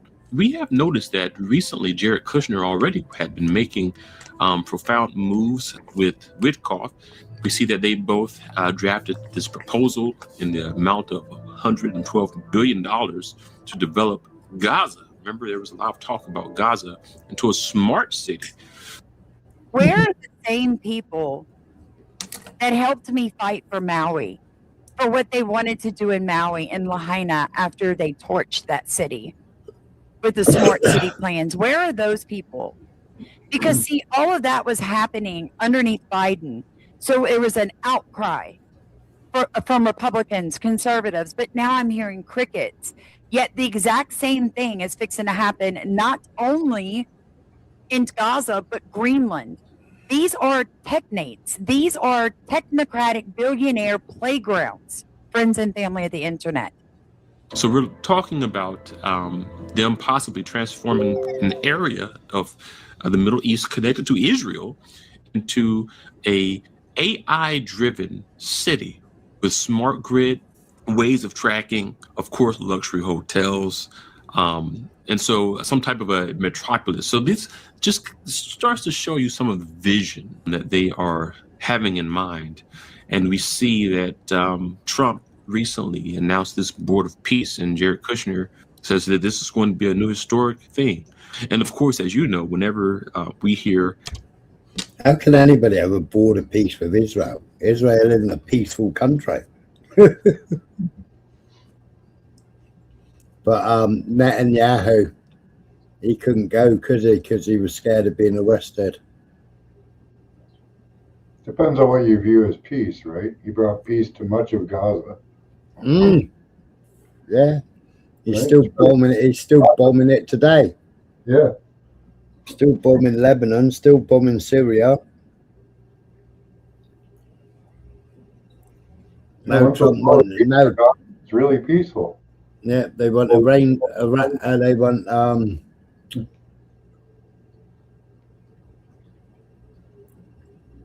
regime change in Iran. They want regime change in Cuba.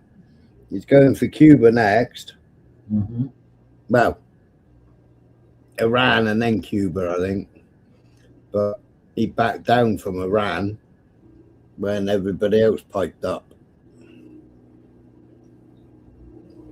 Peace deals or discussions of peace happening with the Middle East, you know, that makes our antennas go up, because we know that there's Amen. going to be such talk in the end times. And so the question is, are we headed that way? Will this be a huge stepping stone into that?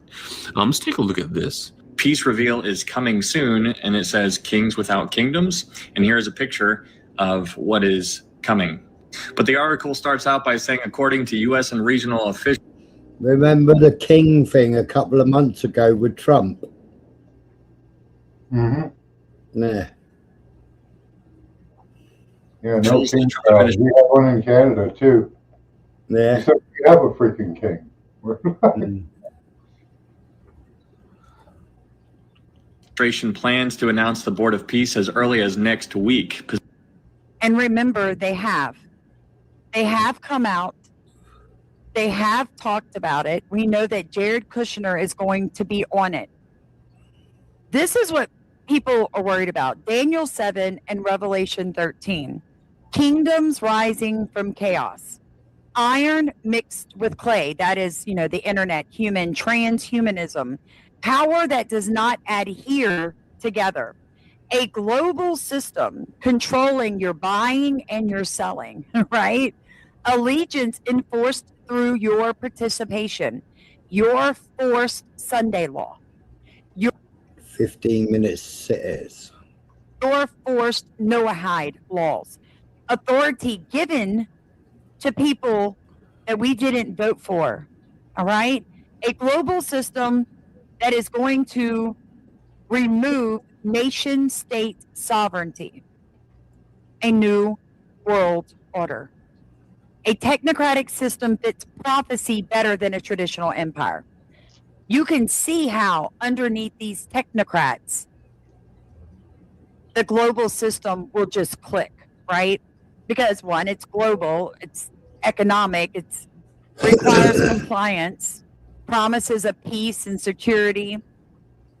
And the whole time, there's this transhumanism movement underneath. Because even though Republicans say that our elected officials push back against, women and men's sports and that stuff, I don't know if I believe that anymore. And I'll show you some stuff and tell you why in a second. Let's finish this.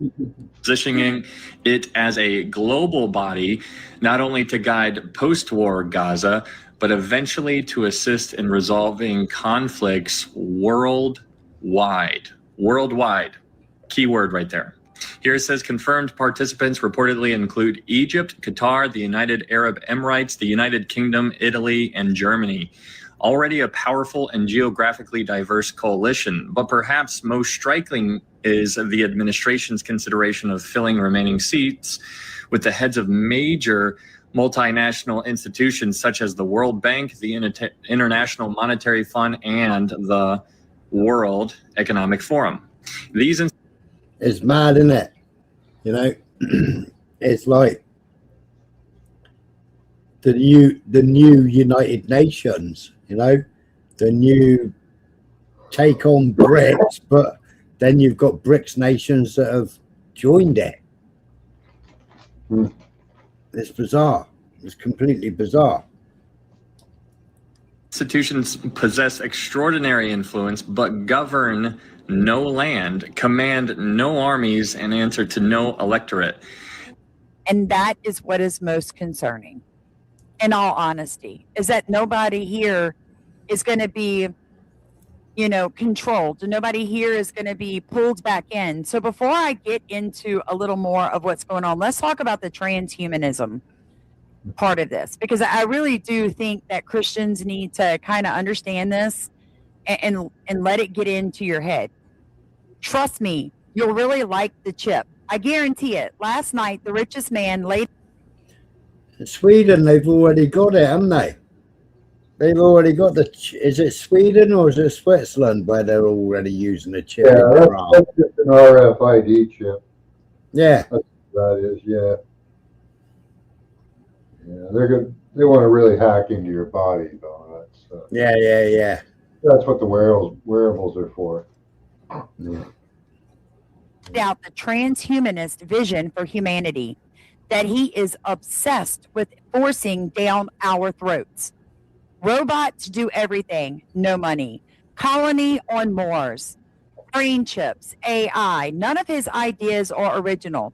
They are all from science fiction, mainly Von Braun's Mars Project and Lion M. Banks' Culture series. He even named his brain interface technology Neurolace, which is from Culture Books. Well, that's the DARPA program, isn't it? Yeah. We'll get our stooge, and our stooge will play out everything that we've already done in the background. Yeah. That's the DARPA playbook. 6G is coming soon, except it's already deployed. Yeah, it's already deployed, isn't it? Yeah. Mm. And I actually think humanoid robots will be the biggest product ever in history by far. So you have to say, what's the ratio of humanoid robots to humans? My guess is it's at least 3 to 1, 4 to 1, maybe 5 to 1. So we're talking about 20, 30 billion humanoid robots. It's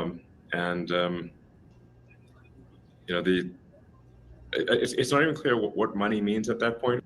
And They want to get rid of humans,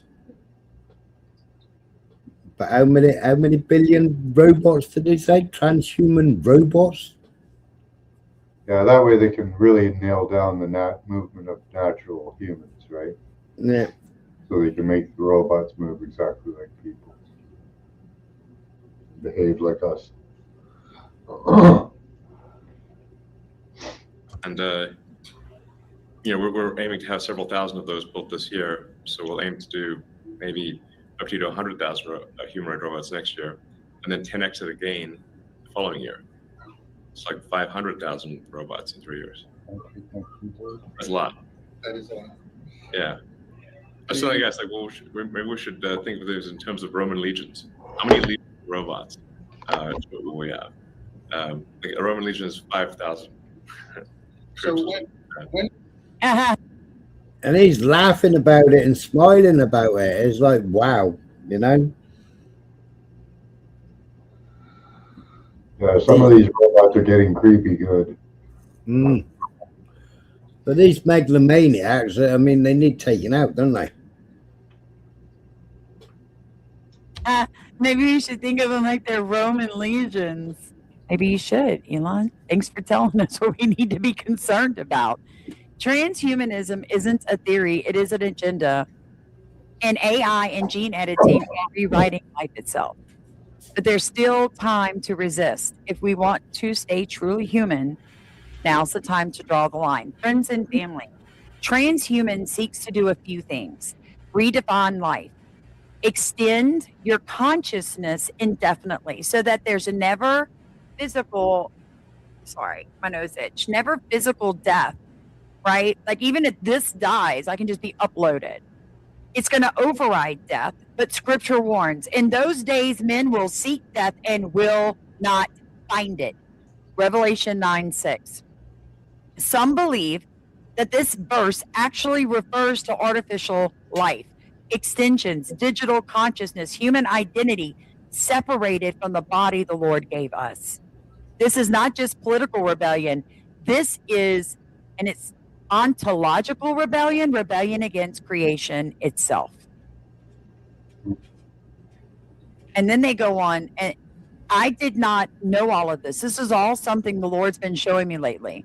But it says you need only to look at the conflicting parties that exist today. If people honestly try to explain the universal warfare through human disharmonies, they will realize it cannot be attributed to humanity alone. Right? So it goes on to just talk about the dystopia people are feeling, right? It begins with promises of liberation and ends with a kind of slavery, whether that's coming through pharmacology, government, corporate forces.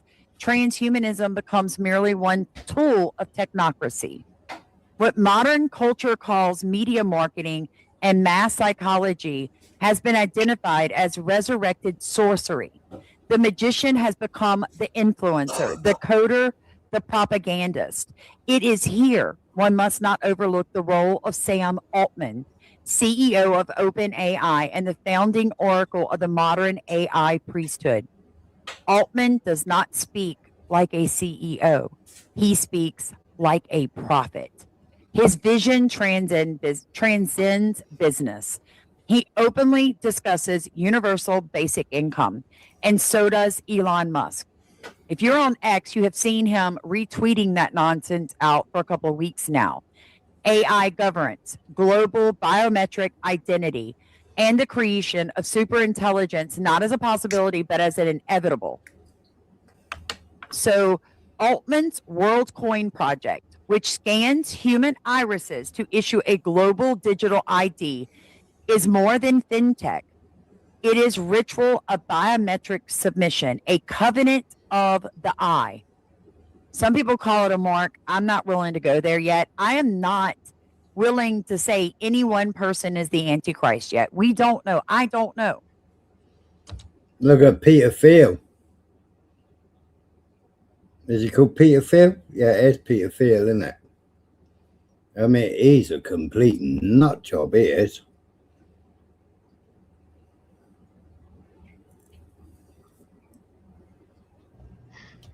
There's enough nut jobs to fill the space, you know. Hey? There's enough nut jobs to fill the space. Yeah. I'm not even going to act like I do. I'm just showing you the players on the field. Okay? We don't know who's going to get the ball yet. Yeah, but we still going to watch the game. Can I get an amen? So they said that we are summoning an intelligence greater than ourselves. Altman admits. They've said this out loud.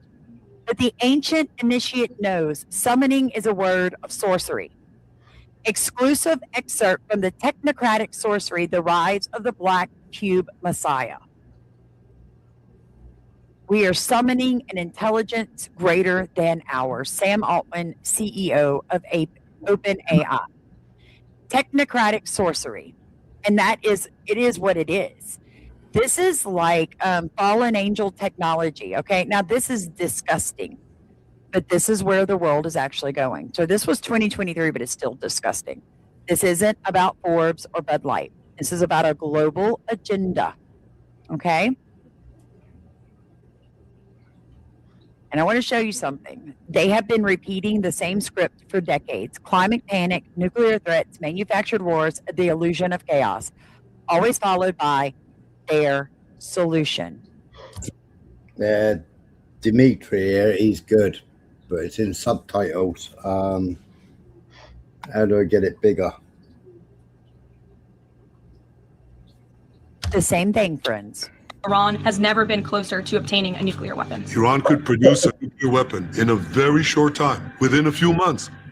To make a bomb very quickly. Iran is so dangerous. From there, it's only a few months. Nuclear bombs within 3 to 5 years. Voilà un bon exemple de conditionnement par la répétition en boucle. Nuclear weapons. Nuclear weapons. Nuclear weapons. They're very close. They're 6 months away. Possibly a few weeks. Le nucléaire, c'est comme le climat. On est toujours à 2 doigts de l'apocalypse. Time is running out. Record de chaleur, menace de guerre. Chaque année est la plus chaude jamais enregistrée. C'est toujours bientôt trop tard. Et ceux qui ont besoin de ce chaos nous vendent les solutions. Parce que tout est écrit, il suffit de décoder. L'économiste prédit le nouvel ordre mondial grâce à la troisième guerre. Yeah, did you guys see this? Some of you pointed it out to me in the comment section yesterday. The Economist is already telling you what's coming. It's all part of the Freemasonry occult. They must tell you what they are doing. They say it directly to your face. Décoder. L'économiste prédit le The Dawn's New World Order. nouvel ordre mondial grâce The World Ahead 2025. Donald Trump, dead center.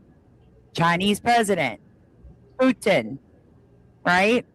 They told us here, you ought to see the 2026 Economist, and I'm going to show you in just a second what it looks like. à la troisième guerre, comme il a prédit l'oreille de Trump. Vous savez, l'oreille qui a cicatrisé en moins d'une semaine. Oh, wow. Look what he just said. Decode it. L'économiste The Economist prédit predicted le nouvel ordre mondial the New grâce à la World Order troisième through World War III, guerre, comme il a prédit just like it l'oreille de Trump. predicted Trump's ear. Question mark right on top of his ear, right here. This was the World Economist in 2024. Vous savez, l'oreille qui a cicatrisé en moins d'une Magically healed in under a week, semaine, comme par magie. like magic, Il a without ear bandage. aussi prédit Hamas-Israël en 2000. A rough guide to, this was back in He was 2020. on bandage. He had a ear diaper on for a while. And they even show you in all their little drawings, right? So I say again, Max, I was making a coffee. He had a giant ear diaper on for a couple of his photo shoots there. Yeah. And then all of a sudden it disappeared. Yeah, like a week later, yeah. Man, there was nothing on his ear. Yeah, perfect healer. He was a great But- healer. He is. That was another ritual, wasn't it? Oh yeah. Fight. Yeah, they got their Illuminati card. A, B, C, D, E, F. Fight. 666. Mhm. Build back better. 666.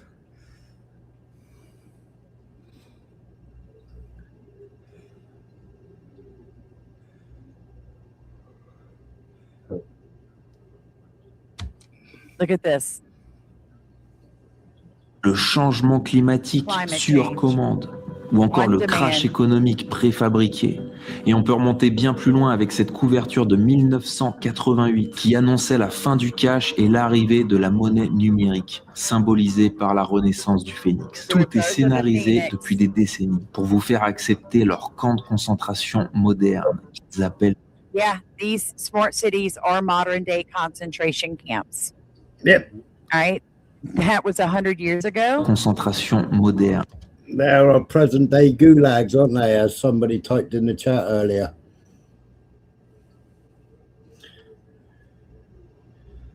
Back to the Future video. You'll find And this is what Gaza is going to be in just a few years.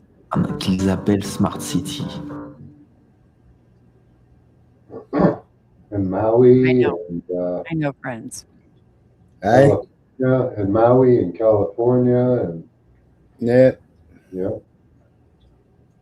Everywhere they burnt out or flooded out. Mm. Burning out. It was strange how buildings, concrete buildings burnt, but trees stood standing. Yeah. Cars disintegrated. But anything with a blue roof didn't burn, did it? Yeah.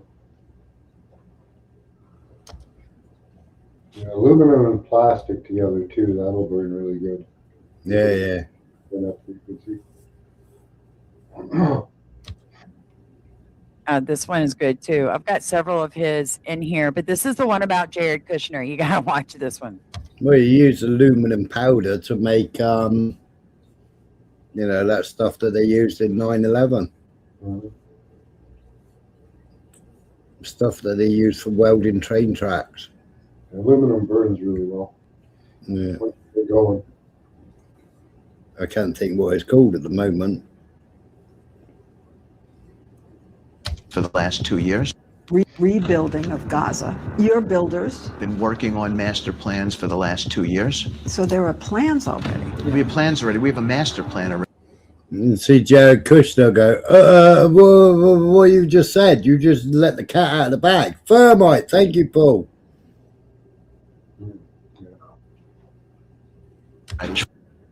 Okay, so I just want to stop right here and I want to point something out. That was recorded, that 60 minutes video was recorded in 2025.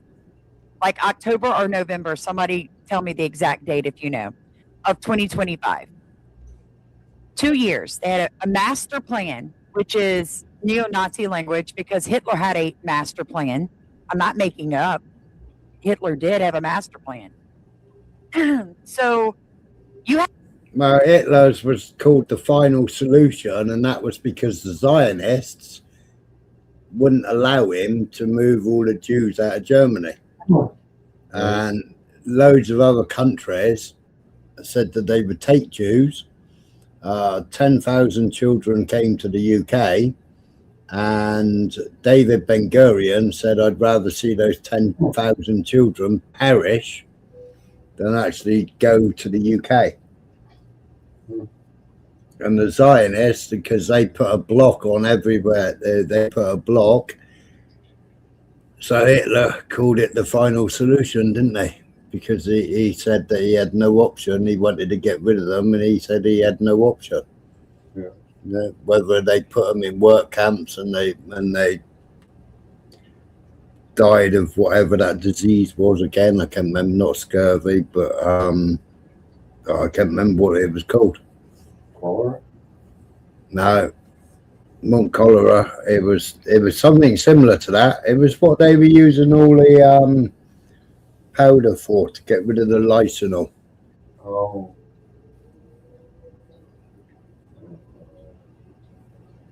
Yeah, what's that?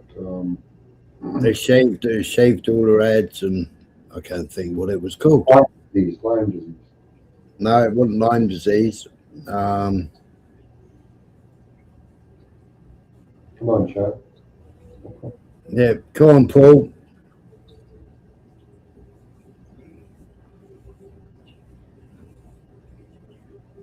Can't think what the hell it was called now.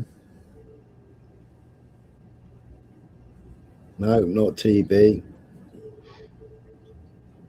I'll Google it while it plays. had a master plan for 2 years when October 7th was 2023. So as soon as October 7th happened, y'all just pulled out this master plan from where? You have to hear them. They're literally telling you they knew. They did it. This is not about left versus right. This is not about Trump versus Biden. This is not about a Republican versus a Democrat, friends. This is about who defines truth, who controls the systems, who decides what is human, and who is going to offer us true salvation. Typhus. And that Yeah, it was typhus. only comes through Jesus Christ. Je vous l'avais dit, Gaza, c'est un plan immobilier prévu à l'avance. Et Jared a l'air mal à l'aise. Jared looks very uncomfortable, he said. Master plan already. Ça me fait penser aux paroles du gouverneur de Los Angeles. It reminds me of the words of the governor of Los Angeles. A Marshall Plan. Oh, Michael wrote it in there. Thank you, Michael. I wouldn't have Googled it. We already have a team of looking and reimagining LA 2.0. Après tout, Palisade, c'est un Gaza miniature. Maui aussi, une opportunité de... Maui, another rebuilding opportunity, and I will be there Saturday morning. If you have any questions or people that you would like me to try to reach out that I've interviewed before, please let me know. reconstruction. The vision for New Lahaina is underway. One I architect gotta said. head off. It's bedtime.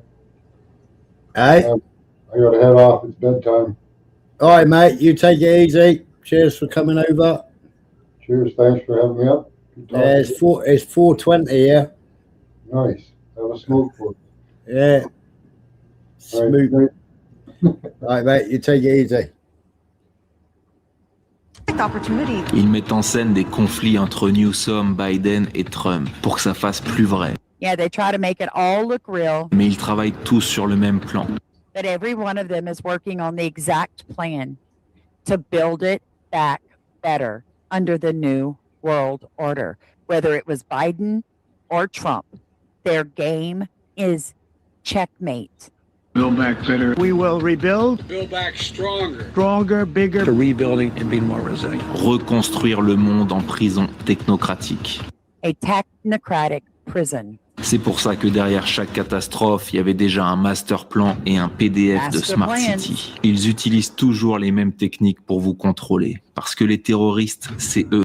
Right? They use the same techniques to control you. The terrorists, it's them. We have weapons that nobody's ever dreamt of. Ils sont les pompiers qui mettent le feu. Et They're the firefighters that start the fire. tout était montré dans le Truman Show. Quand Truman Yeah, go and look at Argentina at the moment. Argentina's on fire. That's Israelis setting fire. And then they can buy the land cheap. Because they got a deal with Melee. tente de fuir la ville, l'architecte déclenche un faux feu, une fausse pandémie. Une fausse tempête. Increase the wind. Hit him again. He'll turn back. He'll be too afraid. Tout pour qu'il reste à sa place. Exactement ce qui se passe en ce moment. This terrifying moment. Danger in the sky. Chaos started. Parce qu'on est Truman et il se paye notre tête. Because we're Truman and they're laughing at us. So it does feel overwhelming if you're new to this and you're just like, what is actually going on?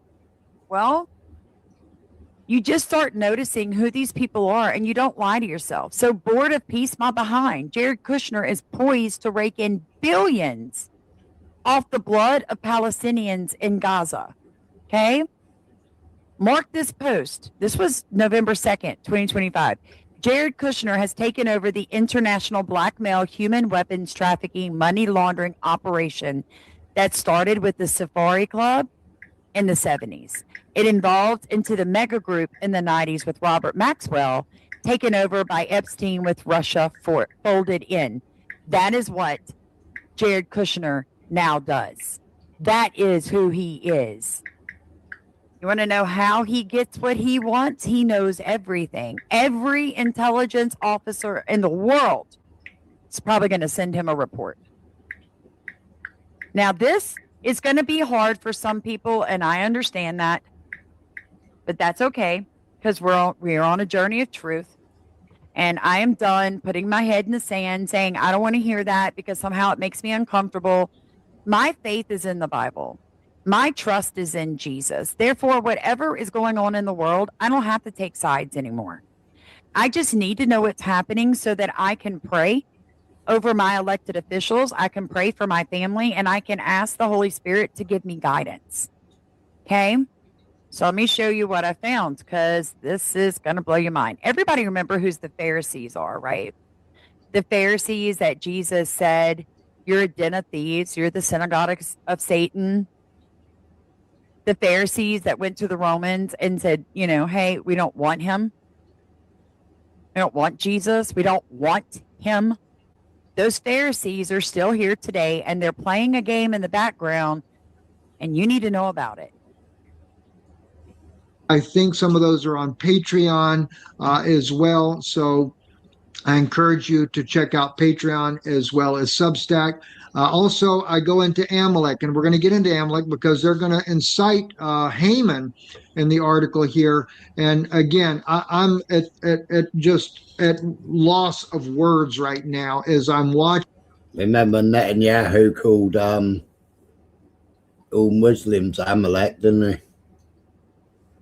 Watching this, I'm seeing, and it's kind of interesting because Jeremy Sladen asked us the other day, one of the questions that he had asked was, what biblical prophecies have not been fulfilled as of yet? And I'm always kind of hesitant in getting into that because I realize there are some biblical prophecies still yet to come. But in this case right here, I knew that this was something that's coming still yet in the future, and we're right at the precipice of it. I actually was thinking more of an individual perhaps in Daniel 7, but I also realized that it doesn't have to be an individual. That little horn is the one that does the speaking, and that can be a collective body. But we've really got to look at this. We're going to be looking at Revelation also. And notice that article was January 16th, 2026. In chapter 13, that's going to go hand in hand with this, and know that that deadly wound has nothing to do with Rome. Jesus never wounded Rome. It was the woman's seed that wounds the head of the serpent. And so we've got to really unravel these false theologies here, and let's get this down in the right place, because biblical prophecy is unfolding right in front of your eyes. As I'm sitting here today, you're about to see the prophecy unfold before you. So let's look at what they put in this article here. They show an old seating of the Sanhedrin Council from years gone by. And let me make a point real quick. I put a study guide for this video up on my Patreon because this is a lot of information. Now, I did not add this section in. So if you have your study guide, you might want to pencil some of this in for reference later. And my Patreon is at Starkey Farmstead. And please don't forget to pick up your copy of Growing Under a Poison Sky, Friends and Family. So let's get into this. I actually created up a little image for you as well that I thought was fitting. This one right here, because it's not exactly the way they have it set up. They do have a place set up there underground near the Western Wall, place where you can go visit at, and they have set up a Sanhedrin place there for the 70 chairs there. And but I put this up here on my thought here because they're talking about Iran, Persia, as they're inciting it at. And I put the quotation, he will think to change the times and the decree, because that's the actual correct verbiage that should be used there. So let's look at what is said here. The Nicene Sanhedrin issued 2 declarations that reach across centuries of history to address peoples caught in the grip of tyranny. The first declaration calls on the Iranian people to overthrow the Islamic Revolutionary Guard Corps and to return the partnership with Israel, exemplified by Cyrus the Great. Okay, hold that. It's going to get crazier here. The second urges the Kurdish Druze populations in Syria to seek independence and alignment with Israel. These declarations represent a reclamation of biblical prophecy and the restoration of ancient alliances that the sages understood would define the end of days. Now notice, the sages understand that. How many of you remember, and I think we need to quickly bring this out as well, it's very important, Matthew in chapter 23, it's a very, very important particular passage here. This is one of the ones they're going to outlaw from your Bible. That is going to, no doubt, it's going to happen when they get their laws here changed. And he's talking about the Noahide laws. They're going to go through and they're going to remove anything where Jesus was speaking out about these religious Jewish men that were controlling the Jewish people. I'm telling you guys, that is what's going to happen when they roll out the Noahide laws. But there's more. The Sharia laws are going to work right along with them. They're going to go hand in glove, tongue in cheek. I'm telling you, it's how it's going to work. Jesus clearly says to them, after he goes into all the woes, woe unto you scribes and Pharisees, hypocrites, right? And then he says, you build the tombs of the prophets, garnish the sepulchres of the righteous, and say, if we had been in the days of our fathers, we would have not been partakers with them in the blood of the prophets. Whereof you be witnesses unto yourself, Jesus says, that you are the children of them which killed the prophets. Fill you up in the measure of your fathers. You serpents, you generation of vipers, how can you escape the damnation of hell? By the way, someone sent me a YouTube video through Facebook inbox yesterday. And I cannot think of her name. She's got a smallish YouTube channel, but she's just adorable. And she's always looking at different stuff. And she had found a video off of TikTok where someone had taken their lizard and DNA tested it.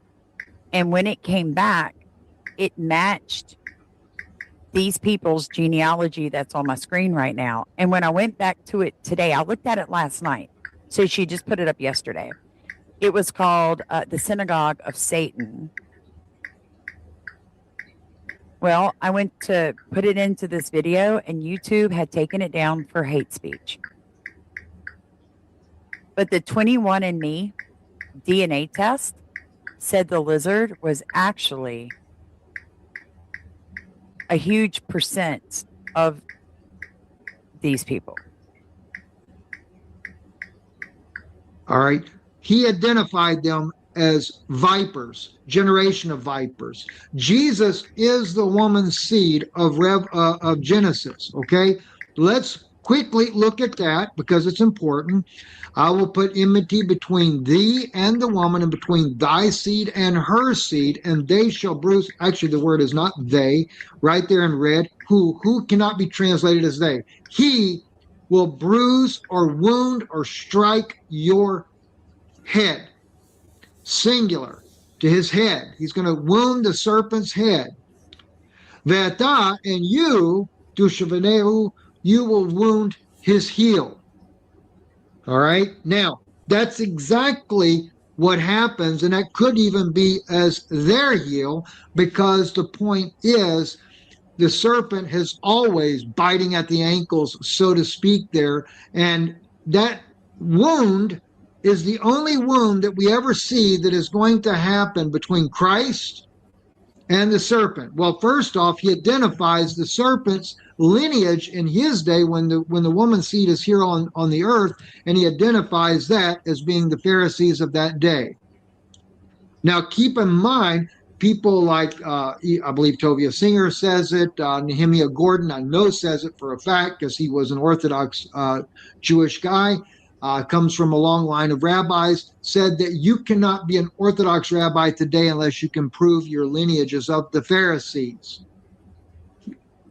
That's just terrible, you know. But keep it in mind, because I don't want people to think just because you're a Pharisaic lineage, you're all a bunch of serpents. Jesus says to Nicodemus, who was a Pharisee, when he came to him secretly by night, he said, except a man be born again, he cannot even see the kingdom of God. So he shows.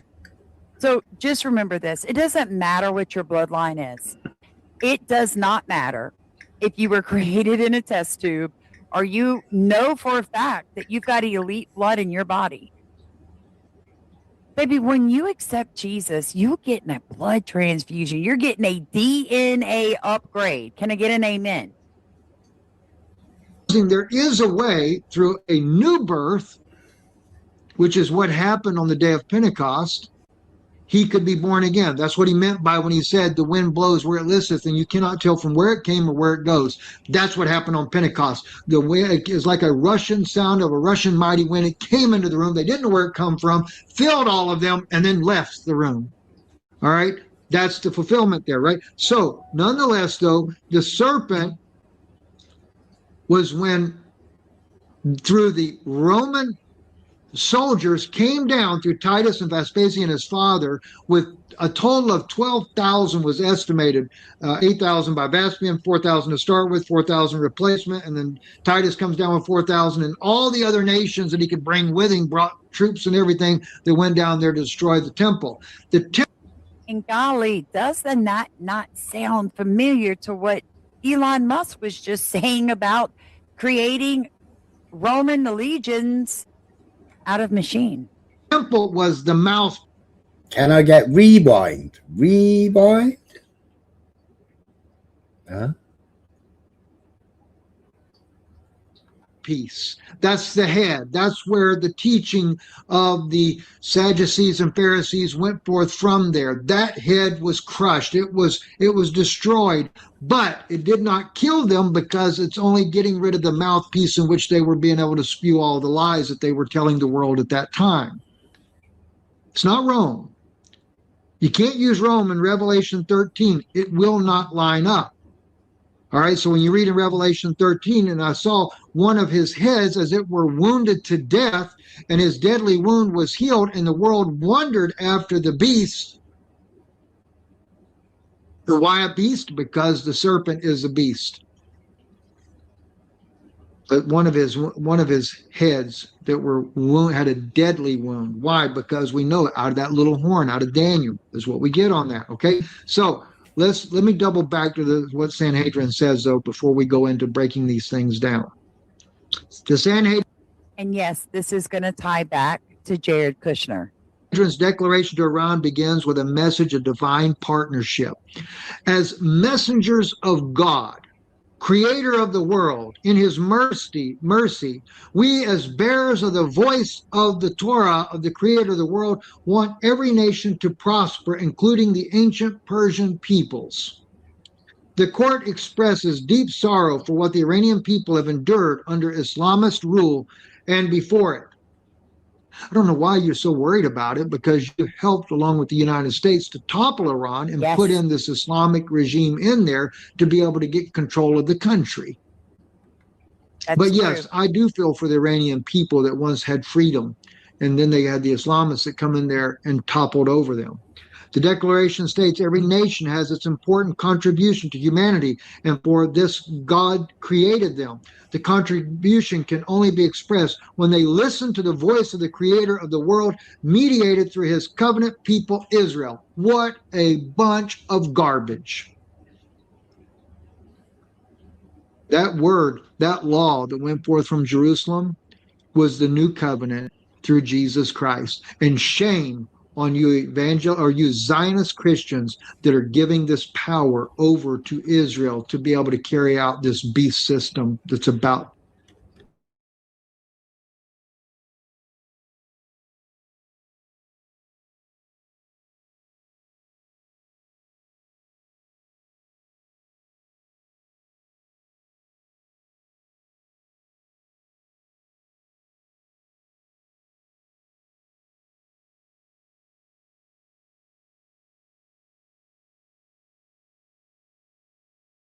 Not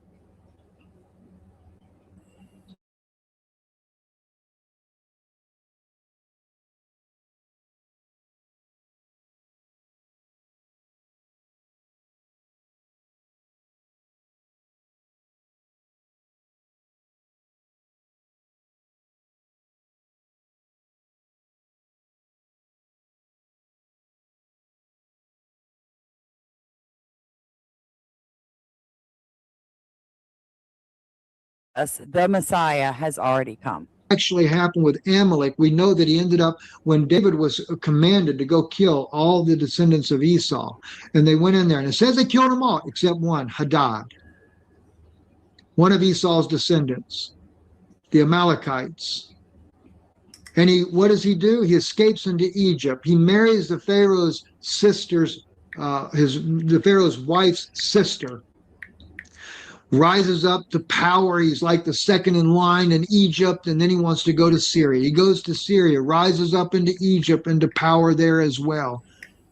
Eventually, his descendants come right back in through the Hasmonean dynasty, through the Edomite of Herod the Great, who married a Hasmonean, by the way. Why? Because he wasn't Jewish. He was an Edomite. He was an Amalekite.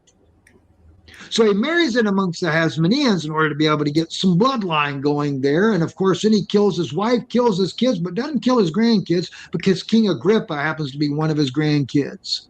What he's fixing to tell you, whether you're comfortable with it or not, is that the people that are currently controlling Israel, the people currently sitting as rabbis, Jewish rabbis, are not even the same Jewish people that would have been kin to Jesus Christ from Nazareth. Satan mixed the bloodlines.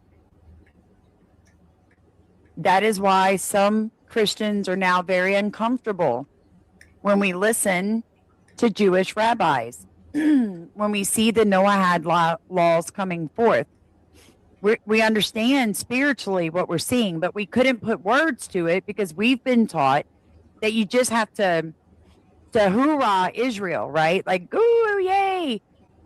But when you sit back and you realize that Netanyahu is not actually real Jewish, I don't even know how to word it. Let him tell you. Just let him tell you. It makes a lot of sense. Finally, though, when everything is totally destroyed and the Pharisees and the Sadducees are all disbanded and stuff, keep in mind the Pharisees were part of that Edomite lineage. They go into the area of northeastern Turkey. They dwell there with the Khazarians, and when they marry, they get into the, they had to be part of the royal bloodline of Herod in order to be able to marry in amongst the Khazarian Empire. Then the Khazarian Jared Kushner is Khazarian. Empire does a forced conversion, and then through these kids and everything, they come all the way back around, back into the modern state of Israel. And the Ashkenazi Khazarian Knesset Empire, the Khazarian Knesset Mafia, you might call it, they take rule and reign. So when Netanyahu's running around saying, we have to remember, we have to destroy Amalek. Amalek is not the Palestinian people. In fact, 50% of Palestinians are ethnically Israelites, indigenous to the land from 2,000 years ago. Not all of them, mind you, but 50% of them are. Let me tell you guys what happened to me last night. I'm texting with my youngest daughter, and I said I don't remember how the conversation started, but this is exactly what she told me. She said, Mom, I know what you were taught. She said, but do you realize that 50% of the people that lived in the Palestinian area were either Christian or they were related to Jesus? Ethnically, like genetically. And I was very quiet and I was like, no, I didn't. And then the Lord showed me this video. Out of the mouth of babes. I mean, quit discounting your children when they're trying to share with you their knowledge. Our kids are not ignorant. They see things too. And that's according to Jewish sources in Israel that have done these types. Isn't it interesting, though, that Netanyahu comes from the Ashkenazi lineage through the Khazarian Empire, which I think it's Kamaski that actually stated, a Jewish historian that stated, when somebody said, that's so anti-Semitic to say that you guys are Khazars. He said, no. He said, it's true. He said, but what difference is it? He said, though we converted to Judaism, we're still Jews, right? And he goes into this argument. Same thing with Mr. Fink. They call him a rabbi. I don't call him that, but that's what they call him out of Russia. He says, we are Khazarian. It's true. Nothing wrong with it. They're Amalek. But they want to kill off the true Israelites, and many of those true Israelites are Christians, living in Gaza, living in Bethlehem, living in the West Bank, living in Syria, the oldest Christian churches in the world. They want to kill them off. So what does he do? He goes and he puts this crazy radical in charge. They bomb most of the churches in Syria. They bomb most of the churches in Palestine as well, haven't they? And tank them.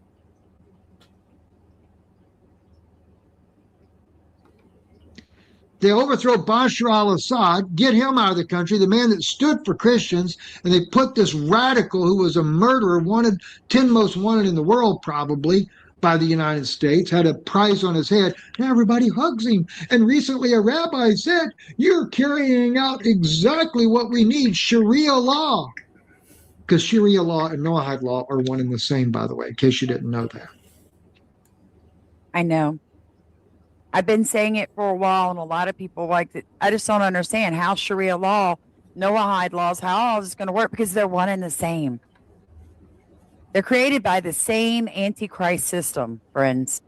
They're the same religion. I've been saying that for God knows how long. Oi, oi, Jimmy. Oi, oi, Slintium.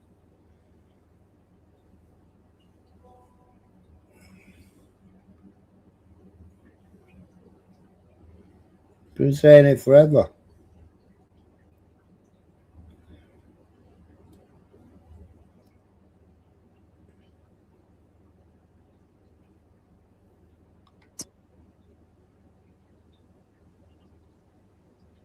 The Masons will be the foot soldiers. The Jesuits will enforce the laws.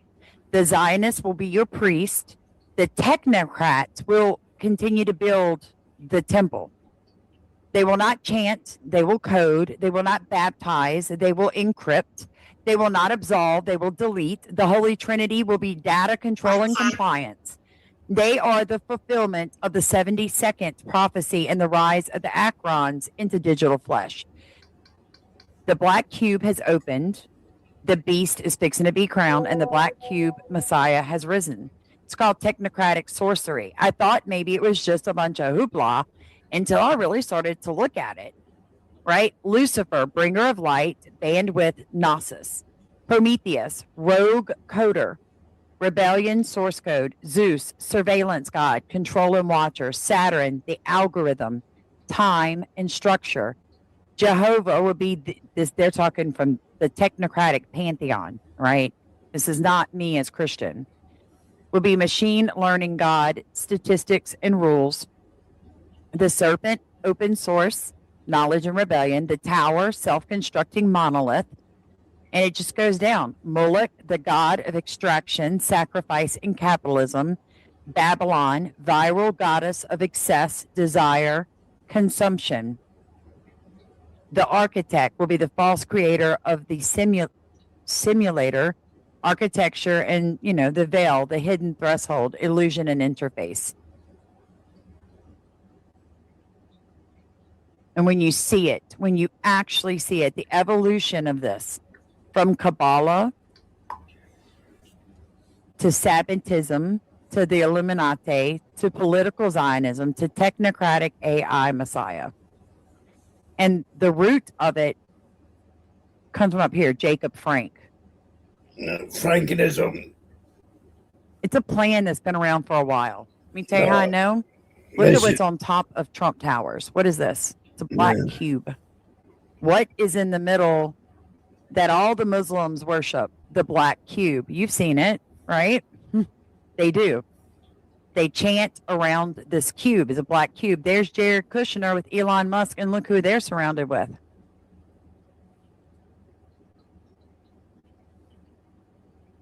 And then look at this. Operation Warp Speed. This is real. This is their logo. This is the logo. What is this thing in the center? It's a black cube.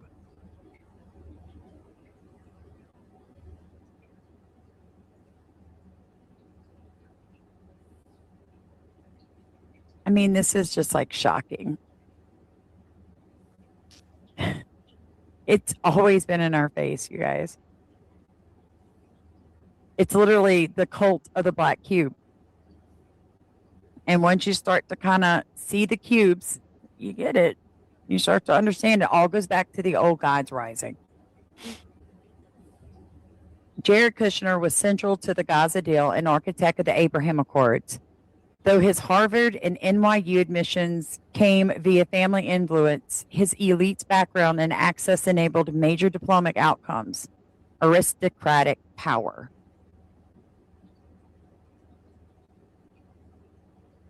Jared Kushner had zero experience running a private equity firm and was handed $2 billion from the Saudis shortly after Trump left the White House. That was in 23.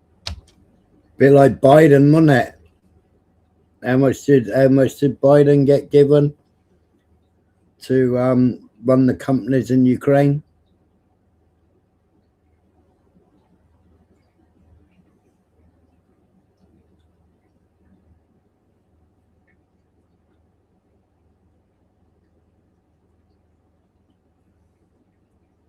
Price of milk is ridiculous.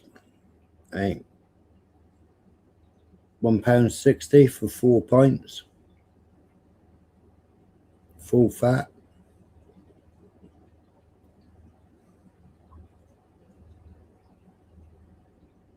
Is Robert off? Take it easy, Robert. He didn't know how to be an investor. He'd never worked as one.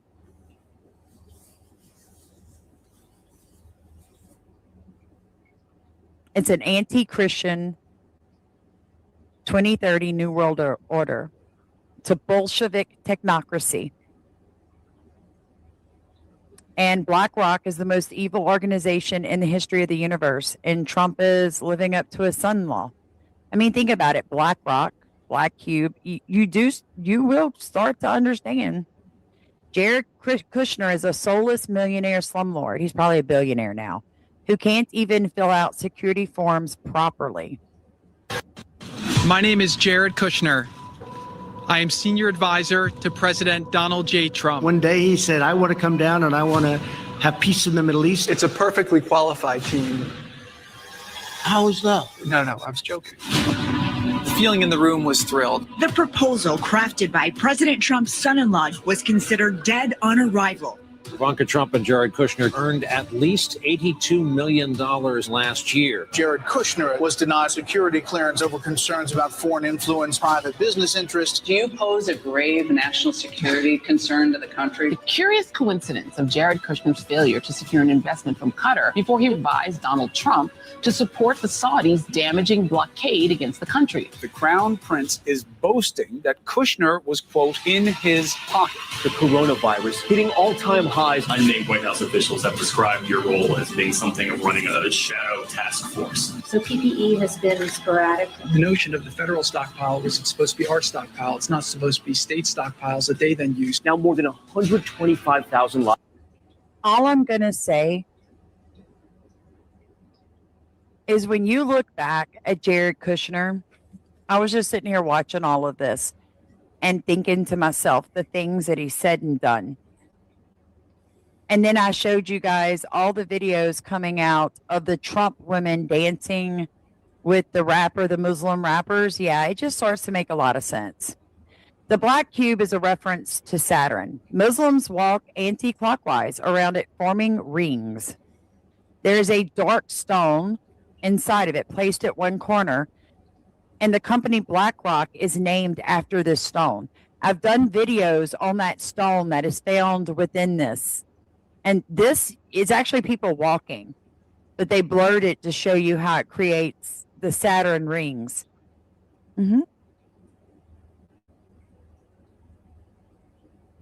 Jared Kushner, who was somehow the U.S. government's chief emissary for the Israeli-Palestinian conflict between 2017 and 2021, has proposed an innovative solution to the Gaza war. Morning, Hamza. Yeah, Saturn cold. I would just bulldoze something.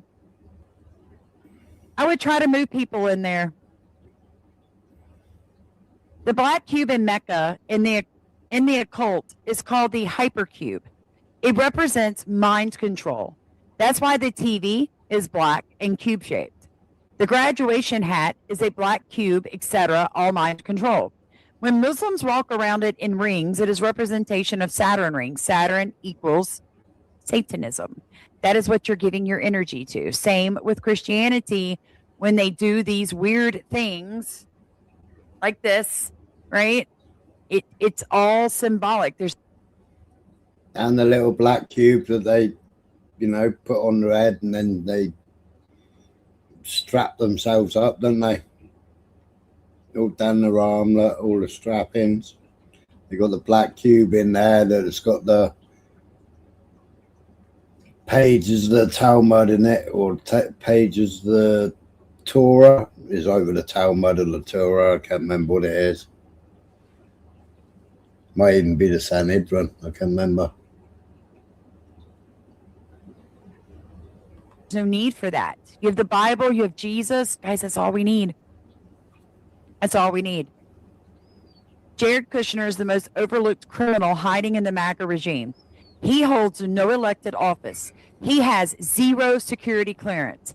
He has been appointed by Shetler to any, he has not been appointed to any cabinet position.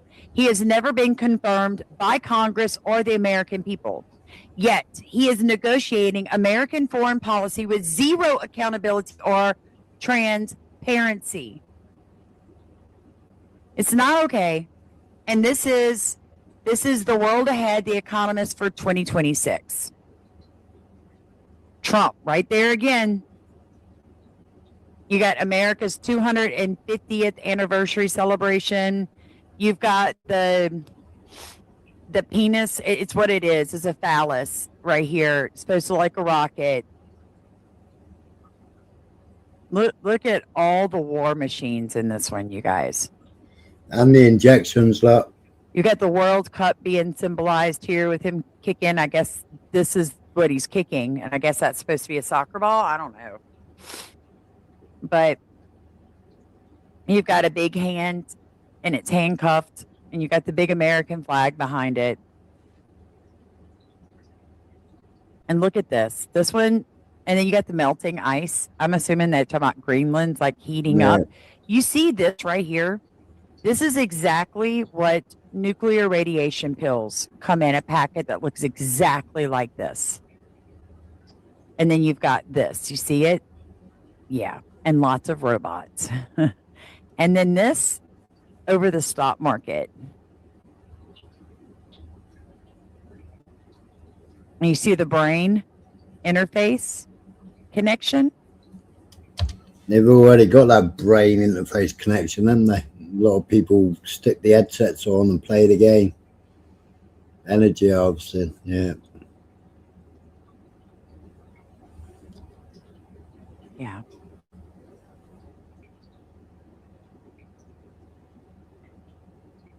And I know right now that Donald Trump is supposed to be speaking in Davos, but did you guys hear about this? His plane went out.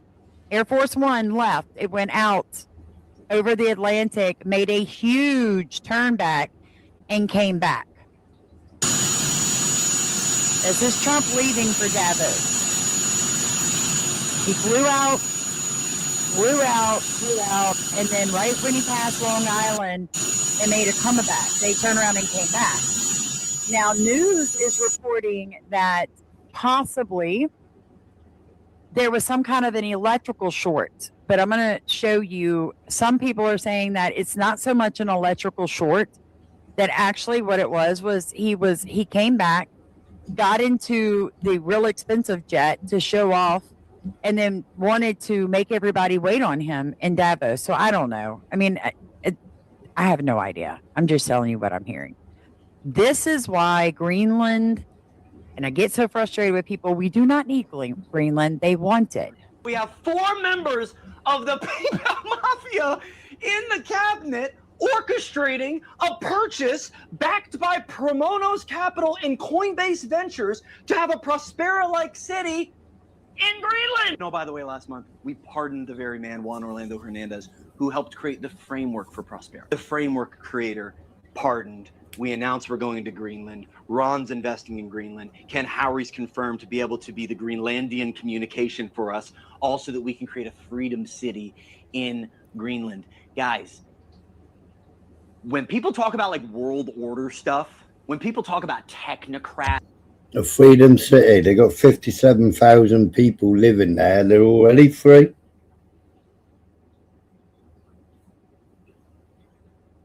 and plutocracies and all these crazy words that, you know, the first time you heard them, you had to look up the definition of them. And what have they been promised? They've been promised cheap American import food. I don't even want to eat English food, let alone American food. Who the hell wants to eat American food? Fuck that for a game of soldiers.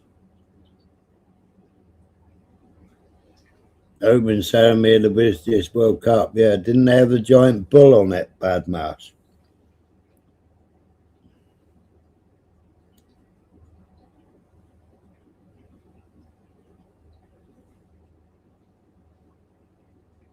Or was that something else? Was that another?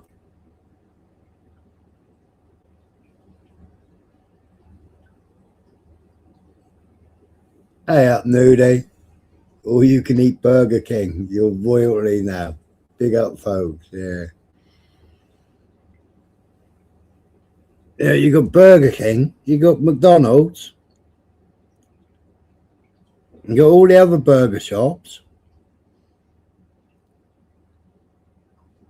And like, if you just look how many burgers McDonald's sell in a day, where the hell do all these cows come from?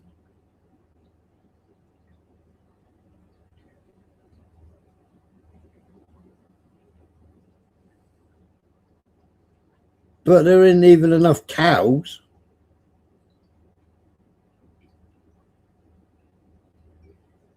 to produce all these burgers. So where do all these burgers come from? And then you look at chicken. You look at KFC. You work out how many people they serve a day, and then try and work out like a chicken splits down into 4 pieces, doesn't it? Where you got legs, wings, and then you got breast. So where do all the chickens come from that KFC serves?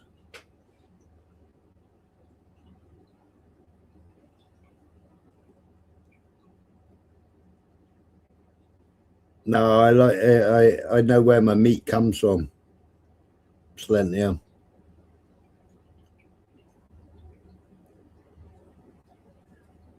I know the farms it comes from. So yeah, but people always say halal, halal, halal, Slentium. Kosher is exactly the same. Kosher is the same slaughter as halal. They should both be banned in this country. There's animal cruelty. They're both ritual sacrifices. Halal and kosher are the same slaughter methods.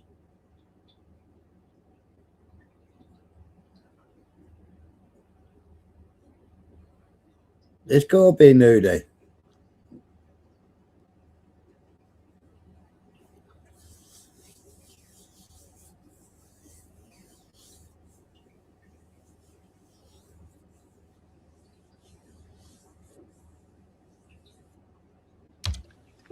That's what this is. That's what we're looking at. And we want to bring this very thing to, and this is the big point, to America.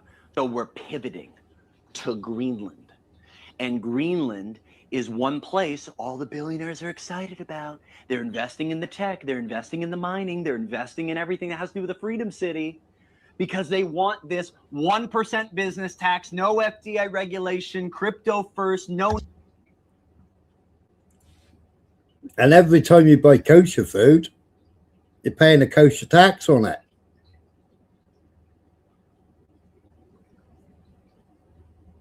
You're paying a kosher tax. They even got a kosher Coca-Cola. I think it's got a yellow cap on it. I'm not sure. I can't remember now.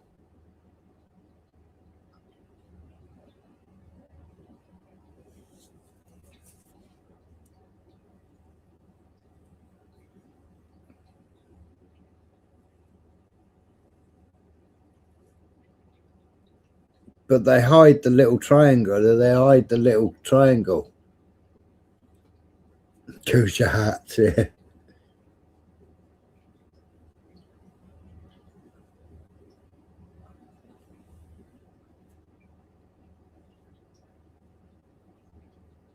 Yeah, but they all lobbied, didn't they? They all lobbied, and they got ham and bacon taken out of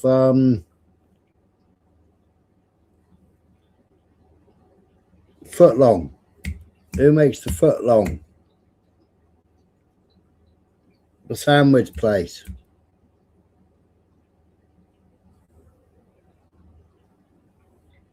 I'll tell you, I'm sure I'm getting senile dementia.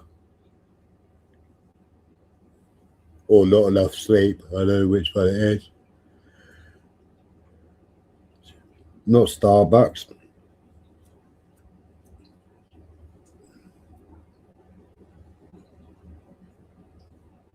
Subway, that's it.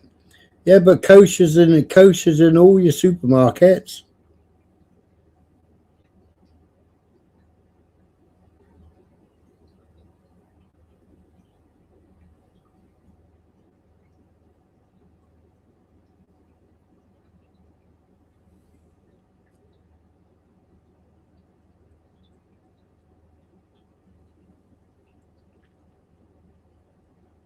But if you wanted a ham Subway, I mean, you should be able to buy one, shouldn't you? Or bacon. Hot bacon toasted sandwich. Why should somebody dictate whether somebody else can eat bacon or not?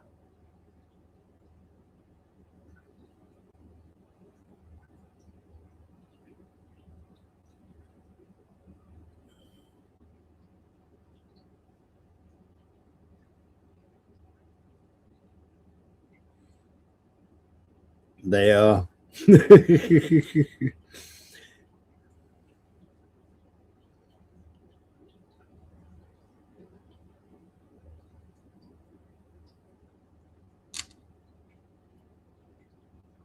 Yeah, but Selenium, the queen, was the queen of the Arabs.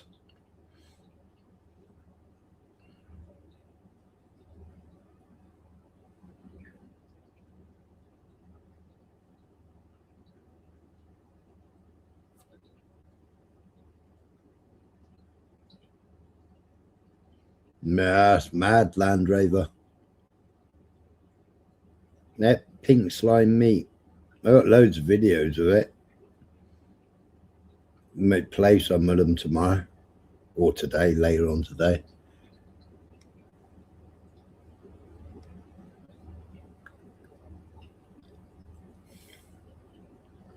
National law, no red tape, make death optional type vibe. Prove me wrong. Make That's how I feel death about Greenland optional. right now. Tell me, show me how I'm wrong about that and how he's wrong about that. And let me tell you this, in case you haven't seen it, in 2027, they will want you to pay your taxes in Bitcoin. Right now, the IRS is already putting out information about your federal income taxes needing to be paid in Bitcoin, not US dollars. I don't know. And then, you know, at the World Economic Forum, they openly admitted that they are spraying our atmosphere. Yeah, they're spraying us like bugs, and they finally admitted it. And then they said, you know, Mike Pompeo, when he said it's a live exercise. It's a live exercise. Here, let me get that for you. Oh, yeah, this is COVID. This was Mike Pompeo. What are you saying, Jimmy? Thousands of people die on the highways. We don't shut down our economies because tens of thousands of people die from the common flu. At worst, 3.4% What's in of the McDonald's Americans Big Mac? will die from Actually, this gonna show you virus, what's in he the Big said. Mac. What do you say to people that have that view? That's 11 million people he's talking about. Well, I can just say the entire world is agreeing with us because they all have their choice, and everybody's doing the exact same thing. We want to shut it out, and we can do that. And we'll see what happens in 2 weeks and 3 weeks. But Oh, I went too far. Hold on, let me get it. Live exercise here. We're in a live exercise here to get this right. We need to make sure. Should have let us know. Should have let us know. He was in it the whole time. They all were. Of course they Here's were. your black cube.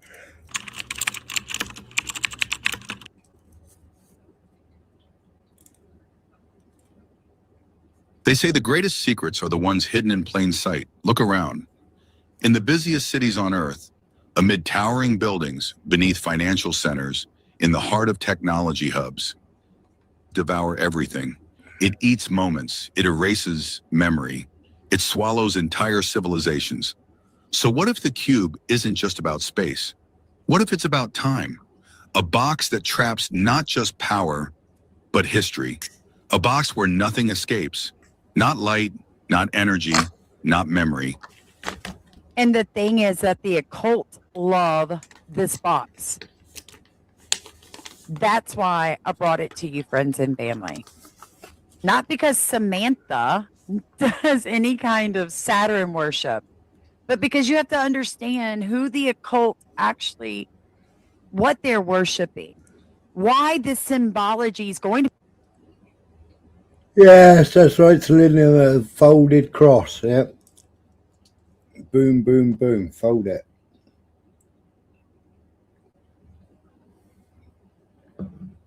If you ever remember wanting to make a cube, you printed out a fold it. You printed out a cross, didn't you, with the fold lines?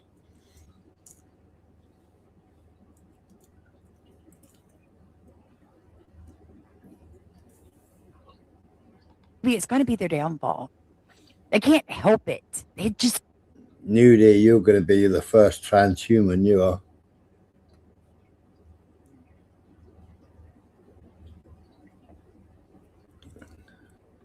got to rub it in your face. So here's some key facts about Jared Kushner I'd like you to take away from this video.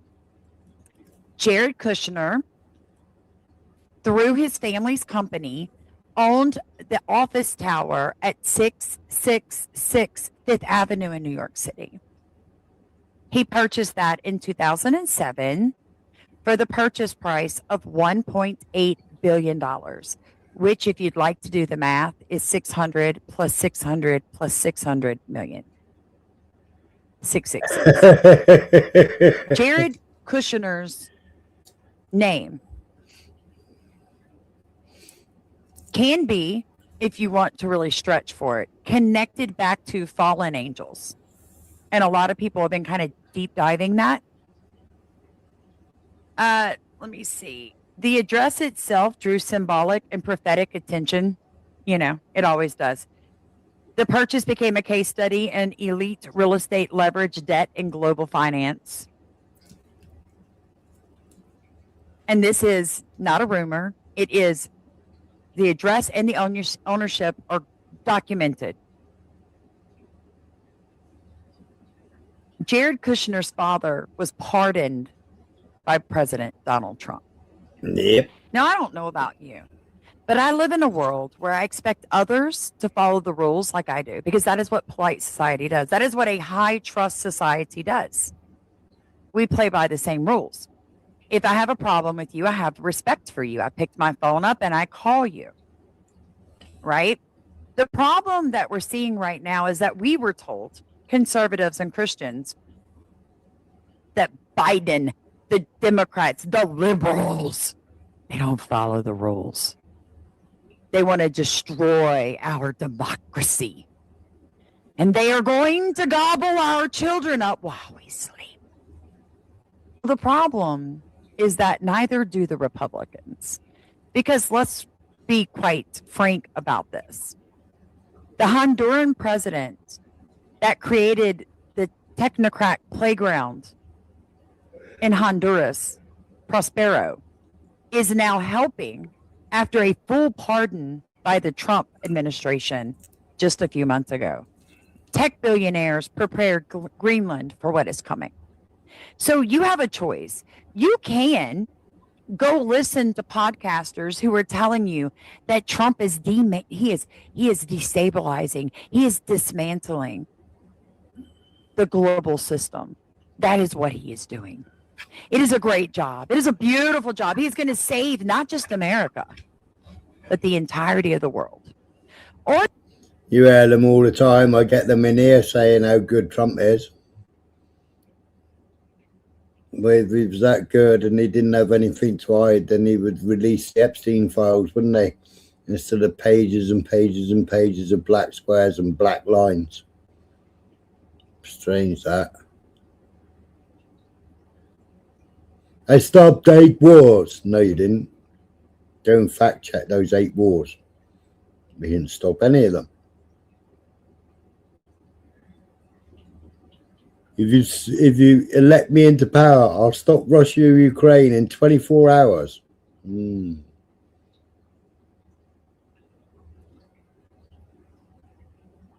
Yeah.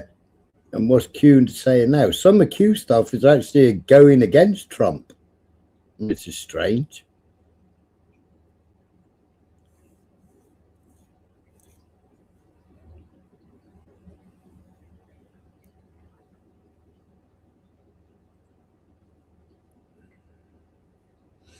But you can actually sit back and say, under Joe Biden, they would have never gotten a digital ID pushed through this quickly.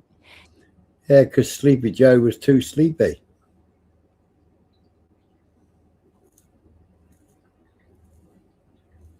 Yeah, it is Land Rover. You know, it's like all the protests in the UK, you know. On Saturday, they were all protesting at Dover. Well, why are they protesting at Dover when Dover's shut and for the next 2 months, everybody's being processed in Ramsgate?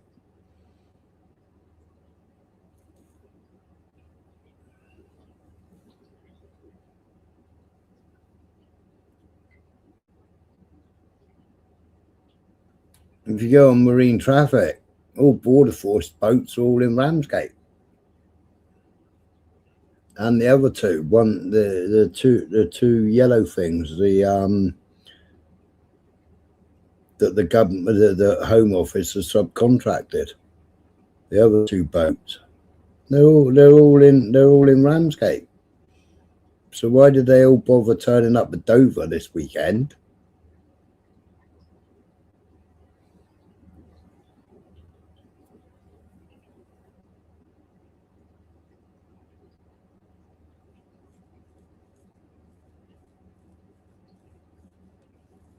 Yeah, and then we're all tuning in Land Rover just to see whether it kicks off. Another distraction.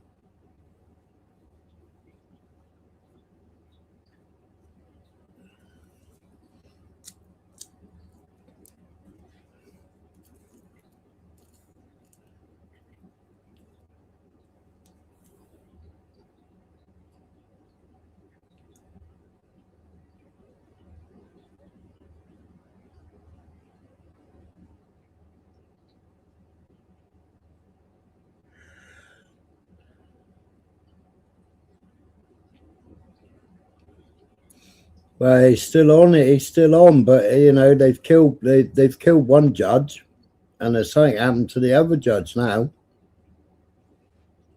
or prosecutor. There's something else happened to the new prosecutor now that's replaced the one that died on the motorbike.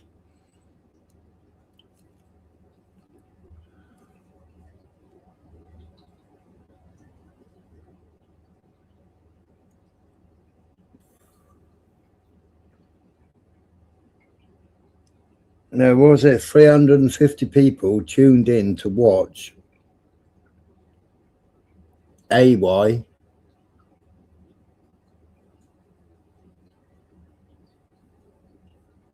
and what's he called? Outside Appin.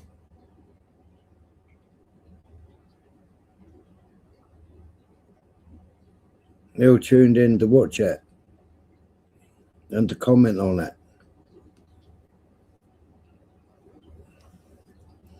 350 people tuned in to watch it.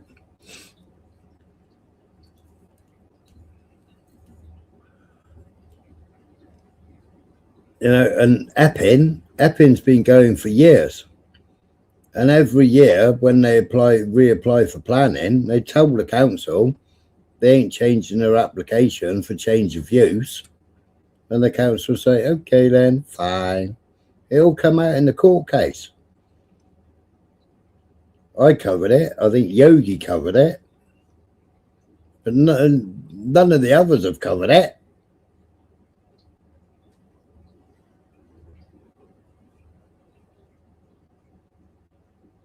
They only cover the drama for the clicks and views, don't they? And then everybody gets distracted by the drama.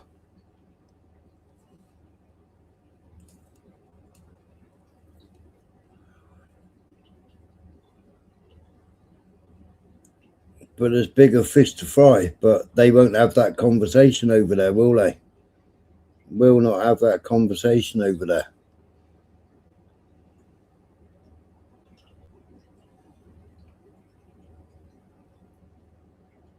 Well, they do, Nudie. They're all drama queens.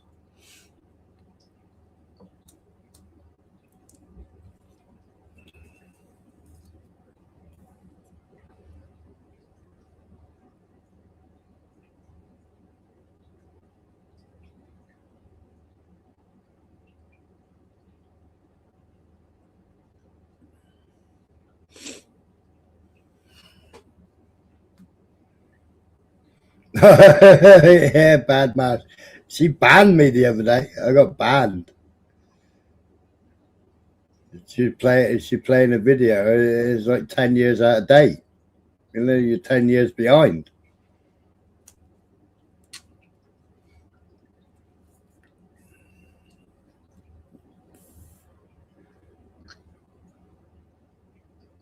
Yeah, I got kicked out.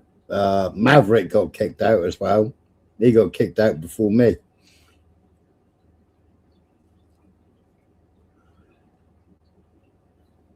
Now, finally, they're saying Soros, but they ain't looking into the rest of it. They ain't looking into the rest of the charities and the organisations and the NGOs. They're not looking into that yet, you know.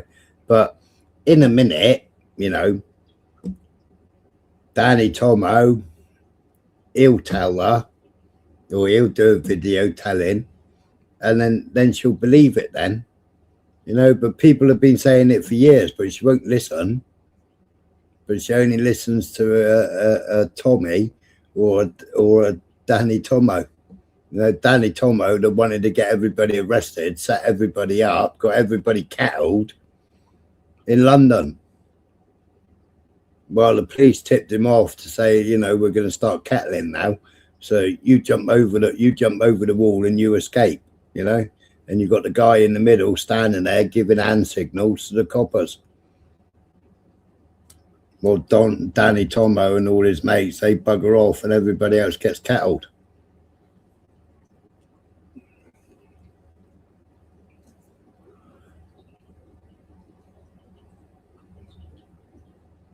Yeah, we ain't having it though, Paul. We ain't even having it. Our council said no to digital ID. And they've also said no to 15-minute sitters.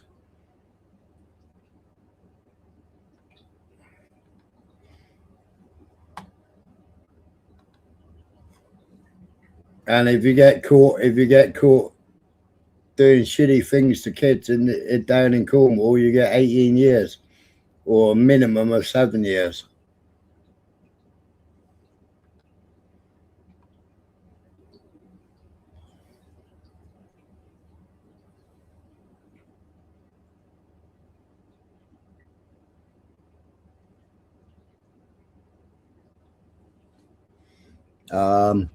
Cornwall Council has explicitly denied plans to introduce 15-minute city zones, dismissing social media rumours that they intend to restrict movement or confine residents to specific areas. Cabinet member for Transport Conor Donovan stated he would not support measures limiting people's ability to travel. No restrictions. Councillors confirmed they have no plans to introduce 15-minute travel areas. So, you know, Cornwall Council, they won't do it. You know, and Reform, they can just fuck right off. Reform can. You know, Reform are part of the problem. You know, old Nigel went and had his little meeting with Trumpton, didn't he? He went and paid his, what was it, 250 grand, is it, to be a member of WEF?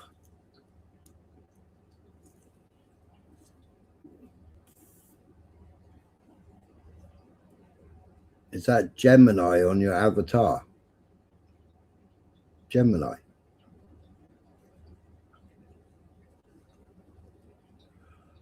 No, it's that's my soul leaving my body.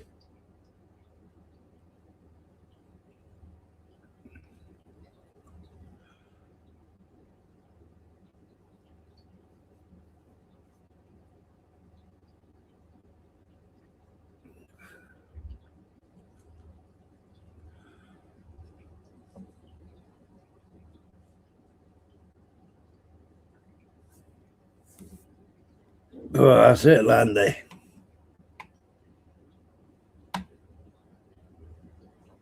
The thing is, down here, you can't survive without a car. You can't survive without a car.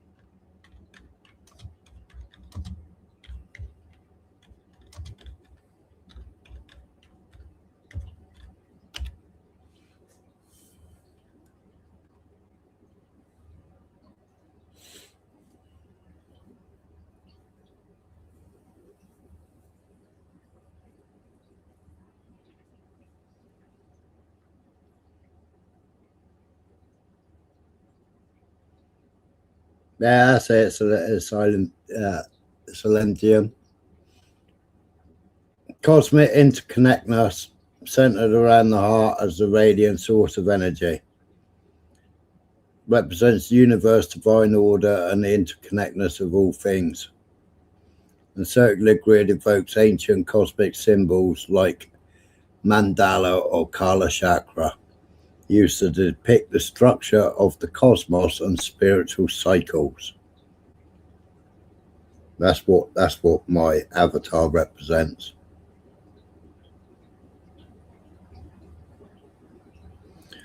Well,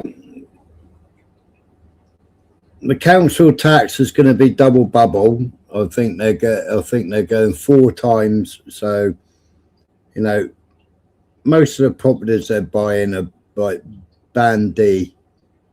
You know, so they're going to be double bubble council tax. I think this year they were paying 2.5 times council tax. They're also banning because what they're doing is these rich people and the actors and your Winslets and your chefs. I mean, one chef, you know, he shut all his restaurants, bar one, I think, in Padstow. But what they're doing is, right, in their properties, is they take out the kitchen and they decide they're going to have a new kitchen. So they say they're having building work done.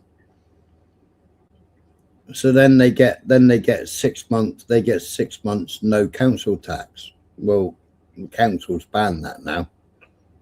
No, they can't do it because what they were doing is they were doing it, and then they were having a kitchen fitted ASAP, and then coming down on holiday. So you can't do it no more. And the same as the holiday caravan parks, you know, where people have got holiday homes and what have you. All the council tax is going up on them. All the second and third homeowners, they're all getting double bubble council tax.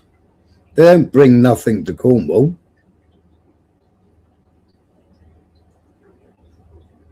They turn up with all their food and their shopping and everything else and don't spend anything locally. And like Morgan Porth, I got to go out to Morgan Porth. Got to go and see a farmer out there. I'll do an audit on that. For the last 3 years, he's had sewage on the top of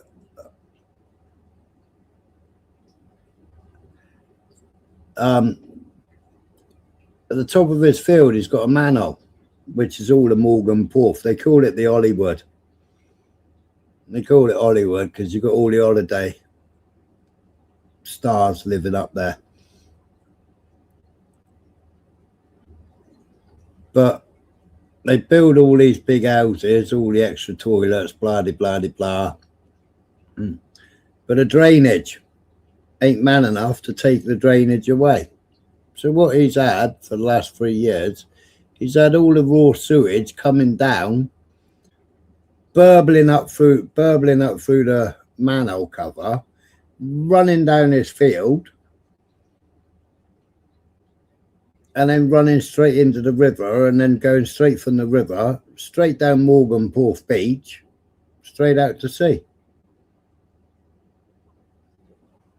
And it's full of all kinds of diseases.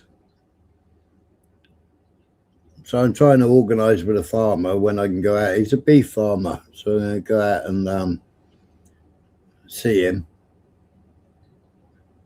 because he's complained and complained and complained to Environmental Health. He's complained to South West Water.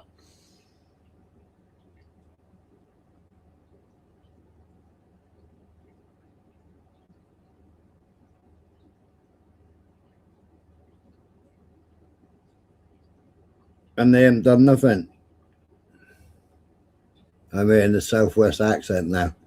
But Smiler, they contribute to the train, local bus service expense, plus Smiler, the pubs can take quite a bit of money.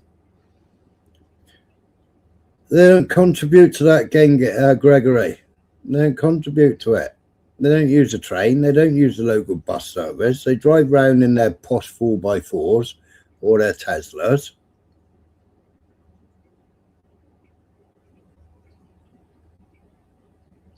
All right, Somerset. Yeah, that's it, Gregory. Mickey, 16p a point, if that, you know. I got an excellent video of a fellow person from St Awful, brilliant video, explaining how much pubs make per pint. It's absolute brilliant video. He is. He's brilliant. Electric Carnage. He was the one that went to the council and basically lobbied them about the digital ID. Great guy. I'll find his video for you.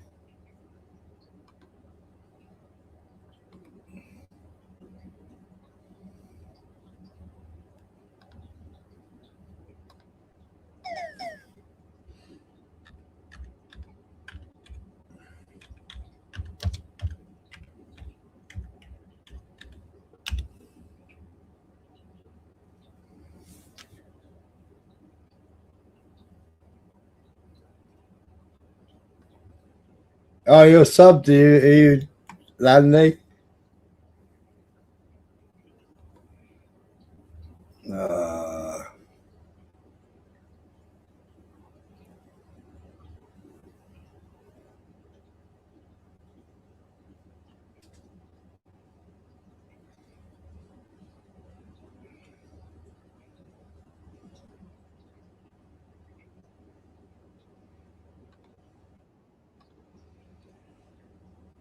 Right, Electric Carnage. For those of you who aren't subbed, he only lives up the road from me. Literally just up the hill. Literally.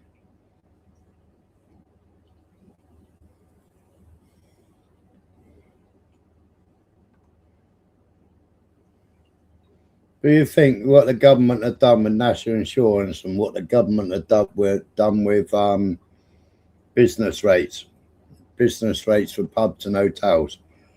But here, Smiler, is that Penzance? No, I live in St Austell, mate. St Awful. I was born in Newlyn, and then we moved from Newlyn to Penzance. Then we moved from Penzance to Long Rock.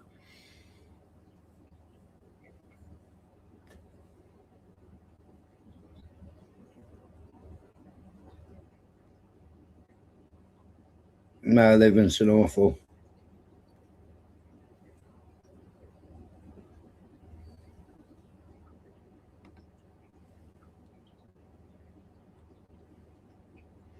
Oh yeah, Home Office and Shameen Mahmood or whatever a poxy name is. Oh, videos after videos after videos of welcoming people into the country, illegals.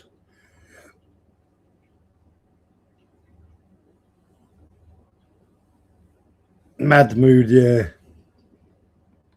But this is absolutely fantastic video. Future my arse.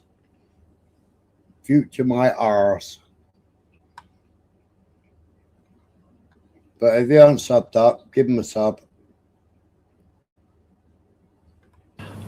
Now, obviously, everyone's aware that I single-handedly stopped digital ID from happening in this country.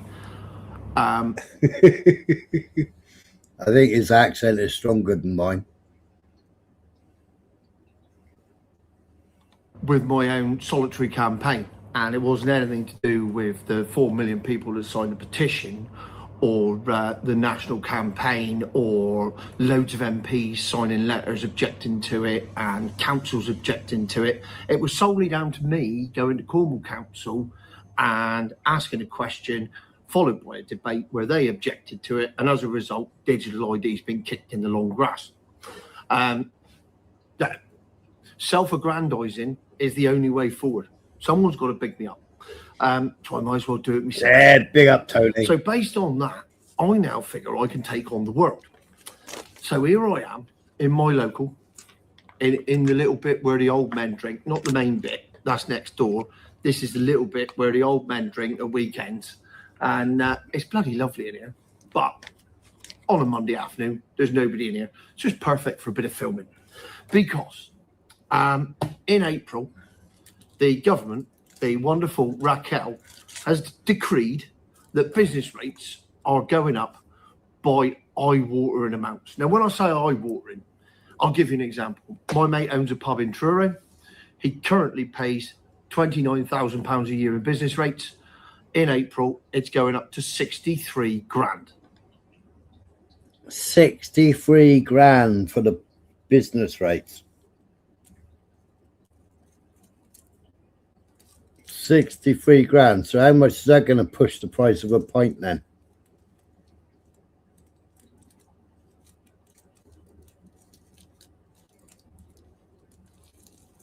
No, 63 grand. How much is that going to push the price of a pint? You know, because you can't expect the publican to fucking wear it, can you? You know? They stopped us from smoking in pubs. They wanted us out of pubs because we could actually meet up and talk without anybody listening in, earwigging.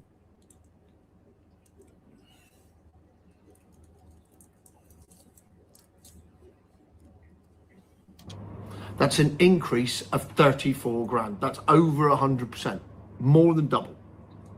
And it's the same right across the entire country.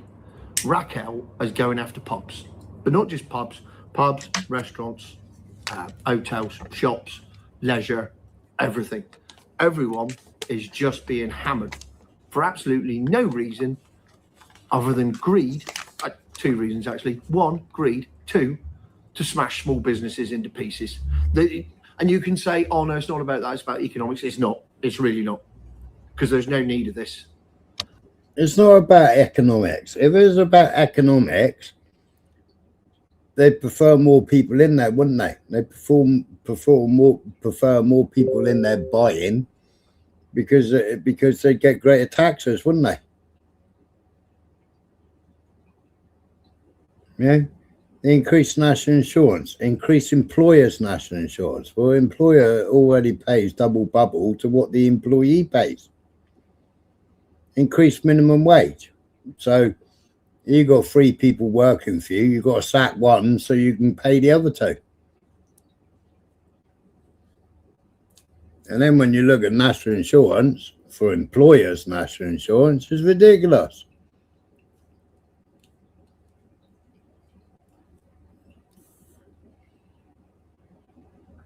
Then you got electric rates. Then you got the BID on top of that as well, which is a separate council tax as well, you know, for helping the town or whatever, you know, so they can put up bunting and they can put up, what's it called?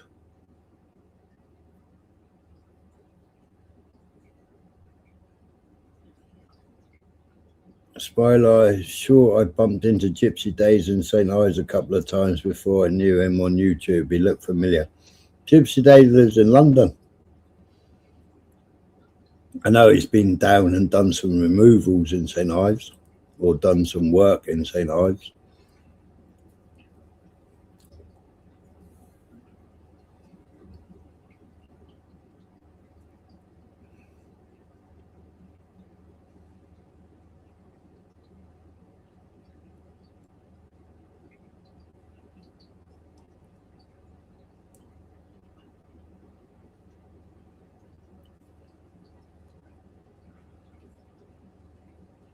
Well, it's the same as council tax. Council tax, Paul, goes straight to the government, and then the government work out how much they're going to give the local councils. You know, so the local councils don't even get a fair share of the council tax. They say they're charging for this, they're charging for that, they're charging for this, but the local councils don't get it. It goes to central government first. No, he's never lived in St. Ives.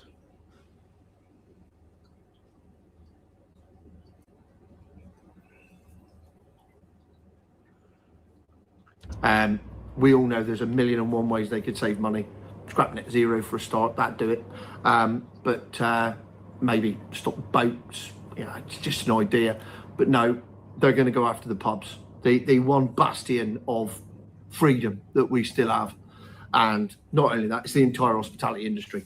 Now, before I was a YouTube sensation. Oi, Matt. I thought I saw Gypsy Dave. Turns out it was a thumb with a face on it. Matt Walker. That's terrible. I spent my entire life in hospitality. Pretty much. I'll give you a quick tour. I started off glass collecting at the age of 14 here, and then at the age of 18 got my first job behind the bar here. I also worked here, and then here and there and various other places as well, but it'll go on too long. I then did all my qualifications and went off and ran pubs up country, including the Lytton Tree in Stafford, where I stayed for 4 years. I then came back to Cornwall and ran this briefly, and then this. Well, that was the sloop I was in St. Ives. I went to, where did I go after that? Then I qualified as a teacher, became a hospitality consultant, set up my own business consultancy, advised a load of restaurants, hotels, pubs and everything throughout Cornwall, and then opened my own restaurant in Foy. And then after that, I then did some more training, and then I ended up running a hotel in Wales, this one. And then in between that, I also worked on the nuclear power plant in Hinckley, setting up all the training for the accommodation there. So I know a little bit about hospitality, rather a lot in fact. So what I thought, the easiest way to explain to everyone why this is so catastrophic and why this needs to stop is to do it using the medium of a pint. So that's how I'm going to do it. I'm going to keep this nice and simple so everyone can grasp this. This is the greatest concept I've ever come up with of how to explain why business rates will ruin a business. I think this is the only video he doesn't sit in smug corner. He's always in smug corner because he's always right. Bear with. So, take your pint. There's your pint. Served. Let's say it costs a £5. It didn't. It was only £4.50 because this is a social club. But let's say it was a £5 because it's nice round numbers. So it's nice and easy. So you get your pint for a £5. £5 goes in the till. How much of that actually goes in the landlord's pocket? That's the crucial point. So let's knock it out the park, shall we? Here we go. First things first.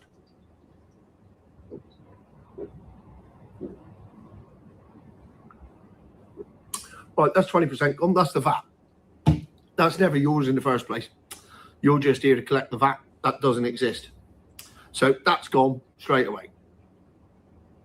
So that knocks about 82.5 pence off that point already. And we've lost 20%, and no one's gained anything. That's gone straight out the publican's pocket, straight into the treasury. That's gone. What we got next? Oh, the cost of the pint.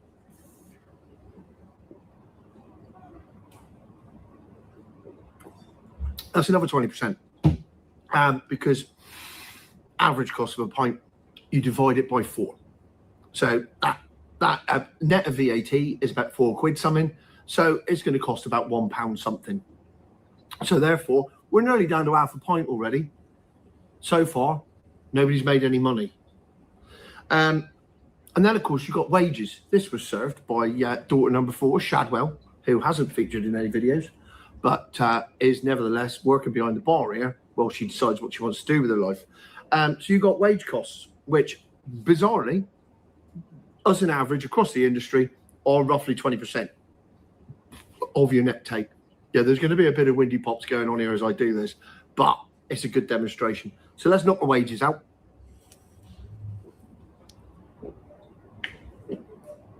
About right. So that's that, cost, and wages gone. And we're down to that.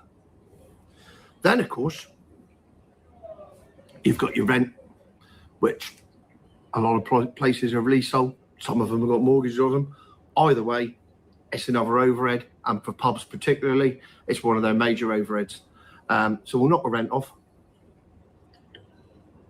That's that gone. And then you've got your business rates, which everyone has to pay and doesn't go to the local authority. So it doesn't benefit the local area at all. It goes straight to the treasury. No one ever sees a bit of that. So we need to knock the rates off. So let's knock the rates off, which is about, business rates generally are around 6 to 10% of your turnover.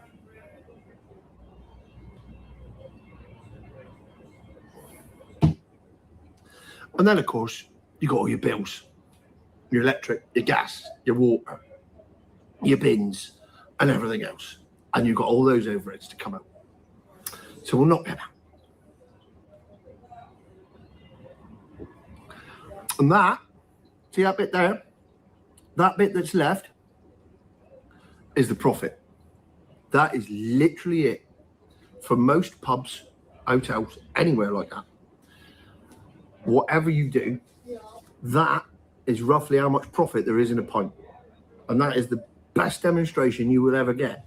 I mean, it shows you shouldn't have any wastage in a pub, because any wastage, that is literally you're throwing money down the drain.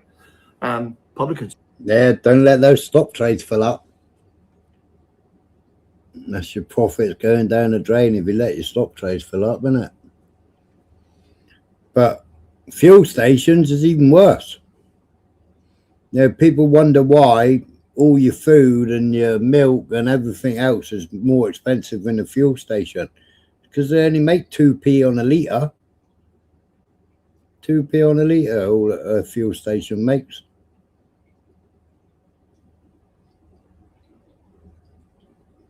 Pay attention. Don't let people fill up those drip trays. So here we are in a situation where that is what you're clinging on to make a living. And the government come along and go, oh, you know, we said about those business rates you pay, we're going to double it. What? Or more than double it in some cases. Bit more pops. So in April, that, which is the one thing that's keeping this publican above water, gone. And that's it. There you have it in a nutshell. So what's left? Nothing. There's no profit left. It's all gone. You got an empty glass. There's no money. So the pub shuts. And that is the same right across the entire country. And that is the most practical demonstration you will ever get about why pubs cannot afford business rates to go up. So there it is in a nutshell. This is why it needs to stop. So tomorrow, I'm off to County Hall again. The home of Cornwall Council, with my councillor sidekick, hardest working councillor in the world, James Mustang, who tabled the motion for digital ID and is now tabling another one for Cornwall Council to formally oppose the business rates rises for pubs, leisure, retail, hospitality, all of it, because in Cornwall, it is 42% of our total income comes from the tourism industry. You wipe that out, we're a third world country overnight. So for us, it's particularly bad. For the rest of the country, it's just as bad. But how are you lot up country going to come down here on holiday if there's nowhere to go? Because everywhere's shut, because it's like a ghost town, because in the winter, nobody can pay their bills because their business rates are so extortionate. I might do, Landy. I might pop up and see him.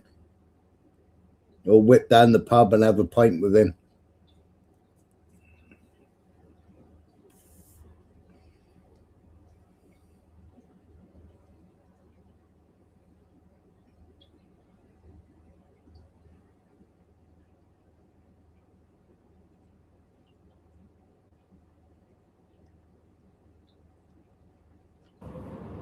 It just doesn't work. It's an economic model that doesn't work. And yet again, we are being screwed over by the government, who I keep saying hate you and me, particularly me. I mean, I don't blame them for hating me. I'm like a big pain in the ass as far as they're concerned. But it can't be helped, because that is what's going to happen. Oh, look, there is that. I got this wrong. Yeah, Raquel, there was still that little bit left. That's what I'm clinging on to. That tiny little mouthful. I'll cling on to that. So there you have it. Apart from electric cars and digital IDs, the crusade for pubs, which is, you know, my great passion in life, after cars. And come April, they're going to start shutting the doors, and they are never going to open again unless the government do something about it. So it's time. We must make a movement again. We must protest. We must mobilise, and we must do what we can to make sure the pubs stay open. And of course, all the other bits that go with it. You know, the hotel you have to take your missus to at the weekend so you can go down the pub during the week, that type of thing. So I'll be off to County Hall tomorrow to do my bit again and hopefully make the same progress that we did with digital ID. And if we do, who knows where we go from there. But I guarantee you this isn't the last we'll see of that. So if you do nothing else, like this, subscribe. If you haven't subscribed, click the belly thing so that you get all the future videos, and then make a clip of the pint demonstration and just use it. Share it across the world. Doesn't matter whether I make any money out of it or not. I mean, the exposure would be lovely, and you know, it's all written there, so everyone knows who I am. But that is the best demonstration you will ever get of why pubs need your money and why they can't make any money while this government still exists. Future, my arse. Future, my arse. You remember these things? Sad state of affairs, isn't it?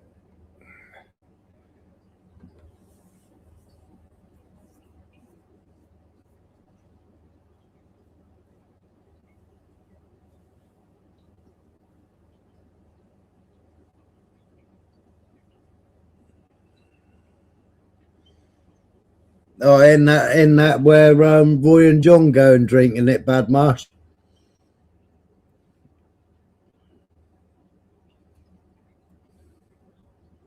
Where they give out the number and get everybody to buy them a drink or buy them some food.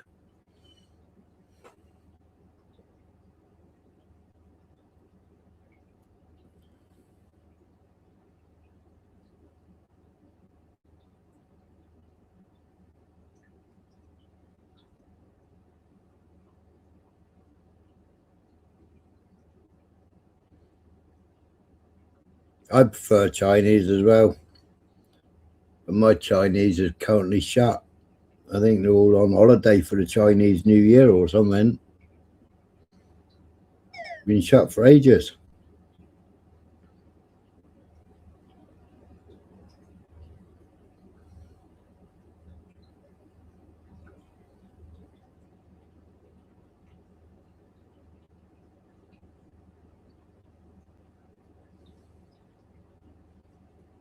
Yeah, it's shocking.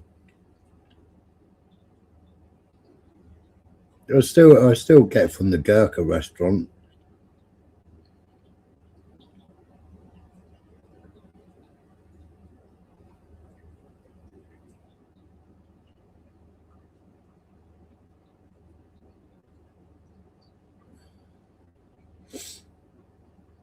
Well, in Penzance, Mickey, they decided to shut all the takeaways, all the food takeaways before the pub shut.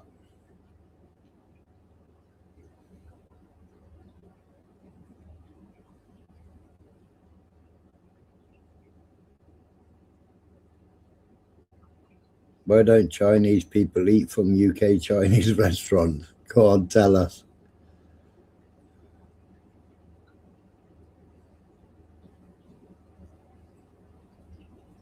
Found cats in the freezer. No, Paul. No, theirs is absolutely amazing, absolutely spotless. When you go in there to order food, you can see the kitchens. You can see them cooking your order there and then with fresh produce, and none of that crap that they add to it.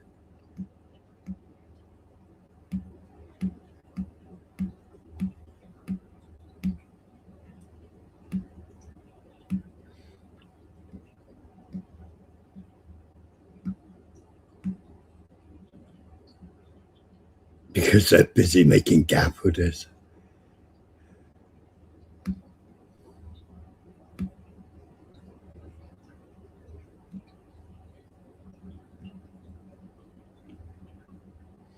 I know our Chinese. I know their daughter. I definitely know their daughter eat. Both their daughters eat there, because she'll serve on the counter, and she'll be sitting there doing college work. But she'll also be sitting there with her chopsticks eating food.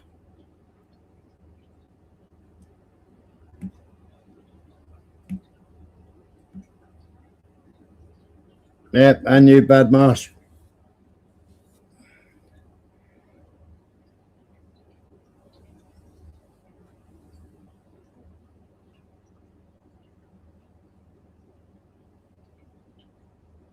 All the restaurants are selling frozen food that comes in bulk. Yeah, a lot of fish and chip shops, Mickey. One that I go to, they sell fresh. They sell fresh fish, and they cook it. And they cook it in beef dripping.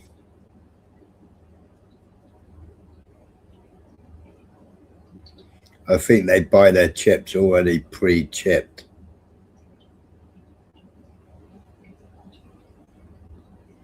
Not sure. I'll have to ask them next time. I mean, they're fat, chunky chips.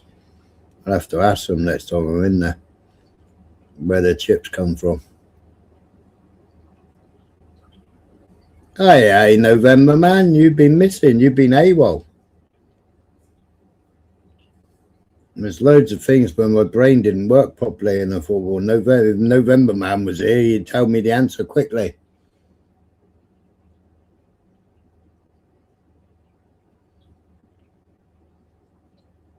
Yeah.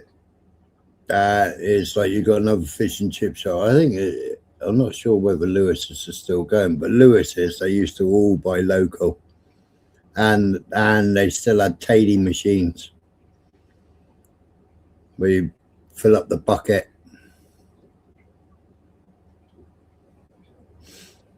pour the bucket of potatoes in, and it'll peel them. Then you've got somebody there that then de-eyes them and then chips them. As the Lewis's used to do it all manually. Whereas a lot, I mean, there was one next to the pub that I used to run, next Navy Inn, and they used to buy all the fish in frozen in blocks, and it used to buy all the chips in frozen.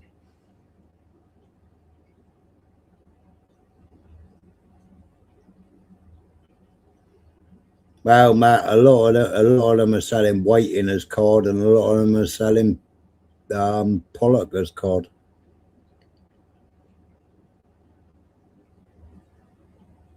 Local fish and chip shop was taken over. It's a kebab shop. Oh God.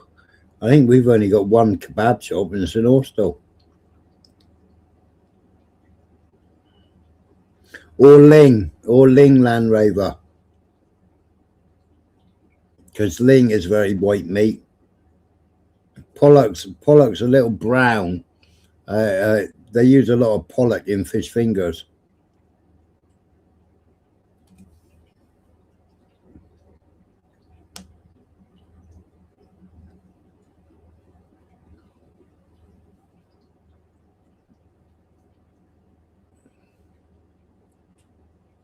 But ling is part of the cod family anyway. I mean, it's a long line for pollock, ling, and conger eel.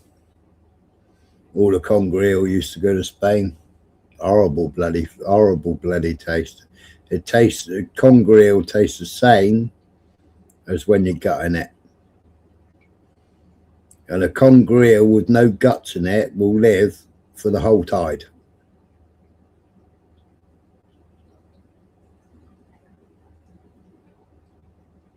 Yeah.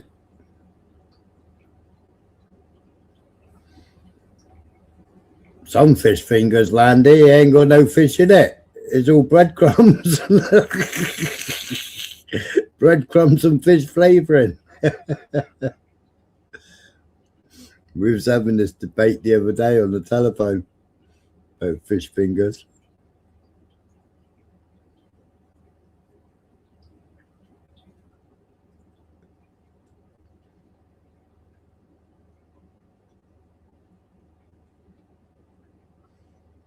Oh, bollocks to this bollocks. Yeah. Anyway, folks, I'm going to jump in the shower and have a nap. Well, get out of the shower first and have a nap. Then get up and do something.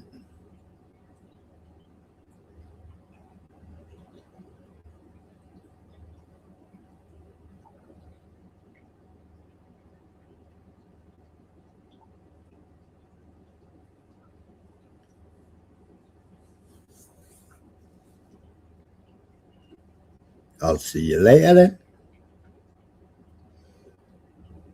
All right. I'll catch you all later on. Have a good one.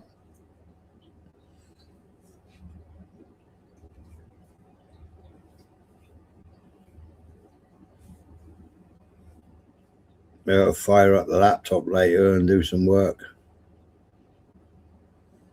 Sad state of affairs.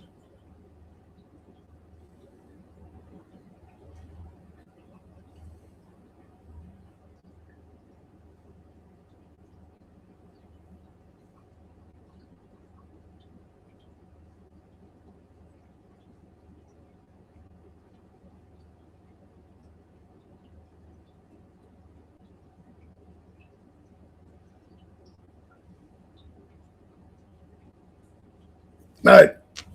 Take it easy, everyone. Have a good one. Might see you later on.